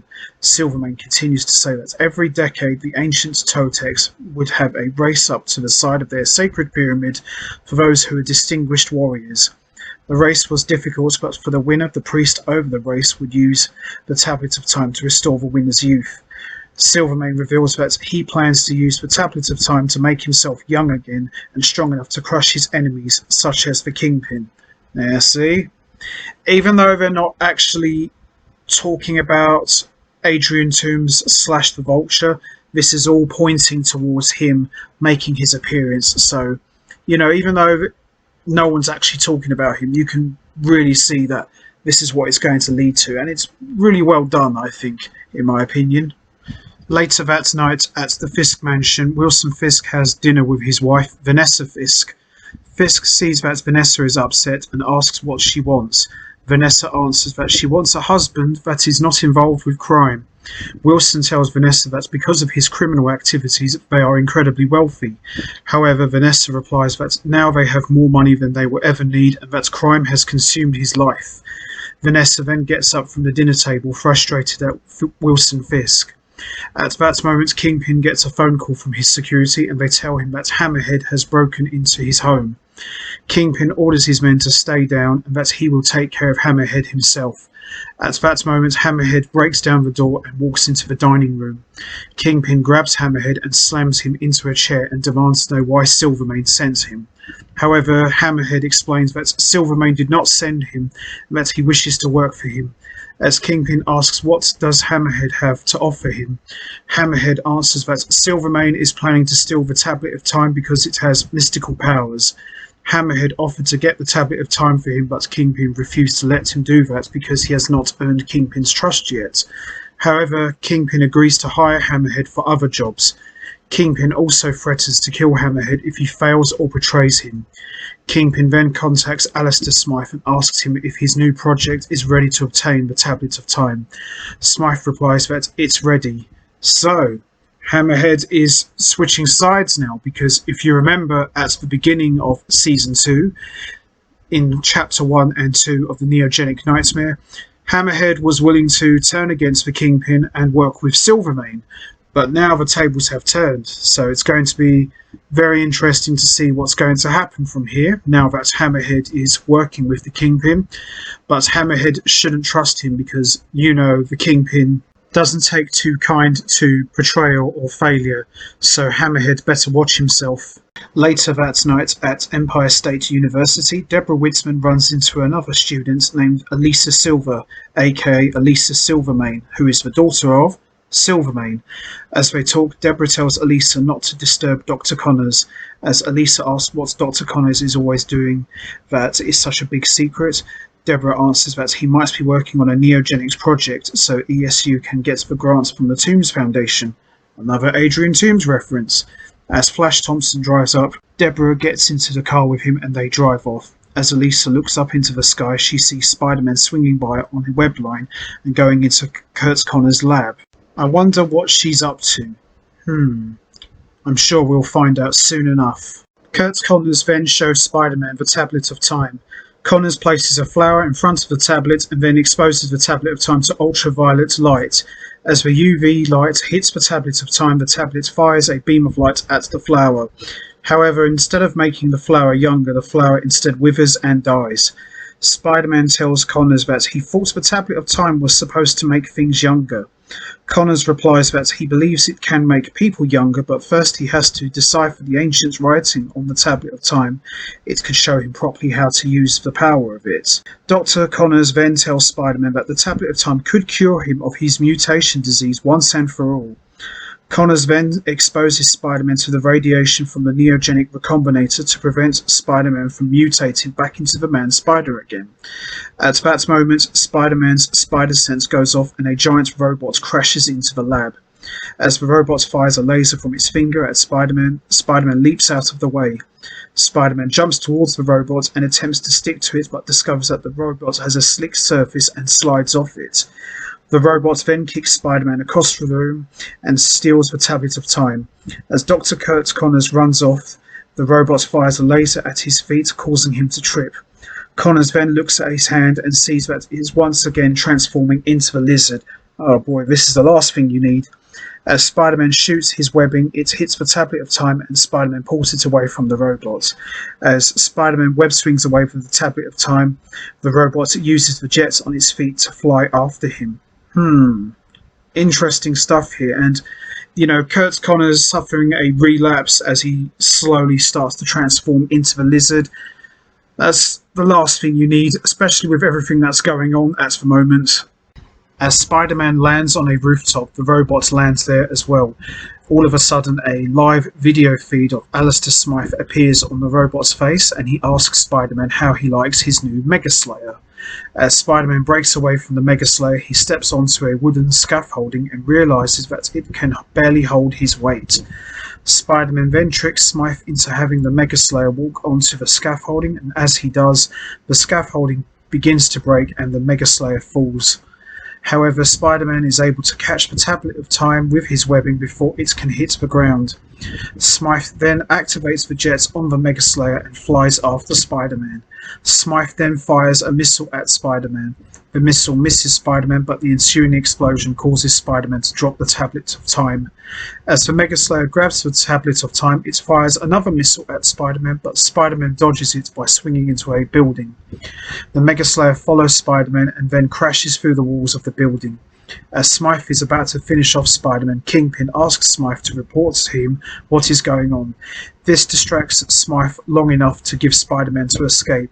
Smythe tells Kingpin that he has the tablet of time, and Kingpin orders him to have the Mega Slayer return to Crime Central. Spider-Man watches as the Mega Slayer flies away and wonders why Smythe left him alive. Interesting stuff here, because you have Silvermane, who wants the tablet of time to make himself young again, and the Kingpin, he just wants it as another trophy for his collection. So it's very interesting to see how two of the biggest crime bosses are after one thing, and also Hammerhead now offering his services to work for the Kingpin. You can clearly see that this is going to end up in a massive explosion. A few seconds later, Peter Parker changes back into his street clothes, and as he walks down the sidewalk, he is stopped by Elisa Silver. Elisa asks Peter if he heard about the theft of the Tablet of Time. She then tells Peter that she is scared and asks Peter to walk her to her apartment. As they walk to the apartment, Elisa asks Peter to have dinner with her sometimes. Peter at first tries to come up with an excuse because he still has feelings for Mary Jane. However, as Peter and Elisa walk past the coffee bean, Peter looks through the window and sees Mary Jane on a date with Harry Osborn and decides that it is time to move on. Peter then agrees to go to have dinner with Elisa. Yeah, it's the best thing to do, Peter. I don't blame you. A short while later, Kingpin arrives at a toy store and goes into a secret laboratory inside. Alistair Smythe is there studying the ancient writing on the Tablet of Time. Kingpin asks if Alistair has translated the writing, but Alistair answers that he hasn't yet. Alistair then turns off the lights and Kingpin sees that the Tablet of Time is glowing very brightly. Alistair tells Kingpin that the Tablet of Time is now giving off radiation and the amount of radiation is increasing.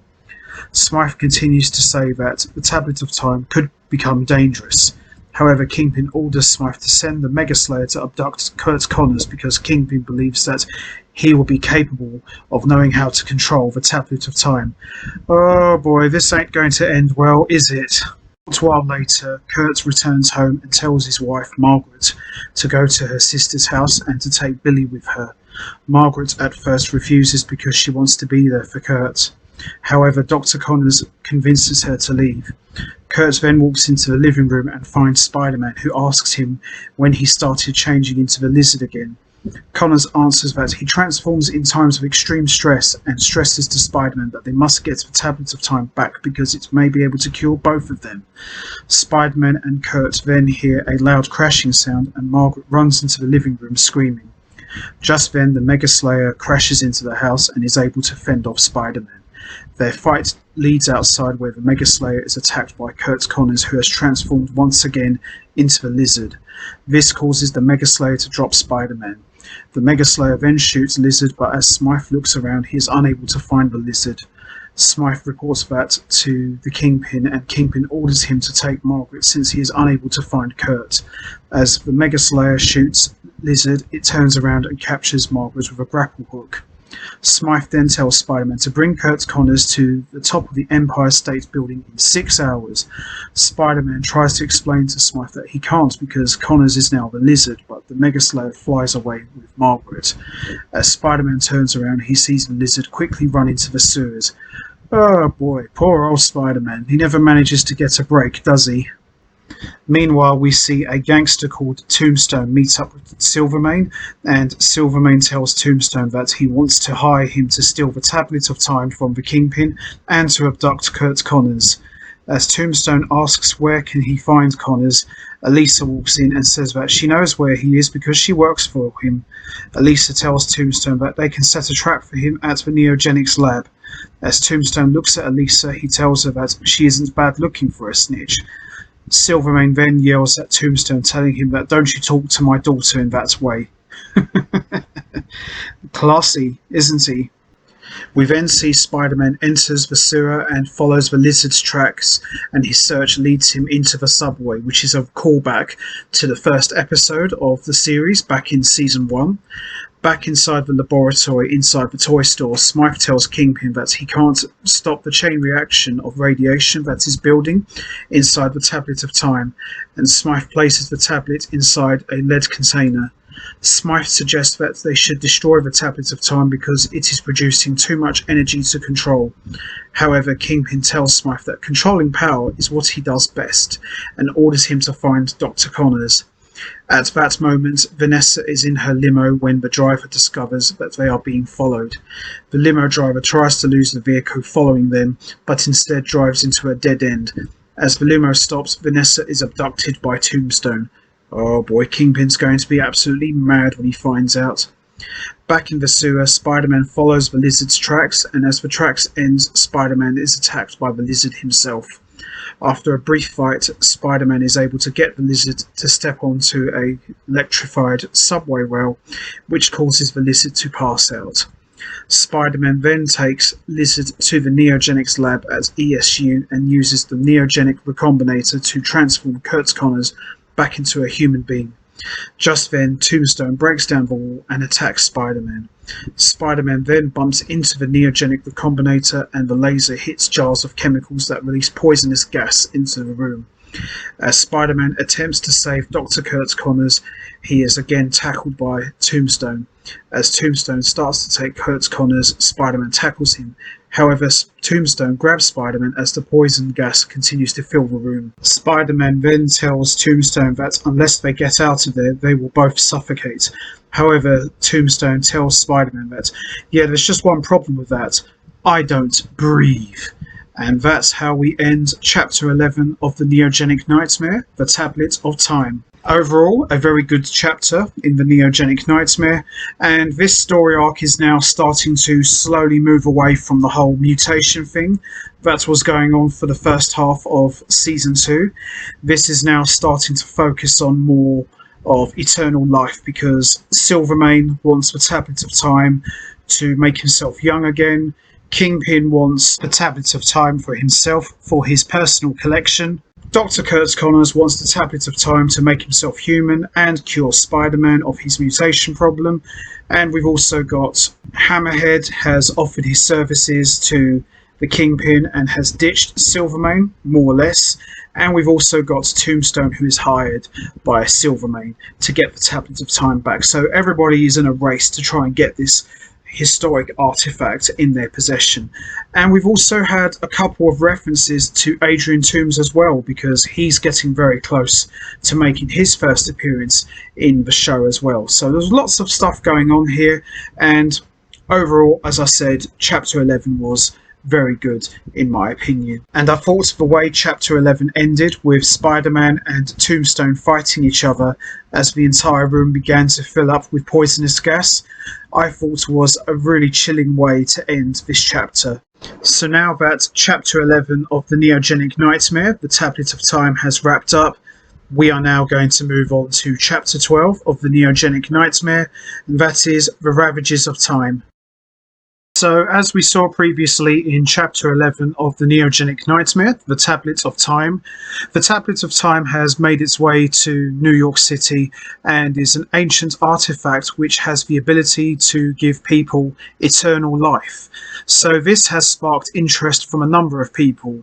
The first one being the Kingpin, who wants the Tablet of Time for his own personal collection, and of course Silvermane wants the Tablet of Time to make himself young again. And we also saw Hammerhead, who has switched sides and offers his services to the Kingpin, and we saw Tombstone, who has been hired by Silvermane to retrieve the Tablet of Time back. And a little trivia for everyone who may not know this. Originally, the Tablet of Time was a mini-story arc that ran for 3 issues back in 1969 in the original Amazing Spider-Man series, and that was Amazing Spider-Man issue 73, and it's continued in Amazing Spider-Man issue 74, and then it's finally concluded in Amazing Spider-Man issue 75. And we also saw Alistair Smythe ordered by the Kingpin to kidnap Dr. Kurtz Connors to try and get him to decipher the Tablet of Time, but this didn't end well because Dr. Kurtz Connors once again transformed into the Lizard and ran out of control, which led to yet another confrontation with Spider-Man as he tried to help save his friend. And this led to Tombstone breaking into the ESU, attempting to kidnap Dr. Kurtz Connors, and this resulted in the entire laboratory being engulfed in poisonous gas due to the Neogenic Recombinator blasting a bunch of chemicals. And then we saw Spider-Man and Tombstone going at it, with Spider-Man saying to Tombstone that if we don't get out of here, we're all going to suffocate in here. And Tombstone very chillingly says, "It's okay, I don't breathe." And that's how we concluded Chapter 11. So now that Chapter 11 of the Neogenic Nightmare, the Tablet of Time, has concluded, we now move on to Chapter 12 of the Neogenic Nightmare story arc, and that is Ravages of Time. So this chapter picks up where we left off at the end of Chapter 11, where we see Spider-Man and Tombstone continue to go at it. As the laboratory continues to fill with poisonous gas, Tombstone holds on to Spider-Man. Kurt Connors attempts to crawl away as Tombstone sees him. He throws a giant computer on top of Spider-Man and grabs Dr. Connors and escapes. As Tombstone drives off with Dr. Connors, he calls Elisa Silvermane, who is at the coffee bean waiting for Peter Parker, and tells her that he has Connors. Elisa asks if anyone suspects that she was involved, and Tombstone answers that her alibi is airtight. Back inside the laboratory, the gas is suffocating Spider-Man, and he is unable to see through the thick gas. However, Spider-Man realizes that he knows the laboratory like the back of his hand, and he fires a web line that hits a switch that activates the ventilation system, which sucks all of the gas out of the room. With the gas now cleared, Spider-Man lifts the heavy machine off of him and chases after Tombstone. However, Spider-Man loses track of him. Nice. And then swings past the coffee bean and remembers that he had a date with Elisa. However, Hammerhead and some thugs arrive and barge into the coffee bean and take Elisa hostage. As they exit the coffee bean, Spider-Man tries to save Elisa. However, Hammerhead rams Spider-Man into a hole in the street and begins to pour cement from a cement mixing truck into the hole. As Hammerhead walks off, Spider-Man shoots a web line into the mixing truck and hits the gear stick, and as Spider-Man pulls the stick to drive the truck, it begins to move, which pulls Spider-Man out of the hole. However, Spider-Man fails to save Elisa and Hammerhead gets away with her. Great opening this was. Very great opening, I would say. A short while later, Kingpin receives a piece of paper with a lock of Vanessa's hair taped to it. Kingpin knows that she has been abducted by Silvermane. Alistair Smythe offers to send the Mega Slayer to rescue her. However, Kingpin tells Alistair that Hammerhead has a plan to get Vanessa back. At that moment, Hammerhead walks into the room with Elisa. As Kingpin asks, "Who is this?" Hammerhead answers, "This is Silvermane's daughter." Kingpin then tells Elisa that her father will now know how it feels to have the life of a loved one hanging in the balance. So now what we've got here is a war between Silvermane and the Kingpin, because if you remember, back at the end of Chapter 2 of the Neogenic Nightmare, Battle of the Insidious 6, Silvermane was very disappointed that Kingpin couldn't get the job done to eliminate Spider-Man. So now Silvermane wants revenge and wants to take down the Kingpin. So now we are seeing a war between two of the biggest crime bosses in New York City. A short while later, we see Tombstone brings Curt Connors to a building where inside Silvermane had the Toltec pyramid recreated. Silvermane then steps out and tells Dr. Connors that he wants him to harness the power of the Tablet of Time to make him young again. Connors attempts to tell Silvermane that he doesn't know how to control the Tablet of Time's power. However, Silvermane has Curt Connors locked in a room and tells him that he will not be released until he has found a way to control the Tablet of Time's power. Just then, Silvermane gets a video message from one of his men saying that Hammerhead has kidnapped Elisa. Silvermane begins to feel dizzy and Tombstone runs to his aid. Tombstone offers to kill Kingpin. However, Silvermane replies that Tombstone will not try and save Elisa, and that if Kingpin harms her, he will kill Vanessa. Oh boy, getting ugly now. Getting very ugly. Later that night, Peter returns home and Peter creates an adhesive that he places on his spider tracer. To test it out, Peter places the tracer on Aunt May's no-stick frying pan and it stays in place. Peter realizes that the spider tracer can now stick to the Mega Slayer. Peter Parker, in his Spider-Man disguise, then meets with Smythe, who is controlling the Mega Slayer on top of the Empire State Building. As Smythe sees that Curt Connors is not with Spider-Man, he demands to know where he is.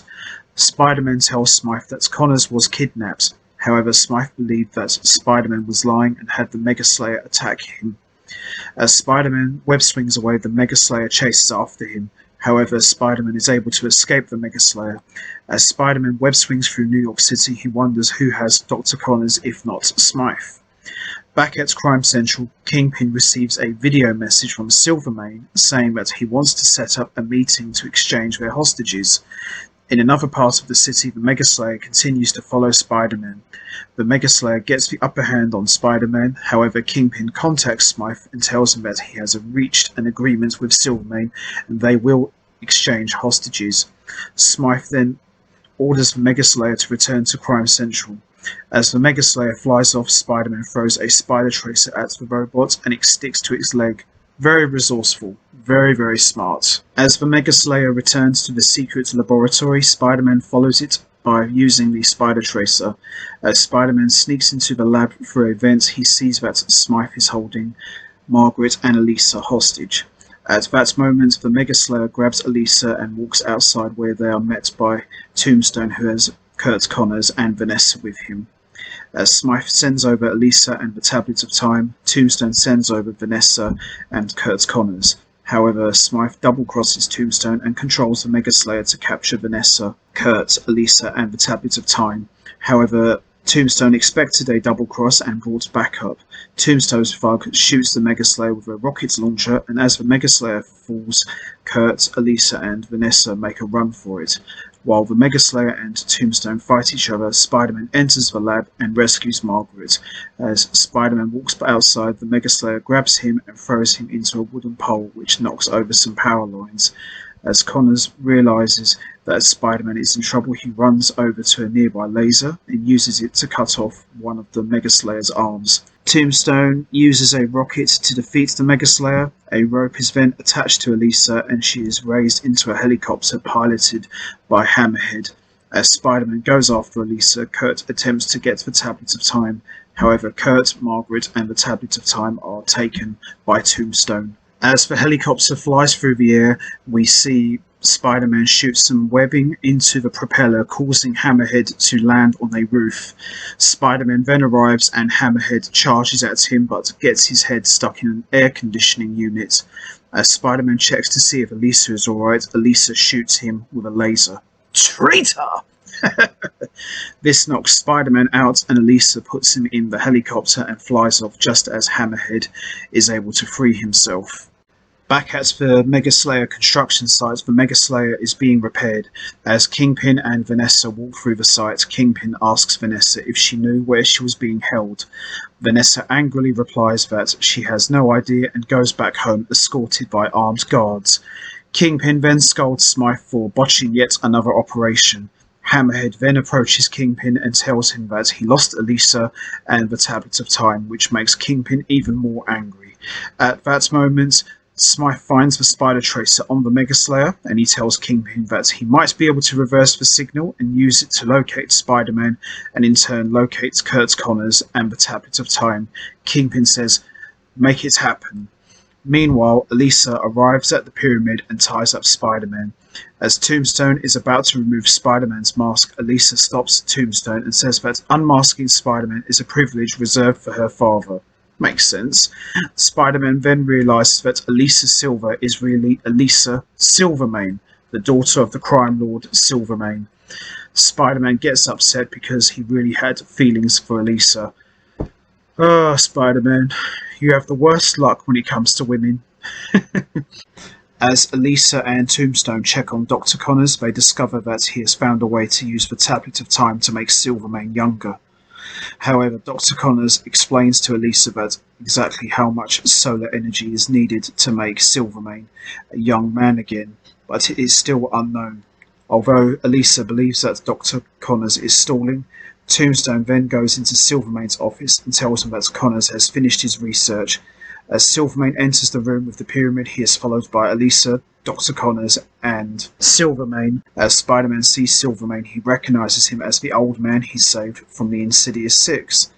When they enter the pyramid, Dr. Connors tries to convince Elisa into talking Silvermane out of using the Tablet of Time.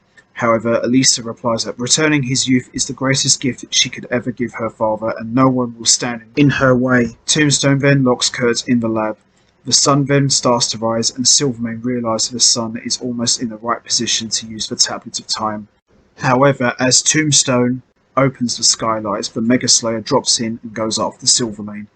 However, Tombstone tackles the Mega Slayer, and the Mega Slayer accidentally blasts one of Spider-Man's arms free from his restraints. As Tombstone blasts the Mega Slayer with a laser, it falls over. However, Spider-Man shoots a web line at Tombstone and pulls him to the ground. However, Spider-Man is still trapped, and Silvermane tells Spider-Man that after he gets his youth back, he will be the first person he kills. From Crime Central, Kingpin and Smythe watch what is going on through the Mega Slayer's video camera. Kingpin then orders Hammerhead to go and retrieve the Tablet of Time. We then see Silvermane gets into place as the sun hits the Tablet of Time. It fires a beam of light at Silvermane. From the lab, Dr. Connors bangs on the door and yells at Silvermane that what he is doing is very dangerous. Because of Kurt's frustration, he begins to transform once more into the lizard. Oh boy, here we go. After a short while, Tombstone closes the skylight, blocking the sunlight from the Tablet of Time. As Elisa looks at her father, she sees that he is now a young man. Silvermane states that with his returned youth, he is now powerful enough to defeat his enemies. As Silvermane is about to remove Spider-Man's mask, we see the lizard breaks out of the laboratory and attacks Silvermane. As Silvermane fights Lizard, Spider-Man attacks Tombstone. Elisa then picks up a gun and shoots Lizard, which knocks him out. Elisa then runs over to Silvermane and asks him if he is alright. Silvermane answers that he feels wonderful. However, Silvermane starts to feel pain and begins to get younger and younger until he is finally a baby. Oh dear, I remember this. It's funny. As Elisa runs over to her father, Tombstone attacks Spider-Man. However, the Mega Slayer, which is nearly destroyed, comes up behind Tombstone and shoots him. The Mega Slayer then totally falls apart. As Spider-Man webs up Tombstone, Hammerhead arrives and rams his head into Spider-Man. Ouch. Tombstone easily frees himself from the web and fires a laser at both Spider-Man and Hammerhead, which hits them. At that moment, the Lizard awakens and Tombstone traps him inside the pyramid. Elisa then orders Tombstone to open the skylight all the way, knowing that much solar energy will cause the tablets of time to overload and destroy the entire building. Tombstone does this, and he, Elisa, and baby Silvermane escape. Spider-Man then frees Margaret from her cell. Meanwhile, inside the pyramid, Lizard is bombarded by energy from the tablets of time. The energy causes Lizard to transform back into Dr. Kurt Connors. Spider-Man is able to get inside the pyramid and rescue Dr. Connors. Spider-Man then gets Kurt and Margaret out of the building before it explodes. Later that day, Vanessa returns home and tells Wilson that because of the life he leads, she barely escaped alive and that she is leaving him. Wilson tells Vanessa that he loves her. However, Vanessa replies that all he really loves is being the kingpin of crime. As Vanessa walks out, Hammerhead enters the room with the tablets of time, which he managed to save before the explosion. Kingpin then orders Hammerhead to get rid of the tablets of time because the sight of it sickens him. Ah, so now you don't want it. Oh boy. A short while later at Empire State University, Kurt awakens and asks what's happened. Spider-Man answers that Silvermane should have listened to him because the tablets of time kept making him younger until he was a baby. Margaret then tells Kurt that the tablets of time's healing powers apparently cured him of being the Lizard. However, Kurt is upset that the tablets of time was destroyed because they may have been able to use it to cure Spider-Man of his mutation disease. However, unknown to both Spider-Man and Kurt Connors, the tablet of time was saved by Hammerhead and he sold it to an old man who is revealed to be none other than Adrian Toomes. And that's how we end Chapter 12 of the Neogenic Nightmare, The Ravages of Time. Overall, I thought this was an excellent chapter, and the idea of the tablets of time making Silvermane into a baby was just quite funny, and seeing Silvermane and Kingpin battling it out to try and get control of the tablets of time and using their loved ones in their game of one-upsmanship was quite interesting. And the tablets of time curing Dr. Kurt Connors of not being the Lizard anymore, time will tell really, because these things have a way of rearing its ugly head. But I thought this was a really good chapter, and seeing Adrian Toomes finally revealed at the end after his name's been mentioned all throughout Season 2 was a very cool ending and a great way to set up Chapter 13. And now that Adrian Toomes has the Tablet of Time in his possession and the ability to help make himself young again, makes him twice as dangerous as ever. And now that Chapter 12 of the Neogenic Nightmare, Ravages of Time, has wrapped up, we now move on to the next chapter, which is Chapter 13 in the Neogenic Nightmare story arc, and that is Shriek of the Vulture. So, as we saw previously in Chapter 12 of the Neogenic Nightmare, Ravages of Time, we saw Tombstone and Spider-Man continue to go at it, as Tombstone was hired by Silvermane to retrieve the Tablets of Time, and as a result of that, Silvermane was able to use the energy of the Tablets of Time to restore himself and make himself young again, as we saw here. But due to the effects of the Tablets of Time, this resulted in Silvermane turning into a baby, which I thought was funny, but at the same time quite shocking, because we know that the Tablets of Time has a way of restoring people's youth. And we also saw Wilson Fisk's wife Vanessa walked out on him after being abducted by Tombstone and his refusal to give up his lifestyle of crime as the Kingpin. And we also learned in this chapter that the Tablet of Time has somehow cured Dr. Kurt Connors of ever becoming the Lizard again. But time will tell on that story, because as we all know, Dr. Kurt Connors has a horrible way of reverting back to the Lizard when you least expect it, so Spider-Man should be very cautious about what happens from here. And we also saw near the end Kingpin asking Hammerhead to get rid of the Tablet of Time due to the fact that it has caused him nothing but grief.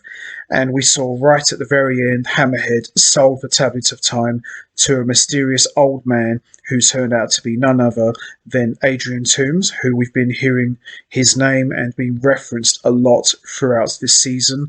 And I thought this was a really cool way to introduce him in the show as we're getting very close to wrapping up season 2.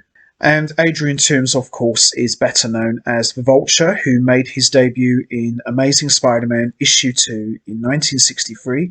And for the most part, in the comic books, the Vulture was pretty much an ugly old man in a bright green bird suit, and he wasn't really much of a threat in terms of physicality. He was mostly a very silly villain, and as I said, I didn't think much of him.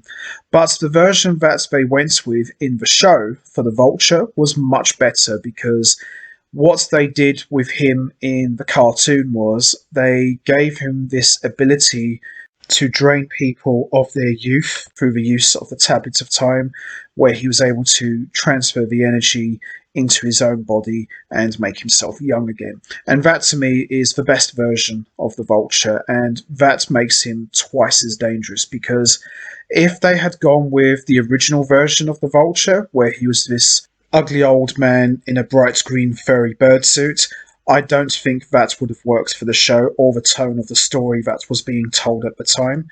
But having the Vulture as a young man, stealing people's youth, and hanging with Spider-Man in a fist fight works much better overall. And I'm really glad they went with that version of the Vulture instead of the original one, because that to me was just a very silly character. So now that Chapter 12 of the Neogenic Nightmare story arc, Ravages of Time, has wrapped up, we are now going to move on to the next chapter, which is Chapter 13 of the Neogenic Nightmare, and that is Shriek of the Vulture.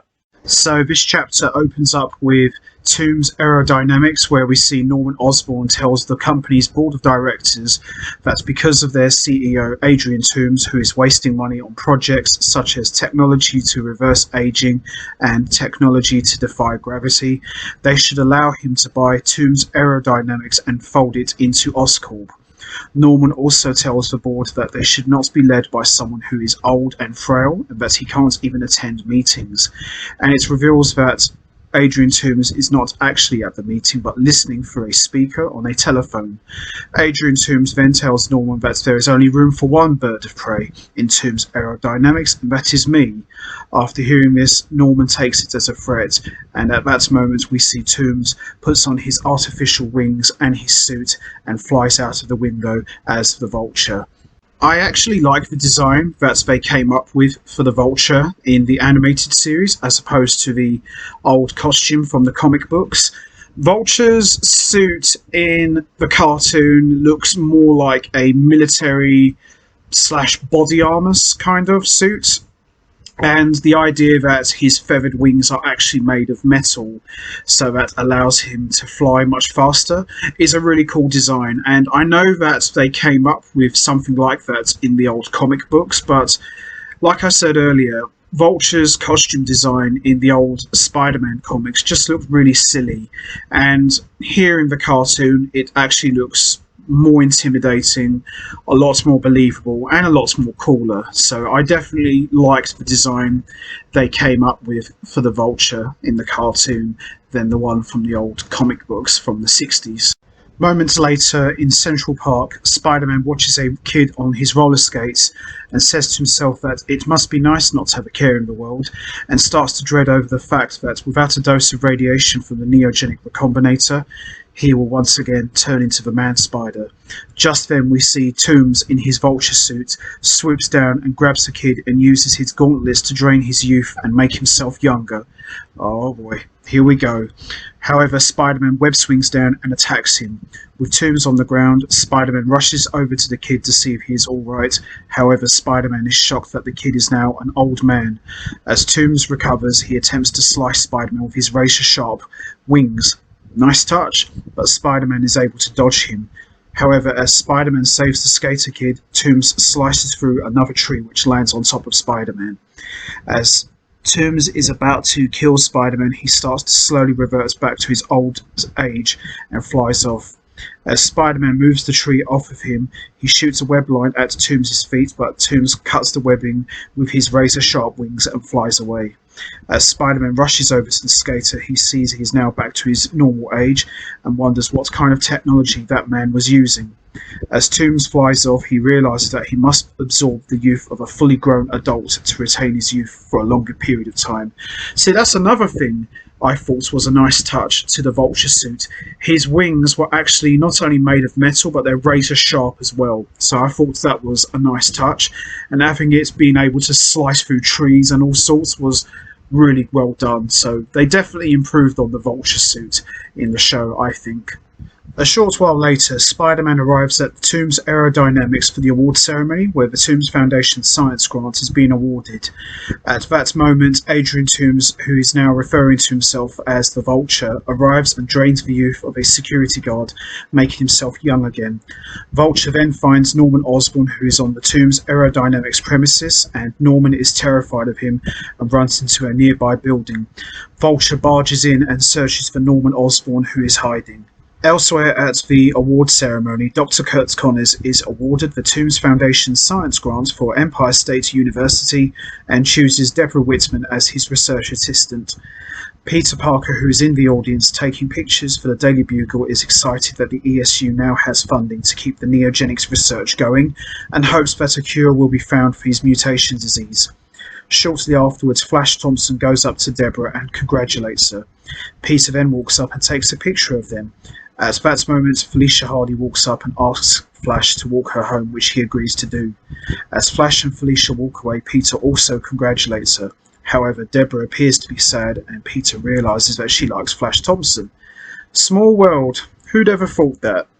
Peter thinks to himself that he knows how she feels because he drove Mary Jane into the arms of Harry Osborn, his own best friend. Wanting to get some air, Peter walks outside, but his spider sense goes off. Peter then sees a flashing light coming from inside a nearby building and figures out that there is danger close by. Peter then changes into his Spider-Man costume and runs into a room with old biplanes hanging from the ceiling and sees the Vulture has Norman Osborn. As Vulture flies into the air, he drops Norman, who starts to plummet to his death. However, Spider-Man catches him with a web line and goes after the Vulture. As Spider-Man lands on top of one of the biplanes, Vulture flies over and knocks him off. Spider-Man is then able to shoot a web line at the biplane, which stops his fall. However, Vulture uses his wings to cut through the rope, holding the biplane to the ceiling, and it starts to fall along with Spider-Man. As Spider-Man lands on the ground, Vulture once again starts to revert to his old age. Realizing that in his old age he could be beaten, Vulture flies into New York City and Spider-Man follows him. Spider-Man is unable to stop the Vulture, but he's able to get his photograph of him before he flies away. Peter later develops the photo he took of the Vulture and uses his computer to identify him as Adrian Toomes. Very, very resourceful. Good to see Spider-Man using his head and actually coming prepared for this situation. Well done. The next day at the new Neogenics lab, we see Deborah and Flash are looking around, and Deborah is impressed and realizes that now ESU has a facility big enough to hold all of their neogenic research. At that moment, a man walks in and introduces himself as Arthur Avis, who we know is really Adrian Toomes, but he pretends to be Adrian Toomes at second in command. Arthur starts to flirt with Deborah, which makes Flash jealous. As Arthur walks out of the room, Peter walks in and tells Deborah he doesn't think being around Toomes Aerodynamics is safe. However, Deborah believes that Peter is just jealous and orders him and Flash to get out of the lab. As Peter and Flash walk out of the building, Flash tells Peter that he thinks Deborah likes him. However, Peter replies that she's just trying to make him jealous for leaving her to go with Felicia at the award party. And Flash, being Flash, is like, oh. A short while later, Kurt Connors arrives at Toomes Aerodynamics and goes into Adrian Toomes' office. As Connors enters the office, he sees Toomes and tells him that he is eager to talk to him about his plans for the future of Neogenics. Toomes then says that Neogenics is his hope for the future. Kurt then replies that Neogenics is also his legacy. After hearing this, Toomes gets angered and stands up. Toomes then tells Connors that he should not try to rush him to the grave so quickly, and that Norman Osborn is making that mistake by trying to take over his company. Toombs then starts to cough and Connors walks over to Toombs to help him. However, Toombs is only faking being sick and places a device called a neural neutralizer on his forehead, which suspends brain activity and paralyzes him. Toombs then puts on his flight harness and reveals that his youth-draining technology was created by studying the Tablets of Time, which was sold to him by Hammerhead. Vulture then says to himself that Norman will be expecting him to attack again, but he will instead go after his son, Harry Osborn. The next day, Spider-Man arrives at an amphitheatre for Mary Jane's play and sees Harry Osborn sitting in the audience. Spider-Man also wonders why Mary Jane is so eager to have him show up. As Peter changes into his street clothes, he goes backstage and talks to Mary Jane. Mary Jane then hands Peter a letter and says that it is from her father, Philip Watson, who abandoned her when she was a child. Mary Jane then tells Peter that after all these years he wants to meet her Wednesday at 8 o'clock p.m. Peter asks why is she telling him this, and Mary Jane says that she needs someone with her when she meets him for the first time. Mary Jane then goes on stage and Peter thinks that there still might be a chance for them to get together. Friend zone anyone? Yeah, I thought so too. As Peter watches the play, his spider sense starts to tingle and he looks up into the sky and sees the Vulture flying around. As the terrified audience flees, Vulture swoops down and grabs Harry and starts to fly away with him. However, Spider-Man arrives and shoots a web line at Harry and pulls him away from the Vulture. However, Vulture attacks Spider-Man and goes after Harry again. Although Spider-Man keeps the Vulture from taking Harry, Vulture then looks at a timer on his wrist and notices that in a few moments he will revert back to his old age. Because of this, Vulture quickly flies off, and from afar, Spider-Man watches Mary Jane and Harry together, and is jealous that Harry now has Mary Jane. Poor Spider-Man. Later that night, Vulture, now an old man again, returns to Tomb Aerodynamics. As the Vulture flies into the penthouse, he is spotted by Deborah. Deborah then picks up the phone and calls Peter, but gets an answering machine instead and leaves a message saying that she saw a strange bird fly into Toombs' penthouse and tells him to come over and to bring his camera. However, as Deborah turns around, she sees the Vulture. The Vulture then grabs Deborah by the shoulders and drains her of her youth. A short while later, Peter gets her message and realizes that she is in danger and goes to Toombs Aerodynamics as Spider-Man. Oh boy, here we go. As Spider-Man arrives at Toombs Aerodynamics, he blames himself for leaving Deborah alone.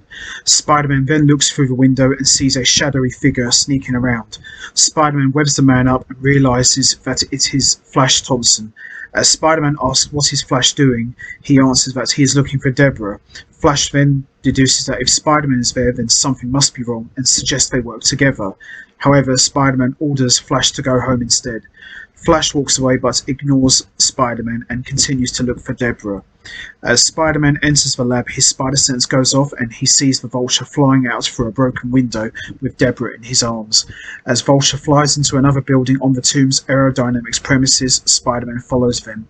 However, as Spider-Man enters a hallway, a laser gun that is mounted on the wall starts firing at him. Spider-Man angles himself just right on the wall, and as the laser beam hits the wall, it ricochets and hits the laser and destroys it. From another room, Vulture watches Spider-Man on a monitor and is angered that he is still alive. However, Vulture spots Flash on one of the monitors and thinks that he could be useful. Vulture then pushes a button on his controls which causes an elevator door to open, and Flash unknown that he is being used to get inside the elevator. Moments later, Spider-Man finds Dr. Kurt Connors and removes the neural neutralizer from his forehead. As Kurt regains consciousness, he asks Spider-Man where Toombs is and what he did to him. However, Spider-Man tells Kurt that he doesn't have time to explain and orders him to leave. In another room, Flash finds Deborah as an old woman. Deborah is crying and tells Flash not to look at her. As Flash looks at her, he sees now that she is an old woman and Deborah begs Flash to help her. However, Deborah quickly changes back into a young person. At that moment, Vulture barges into the room, throws Deborah to the ground, and starts to drain Flash of his youth. However, Spider-Man arrives and pulls Vulture away before he is able to do so. As Vulture flies away, Spider-Man shoots a web line at his feet and takes off with Vulture, and Deborah and Flash quickly get out of Toombs Aerodynamics. Oh boy, any second now. As Spider-Man and Vulture continue to fight, Vulture presses a button on his armoured chest plate and tells Spider-Man that he has activated a self-destruct sequence, and in 1 minute, Tomb's aerodynamics will explode. Vulture then slams a neural neutralizer on Spider-Man's head and he flies out. However, Flash arrives and removes the neural neutralizer from Spider-Man's head. Spider-Man then quickly grabs Flash and gets him to safety before Tomb's aerodynamics explodes. Outside, Spider-Man is looking for the Vulture. Spider-Man's spider sense then tingles and the Vulture flies straight up to Spider-Man and grabs him. Suddenly, a strange energy surrounds Spider-Man and we see the Vulture begin to get younger and younger until he finally absorbs all of Spider-Man's spider strength and powers. This causes Spider-Man to collapse and faint. Vulture realises that absorbing all of Spider-Man's powers has made him twice as strong than before. He then takes off Spider-Man's mask and we see underneath Spider-Man is now an old man. And that's how we end Chapter 13 of the Neogenic Nightmare, Shriek of the Vulture. Overall, I really enjoyed this one a lot. This was definitely one of my favourite chapters from the Neogenic Nightmare story arc, and I just loved what they did with the Vulture character. And as I mentioned at the beginning, they didn't just make him some ugly old man in a bright green furry bird suit. They really made the Vulture a dangerous threat, and the ability to drain people of their youth and making himself younger just made him twice as dangerous.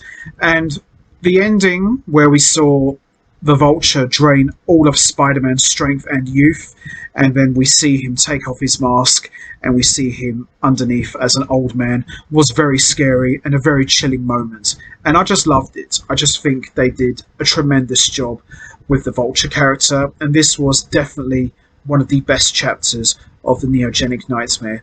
And another thing that I liked about the Vulture was when he was a young man, he actually had a different name, which was Arthur Evase, so that was pretty cool as well. And his age-draining ability was only temporary, so that was a nice touch also.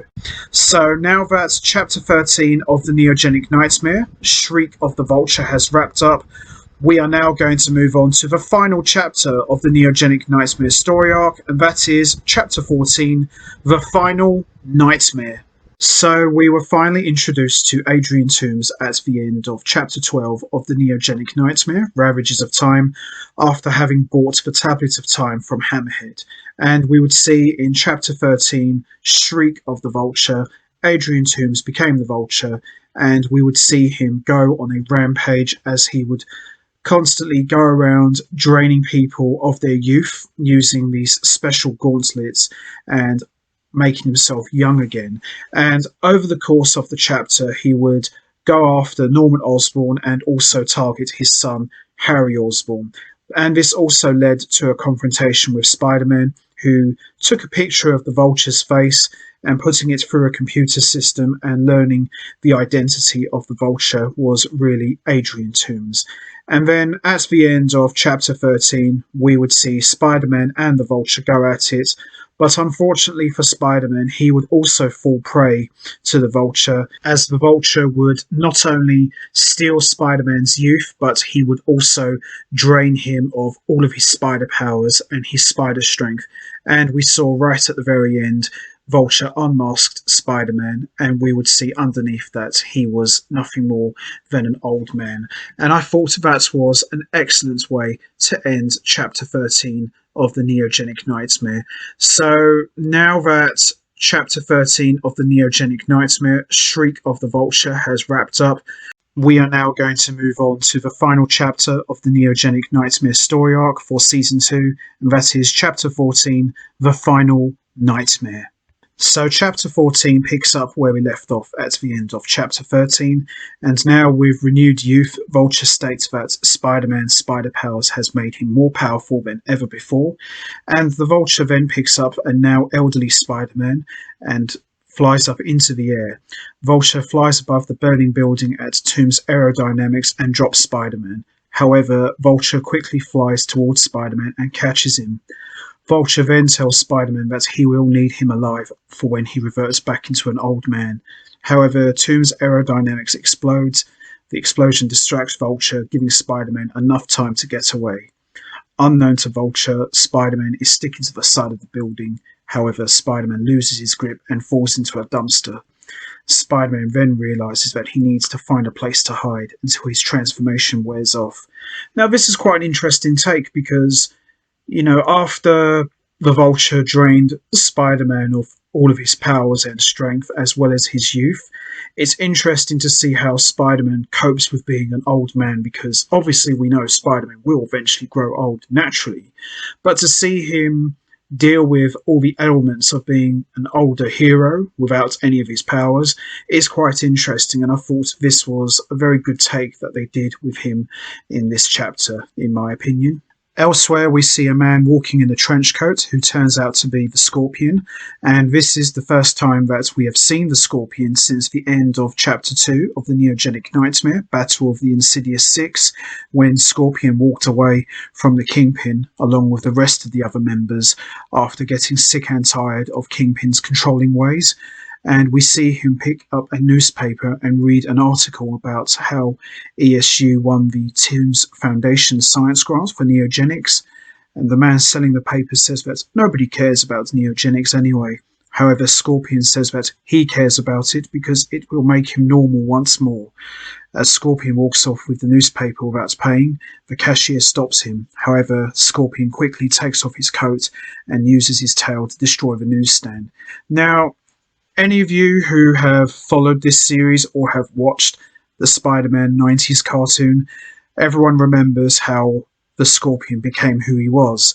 If you remember back in Season 1, in Sting of the Scorpion, J. Jonah Jameson paid Dr. Stillwell to transform Mac Gargan into the Scorpion in the hopes of taking down Spider-Man.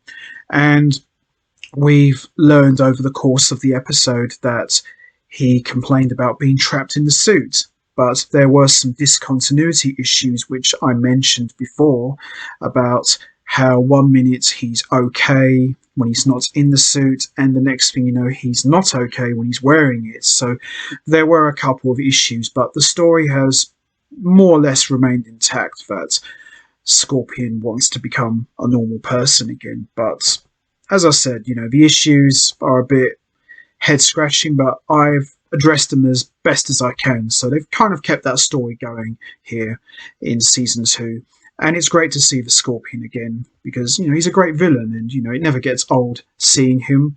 So his obsession with being human again and his obsession with neogenics, obviously he wants that more than anybody else. So we know what's going to happen next. At that moment, Spider-Man swings overhead, unknown that the Scorpion is below him, and wonders why he hasn't gotten younger yet. As Spider-Man swings through New York, he is unable to grab his web line because of his slowed reflexes and falls to the ground. Spider-Man then comes across two thugs stealing an old woman's purse. As Spider-Man tells them to leave her alone, he notices that he also sounds like an old man due to his voice. Spider-Man attempts to capture the thugs with his webbing but totally misses them. One of the thugs notices that Spider-Man looks frail, but they run away. Spider-Man then hands the old woman her purse back and takes off his mask, puts on a trench coat, and walks away. As Spider-Man walks down the street, he frantically thinks to himself that he must reverse what has happened to him. However, Peter stops to catch his breath. As a bus pulls up, the driver asks if he needs a ride and tells him that it's alright if he forgot his senior pass. Peter then gets on the bus and he drives off. Oh boy, poor Spider-Man. Meanwhile, Norman Osborn is in a helicopter flying towards Oscorp, and as he looks out his window, he sees the Vulture flying beside the helicopter. Norman then orders the pilot to shoot him down, and as the pilot shoots missiles at the Vulture, he flies above the plane and uses his laser gun to cause the helicopter to crash. Osborn is able to jump free and open a parachute, but Vulture grabs Norman and flies him underneath a bridge. Vulture then reveals to Norman that he is really Adrian Toombs, made young by his technology, and he wants revenge on him for taking his company. As Vulture picks up Norman, he starts to have a strange feeling. Not only did Vulture absorb Spider-Man's youth and his strength, but also his mutation disease as well. We then see the Vulture transform into a spider creature as Norman watches in horror and runs off. See, I knew there'd be a price, and I found that quite interesting that he absorbed everything of Spider-Man, not just his strength, not just his youth, but his mutation problem as well. And to see the Vulture mutate is quite cool, really, because I would have thought, because with him being a vulture, I thought maybe he could have mutated into a mutant vulture of sorts, but I think having him mutate into the man spider, or at least a version of the man spider, was quite interesting and a very different take on how the transformations work. Because, as I said, not only did the vulture drain him of all of his powers and strength, but also his mutation as well. And I never thought that he would mutate because the vulture was never exposed to radiation or bitten by a radioactive spider. So, in that sense, it's quite interesting. Meanwhile, at the Parker house, we see Peter Parker looks through May Parker's window to see if she is asleep. As soon as Peter sees that she is sleeping, he realizes that May won't hear him come in, and he scales the side of the house and goes inside. Meanwhile, at the Daily Bugle, J. Jonah Jameson calls Peter's home. As Peter answers the phone, Jameson believes he is talking to one of Peter's elderly relatives. Peter tells Jameson that he is sick and cannot take photographs. Before Jameson hangs up, he says that Norman Osborn was just attacked by the Vulture. Peter then realizes that people need his help, and he calls Kurt Connors at Empire State University and tells him of how he was turned into an old man. Connors replies that he might be able to help him, and he tells Spider-Man to meet him at the new Neogenics lab in the morning. A short while later, at an asylum, we see Farley Stillwell, who has suffered from a breakdown, runs through the hall screaming that Scorpion is trying to get him. Stillwell is then escorted back, and as the orderlies bring Stillwell to his room, they strap him down and leave. However, the real Scorpion secretly breaks into Stillwell's room and demands that he turn him back into a normal human being. Scorpion also tells him that Tomb's aerodynamics has everything they need to do the job. As some orderlies see Scorpion in Stillwell's room, they barge in and try to stop him. However, Scorpion swats the orderlies with his tail and makes off with Stillwell. Now, of course, as we all remember, Stillwell had a big hand in turning Mac Gargan into the Scorpion. So you can imagine seeing the Scorpion again after all this time has just completely knocked him into shock. So it's understandable why he wouldn't want to see him again, because he feels responsible for turning Mac Gargan into a monster. The next day, we see the Vulture go into the Neogenics lab and demands Dr. Kurt Connors' help. Just then, the Vulture begins to mutate into a giant spider again. Connors then reveals that when Vulture drained Spider-Man's youth, he also absorbed his mutation disease. Connors continues to tell Vulture that the only way to get rid of the disease is to transfer it back into Spider-Man. However, Vulture tells Connors that he killed Spider-Man. Connors replies that he just talked with Spider-Man and he is alive and well. At that moment, Scorpion bursts into the Neogenics lab with Farley Stillwell. Vulture attacks Scorpion and Connors tries to get away. However, Vulture grabs Connors and demands to know where Spider-Man is. Frustrated by what is happening, Connors begins to transform into the Lizard. However, the transformation stops when Scorpion tackles the Vulture. As Scorpion and Vulture begin to fight, a giant piece of equipment falls from the ceiling and almost lands on Connors. However, Scorpion grabs the falling debris and throws it out of the way, saying that he might need Connors' help to make him normal. When Vulture learns that Scorpion wants his files on Neogenics, Vulture proposes that to Scorpion that if he helps him capture Spider-Man, he will give him access to his Neogenic research. Scorpion then agrees to help Vulture. To find out where Spider-Man is, Scorpion asks Dr. Connors. Kurt knows that he will be harmed if he doesn't tell them what they want to know, so Connors tells Vulture and Scorpion that Spider-Man should arrive at the Neogenic lab any moment. Oh boy, Spider-Man ain't going to take too kind to this. Later that day, Peter walks down the street and thinks to himself that the worst part about losing his youth, that he won't be there with Mary Jane when she meets her father. As Peter walks up to Mary Jane's house to leave her a note explaining that he won't be with her to meet her father, Mary Jane walks outside. Peter says that it was a mistake to go to her house and runs away. Mary Jane believes that the old man is her father and thinks he is abandoning her again. As Peter walks down the street, he thinks he is now ruining other people's lives and wonders what else can go wrong. At that moment, a car nearly runs over Peter. As Peter dodges the car, he lands on the sidewalk which is in front of his house. At that moment, May Parker walks up to Peter, unaware that the old man is her nephew, and invites him to her house for coffee. Peter accepts and they both sit together and talk. May then goes into her house and gets Peter a sweater. As Peter takes the sweater, he thanks Aunt May for everything she has done, and walks off. Ah, lovely. A short while later, Spider-Man arrives at the Neogenics lab and meets with Dr. Connors. From above, we see the Vulture and Scorpion secretly watch Spider-Man walk in. As Spider-Man talks to Connors, Scorpion jumps down and attacks Spider-Man.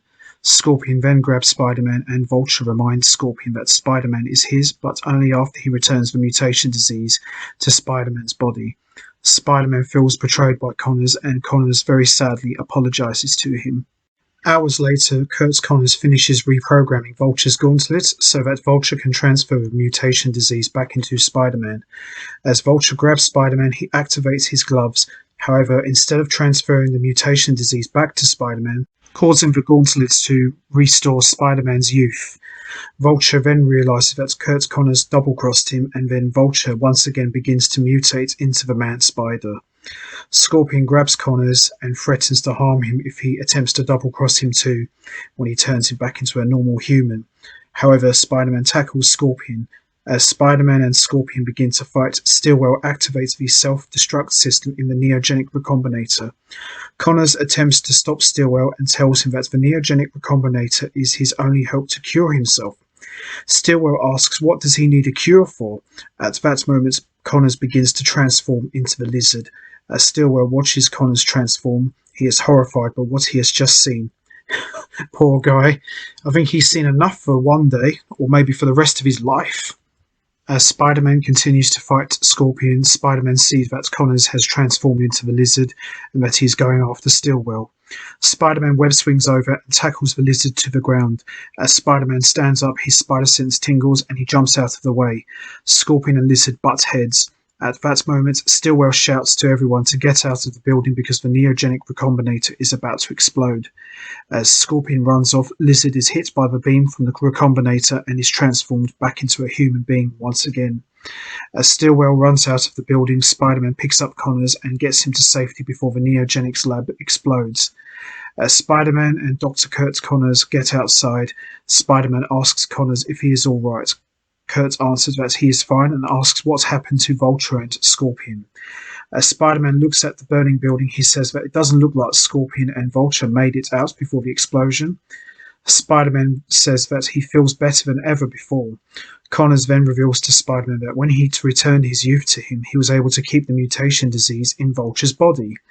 At that moment, Dr. Stillwell walks up and says that the nightmare that was caused by Neogenics is now over and that the secret to Neogenics are locked inside his mind. Kurt attempts to plead with Stillwell, saying that he still needs Neogenics to find a cure for himself. However, Stillwell tells Connors that Neogenics is too unpredictable and walks away.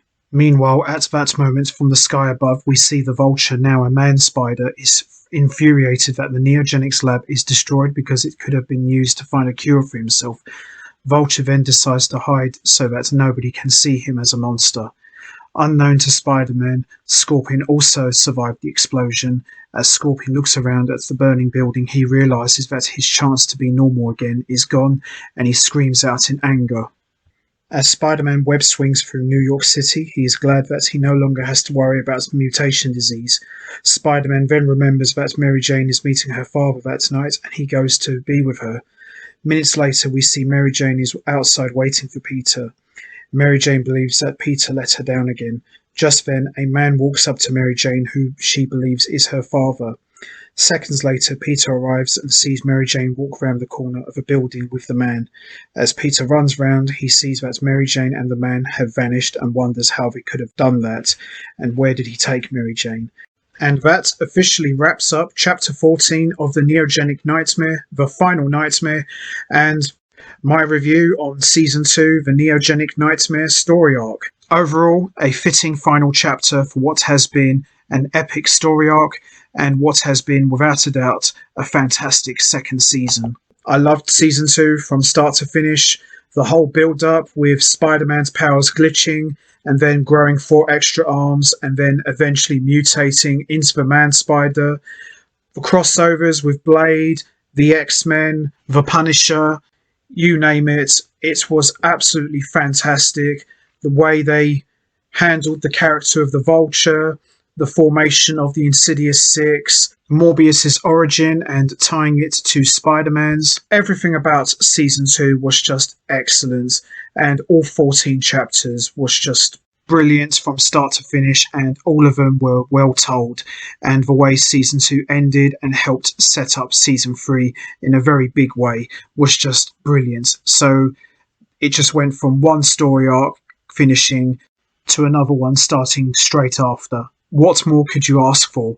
And there's a good reason why season 2 is considered by many to be the show's best, or at least one of the show's best. So that's going to be it from me. I am going to wrap this up now.